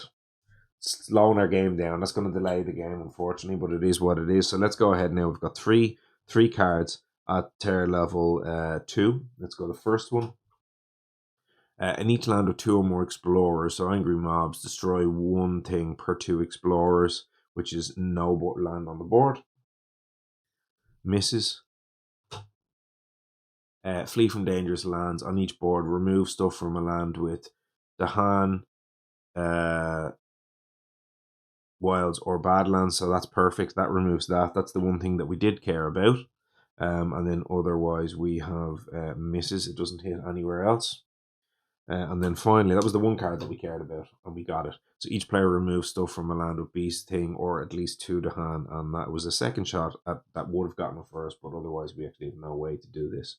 We don't have any of those things on the board. So, okay, slowed our game down, but we didn't get wrecked. Not quite, anyway. So let's go ahead then and build. So again, No. No. Yes. No. So it's going to build once only here. Now we go Ravage. No. Oh, we forgot about this.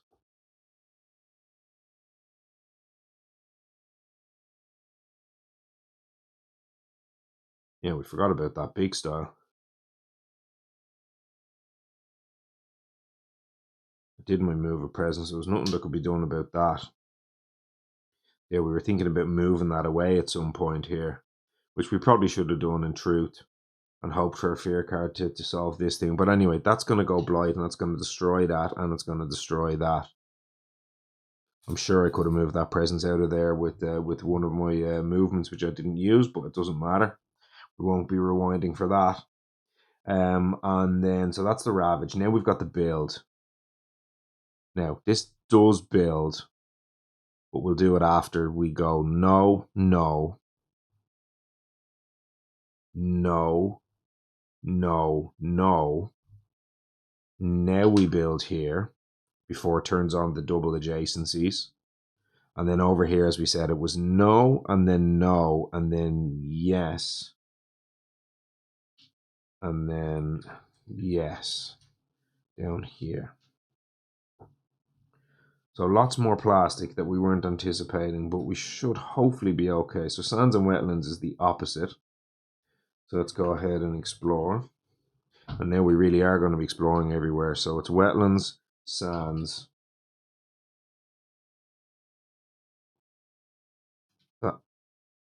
wetlands, and then that skipped. Wetlands, skipped, hits. Actually, no, what am I talking about? It doesn't skip. It's the coast. And then thing. So after a very long game of many successful prevented builds, our explorers, now they have finally encroached onto our land. Those damned English. And we have what? We've got two cards left there to make our way through. So now it's probably just about, can we get rid of the cities? 1, 2, 3, 4 of them. It's not easy. So one of our movements in the second phase anyway can be, one of them movements is going to put us back in there. So that's a way for us to kill that city using exaltation next turn. So one more ping of damage somewhere will give us the second city with exaltation. So then can we get rid of the other two is the question. So can we pair any of these up right now with paths tied by nature? No, because they're all different. So let's get rid of that. They're all in the 4 different terrain types, unfortunately, with the paths tied by nature. So that's unfortunate.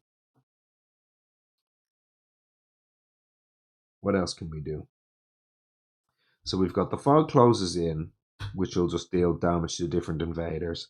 We've got the same story here. So we can basically deal like 2 damage to each invader in a land, plus a ping of damage, which still won't kill a city, but with dissolving vapors it will. So we can go fog closes in plus suffocating shroud plus dissolving vapors will solve one of them lands. But that does not create a ping of damage for the purposes of exaltation. What I'm trying to do here is maybe create a ping of damage on one of the lands, and then next turn exaltation.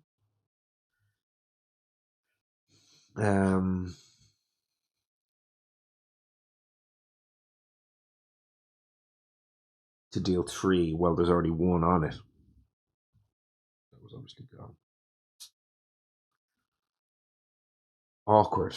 Anything else I can do here? What else can I do, I suppose, next turn fast? So we said we'd have to go G4 to give us the 2 energy, plus 1 more with an Annie here.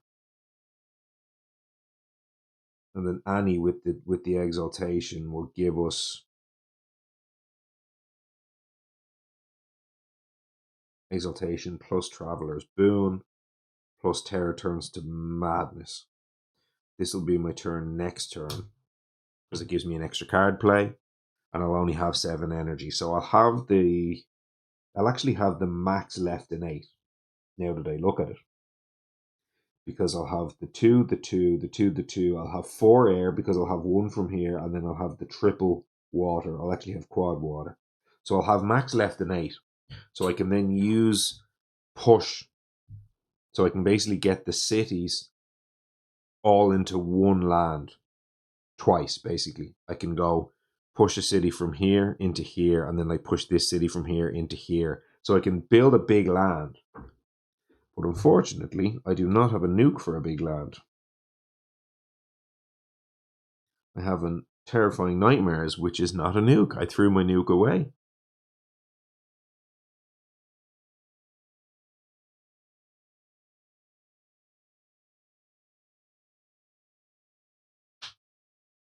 Isn't that tragic?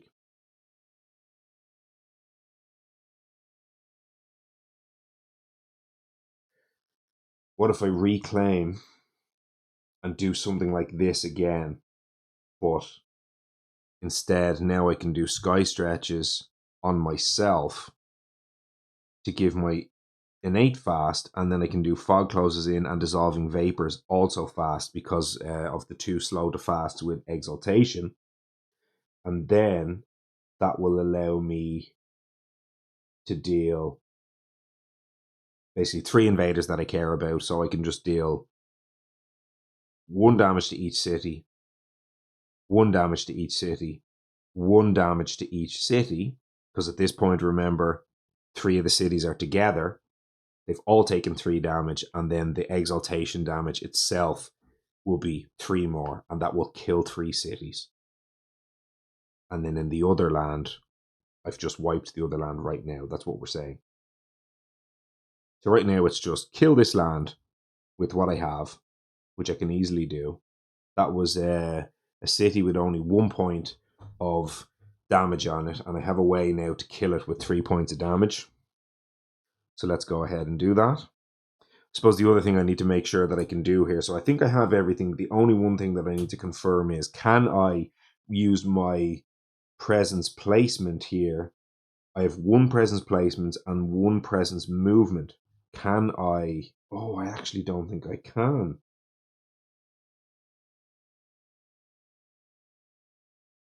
Can I push enough stuff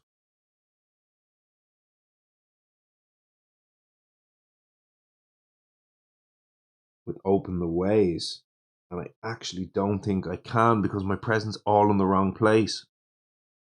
And these are the 3 cards I need to play. I can't Flowing and Silent Form start by. Oh my lord, is that true?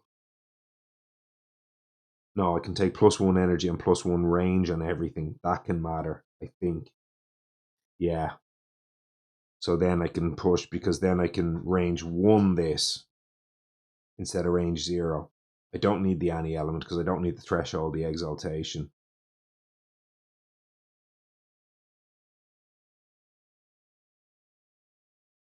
Yeah, I don't need the Annie element. I think I can do it. So then range 1 now with the left in 8. I can range 1 in here, push that in there. And I can go move him in there and then place a presence in there, which allows me to push that with Open the Ways. So, or yeah, Open the Ways makes them adjacent. Yeah, okay, so I think I can do that. Well, that means I can get that in there and that in there. And then can I get 3 adjacent presence with the fog closes in stuff? I can go move once and then once. And then next turn, I can go move once and then once. Wow, I think I can just about do it. Have I moved a presence yet in the slow?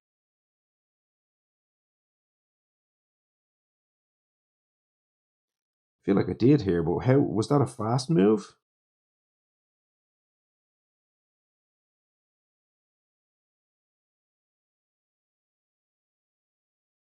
You know, I think I actually, for some reason, forgot to place that blight in there. I would have flipped the blight card earlier. I wouldn't have flipped the blight card in the event step. I would have flipped it in the fast. But there were no other real changes. I would have had more knowledge of what was happening, but assume none of the rest of that changed. I think I should have flipped that earlier. I don't think it made any difference because it flipped before anything else happened in the invader step. So I think I was just one blight short there. I think I forgot to add that blight. But that was this turn. So I used one of my presence movement to get him out of there, but I don't think I have yet moved any presence in this slow phase.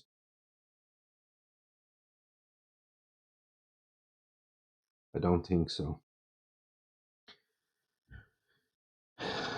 So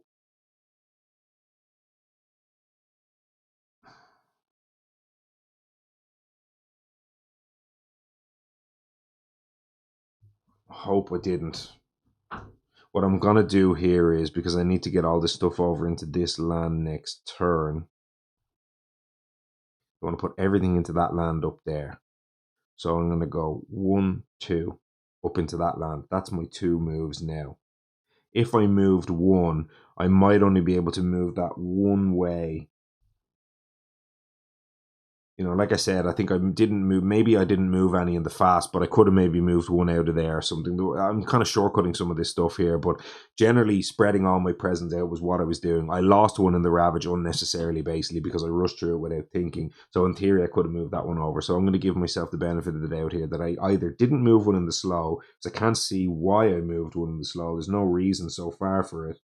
And what I'm going to do right now is I want to have 3 presence around this land. To be able to do the fog closes in, the dissolving vapors, and then the suffocating shroud. I need to deal 3 damage to that city right now to kill it, and it's only got 1 point of damage on it. So I have to go basically fog closes in,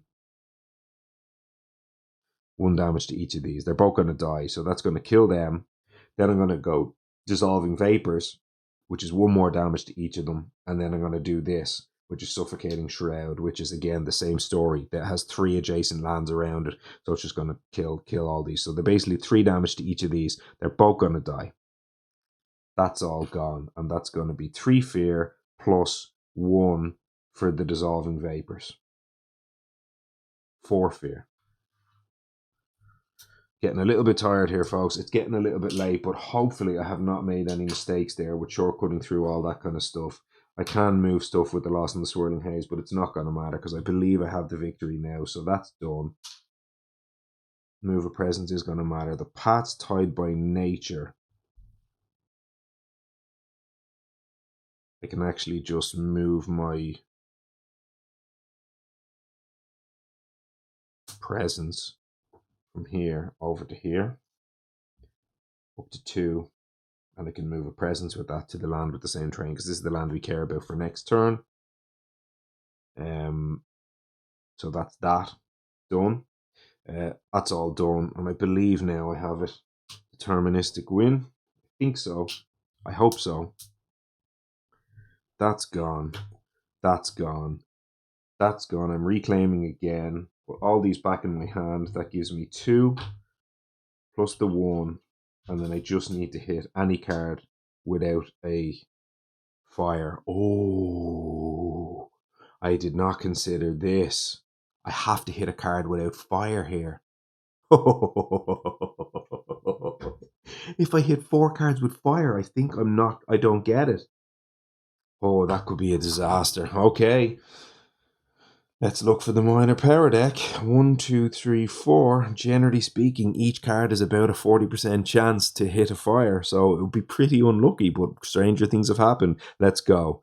No fire. We hit a fire. No fire. We hit a fire. Come on now, please. It's a fire.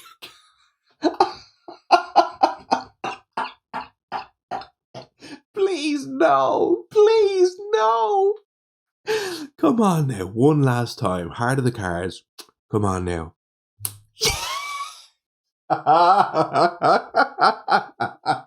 Yes. Tormenting rat flies. And speaking of tormenting rat flies, I can see a few flies flying around me. I think they've seen the light from the outside with the summer weather. But anyway, tormenting rat flies coming in and tormenting me. That is an energy. We got there. Put the rat flies in the hand, play the sky stretches, play the fog closes in, play the dissolving vapors. That all costs 1, 2, and 2 more. And I believe I believe we're there. Come on now. Hit the add a presence in any land plus the gain 2 energy button. Take the presence from here that gives us the range on anything. That's 2, 4, 5, 6, 7. 3, 6, 7. Exaltation, my favourite major in the deck. Sing its praises at every given opportunity. That's 7. That's 0. The Terror Turns to Madness is going to be in my hand. I actually had an extra way to move a thing with the Traveler's Boon, but none of that's going to matter. We have to add a presence at range 2. We'll put it in there.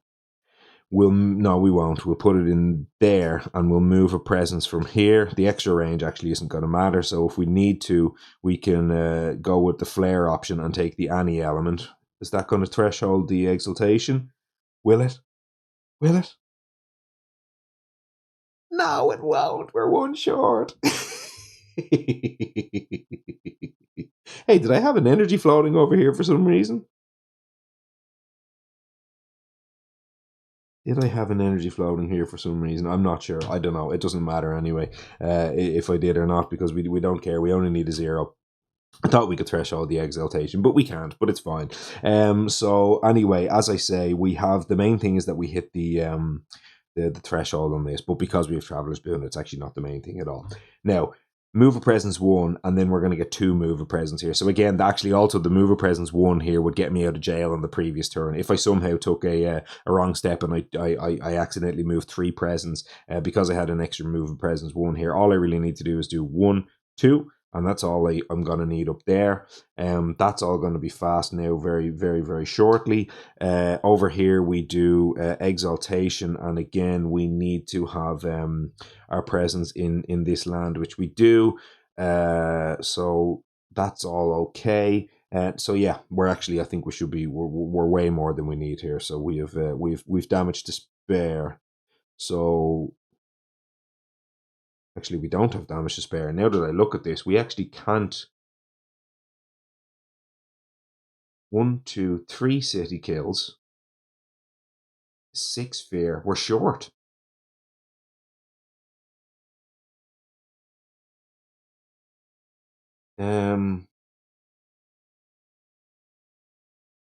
Well, let's see, are we short? Let's see, are we short? I thought I had damage to spare, but actually I don't think I do. So the 2 moves up there is the double move. That's a +1 move. So actually, that, when I said I had moves to spare, I actually don't have moves to spare. I'm going to need to do that move right now. And actually, I just noticed there's another invader up here as well. So I do not.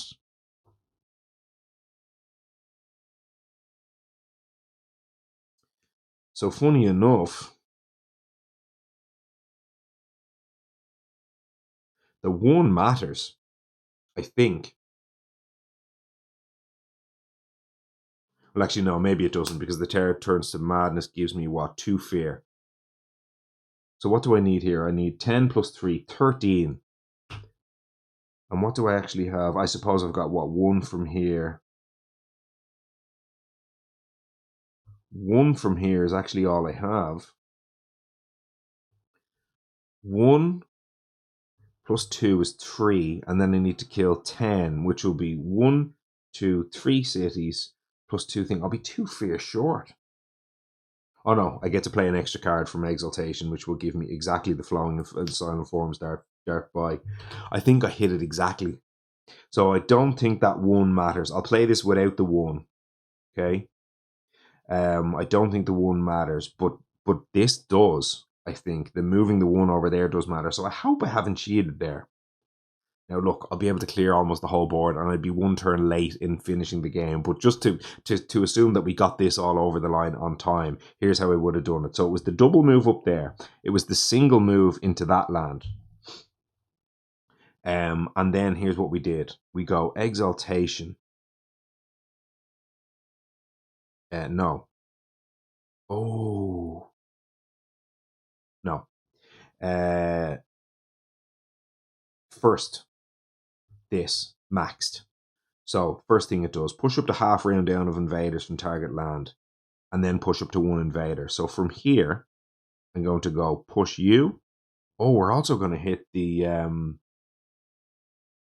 6. No, we'll hit 6. It's okay. Yeah, so actually, no, I can't do this. So I am going to be 1 short. Maybe I won't. Maybe I won't. So push up to half. So that was up to half. Round down was the city. Second thing is push up to 1 invader. That's open the ways up to there. Now, next, here. Push up to half, 1, and then 2. Now that has 6 invaders in the land. This is resolved.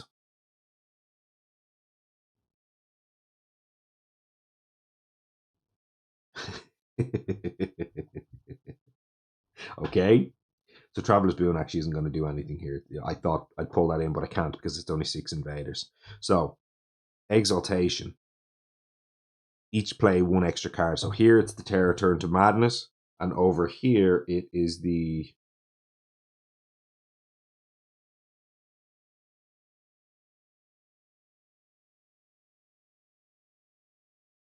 Actually, Tormenting Rotflies. Oh no, I can't afford it. Thought the Tormenting Rotflies gave me exactly enough fear, but I can't afford it. It costs 1. But that's okay. We'll play this Flowing and Silent. Now, as I say, I think I might be 1 fear short here, but maybe not. We'll see. So now we both play a card. Make up to 2 of our slow pairs fast this turn. These 2. And over on this side, it's Terror Turn to Madness. And then 3 damage in one of their lands. You may do likewise. This is where I'm thinking, can I deal 3 damage in this land? The isolates don't matter. Can I deal 3 damage in there to kill that town, and then deal 3 damage up here? Oh yeah, now because I'm only going to be able to deal damage to 4 of those buildings with the thing. So no, I'm not going to be able to kill all them. So the 3 damage might have to go in here. So let's think about this. 3 damage, I think it's both going to have to go up in here. I think it's going to be 3 damage to everything in this land. So right now, I'll reverse the order of this just so I can do the maths. I'll come back to the 3 damage. Let's assume we'll just resolve the rest of this card. And I can't threshold this, can I? No, because I couldn't hit the fire. So I was never going to be able to threshold that for the 5 fear. So that's fine. So let's do the slow to fast stuff. So Sky Stretches is going to give us this fast, and then these 2 are fast from the Exaltation. So let's go ahead and resolve all of that. First of all, Dissolving Vapors. 1 fear, 1 damage to all those buildings. Next.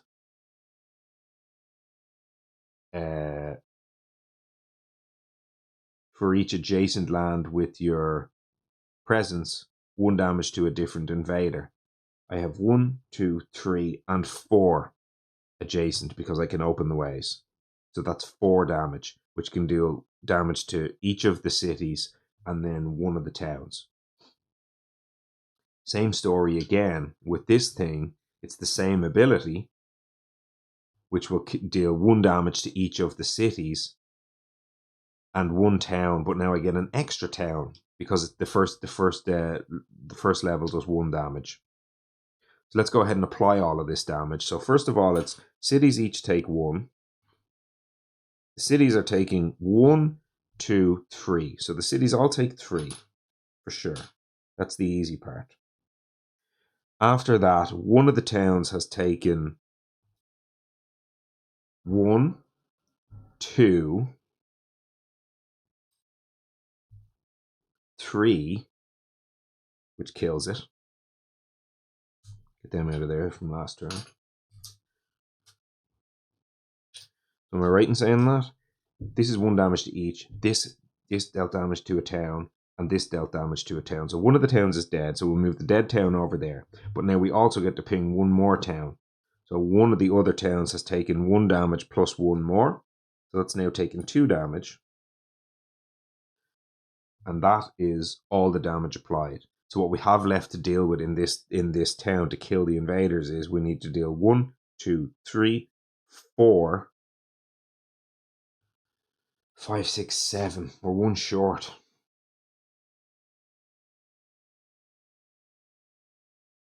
Dreadful. 1 short.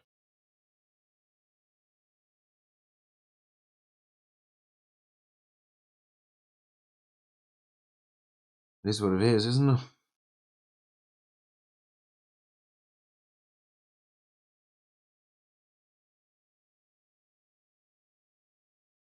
Yeah. No, actually, that's already taken damage. Because that took damage off Dissolving Vapors. That has 1 damage on it. So 1, 2, 3, 4, 5, 6. Which is the double exaltation. Which wipes this land. So that's all dead.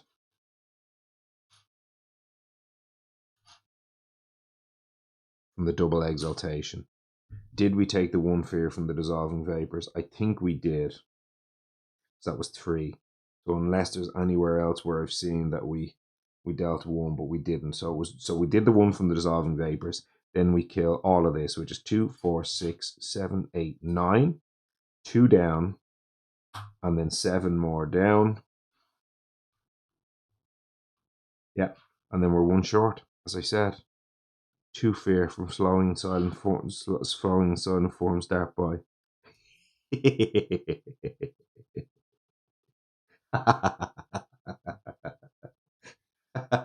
Oh no, wait, did I tear through some madness yet? No, I didn't. This is fast. Stage 2, 2 fear.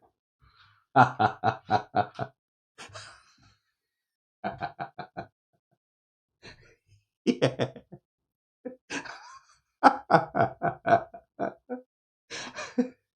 Let me count just to be sure. It was 13. So we did 1. Then we killed 2, 4, 6, 7, 8, 9. That's 10. Plus 2, plus 2, 14. We got there.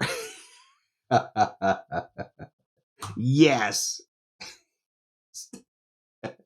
Terror level 3 victory. Oh, and it was the precise, it was the precision, it was the surgical, that wonderful first like 4 turns of the game where they didn't get to do anything, and it was just like prevent a billion explorers and a billion bills, and oh man, that deserves a sip of beer. Bran and Skull on, take a bow.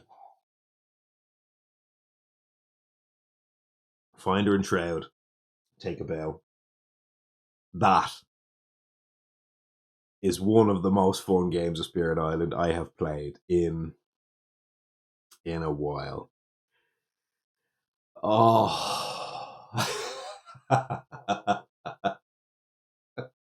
What time are we now? It's 25 to 3 in the morning. I did warn my my darling wife that I would be a bit late on this one, and I do believe I did warn you as well. We're now what 2 hours and 3, and I think it was about 2.5 by the time I paused the first video. So that's a good 4.5 hours run. And I to be honest, I thought it would go at least that long, given that's how long the Habsburg game went. But what can I say? This is why I love Finder. Finder is, sometimes, and actually to be honest, most of the time I play with Finder, it is not pile everything into one land and nuke it. More often Finder is this kind of stuff like you saw on the last turn. All this intricate, puzzly, move this to there, move that to there, move those 2 to hand over there, and then use the 2 to hand to figure the Breaking Dawn. And, and it kind of moves everything around, and it does all of these little really intricate, delicate things. And then sometimes you just put everything in one land and you nuke it with volcanic corruption twice. But generally speaking, most of the time I play Finder, it actually isn't like that. It's mostly like I mentioned Vigor the Breaking Dawn because a memorable game I played one time where it was one of the 6-6s. It was Sweden, England, I think, with Fractured, Finder, and Sun. And Fractured and Finder just did nothing to remove any plastic, and the whole board was completely covered. And then Sun found Vigor the Breaking Dawn, and the whole game became this card, the aid from lesser the spirit speakers, and it was like every turn like a power storm and all this other stuff going on, but it was just like everything was just move like 12 to hand, move like 8 to hand, and then it was just like play Vigor the Breaking Dawn twice, and it just like wiped half the island because Finder was doing all this amazing Dahan ninja stuff. And that is why I love this spirit so much, because it can do so many cool things and so many interesting, unique play patterns that come up. And it's like almost every single time I play this spirit, you get these really amazing, fantastic moments, but also puzzles. Not necessarily moments, more than puzzles. And it's just, oh, amazing. What do I have? We're pretty tapped low. 2, 4, 7 to hand left out of the starting 12, and that was the 5 that we that paved the way for success with that massive volcanic eruption. But there it is, volcanic eruption. I love this card, and I'm super happy I got it to show it on the channel and give it a chance to shine, because it is one of those kind of pet cards of mine. Stuff like Fire and Flood. I love these big splashy damage majors. Just hell of a time.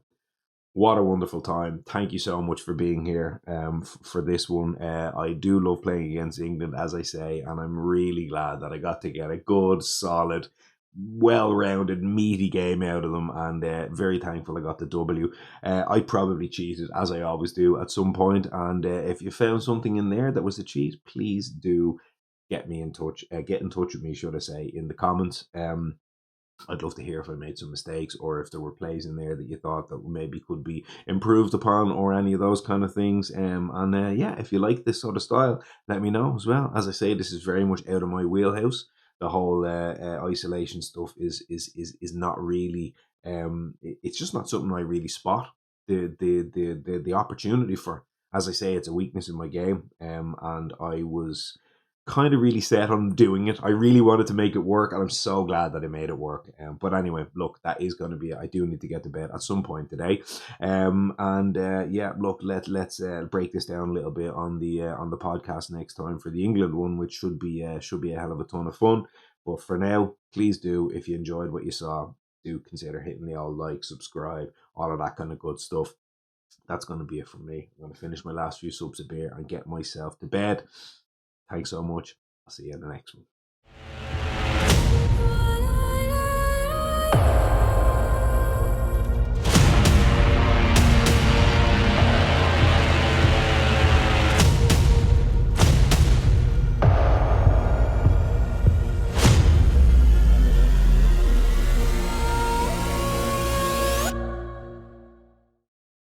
Well, folks, I did mention that I would come back in and speak to you a little bit later on. Here I am at the end of the video. This is now the third recording that I have done to attempt to address and speak on some of the things that happened in this video. And it's the third sort of approach that I've taken. The first time around, I recorded a very long 12, 13-minute video in which I spoke through a whole bunch of operational changes that I needed to sort of do to fix some issues that happened when I put a text overlay earlier in the game. There was a pretty egregious mistake made on an earlier turn, which I did not want to put as part of what I would usually do, where I put the sort of, here I should have done X and I should have done Y. Instead, we did this, and then I sort of track it with text overlays. In this particular case, there was a town built, or sorry, should I say, should have been a town built on one of the previous turns, which would have had a very big knock-on cascading effect for the whole game. It was on board A5. It was a wetland, and there was a confusion in my mind because I had isolated a particular land, and then I sort of said, oh no, I need to change my mind and put the isolate over here. and I just forgot, so that when it got to building the town, I thought it was pocketed, or I thought it was isolated, let's say from two adjacent buildings, but it wasn't. It should have built a town, and when it built the town, if I had done nothing else, there would have been this massive cascading effect where the following turn there was another sands that was, it would have been adjacent to two lands, it would have double built, and then kind of the whole house of cards would have fallen down. Um, it was not really possible for me to track that with this kind of text overlay stuff where X should have happened, Y should have happened. It was going to be impossible. I did so. So first of all, I recorded a video where I talked through a whole bunch of stuff, and I had made some other issues. By the way, I had made some other mistakes, but like moving Shroud's presence. There was a thing where I should have killed a city on a particular turn, I did kill a city in a ravage where I protected to the hand, but the city had +1 health from the event. It's the second time I've done that in recent times, and I'm really annoyed with myself over that one as well. So I should have just killed a town instead of a city. The city did rebuild anyway, so kind of board state wise it was okay, but I would have had one less fear.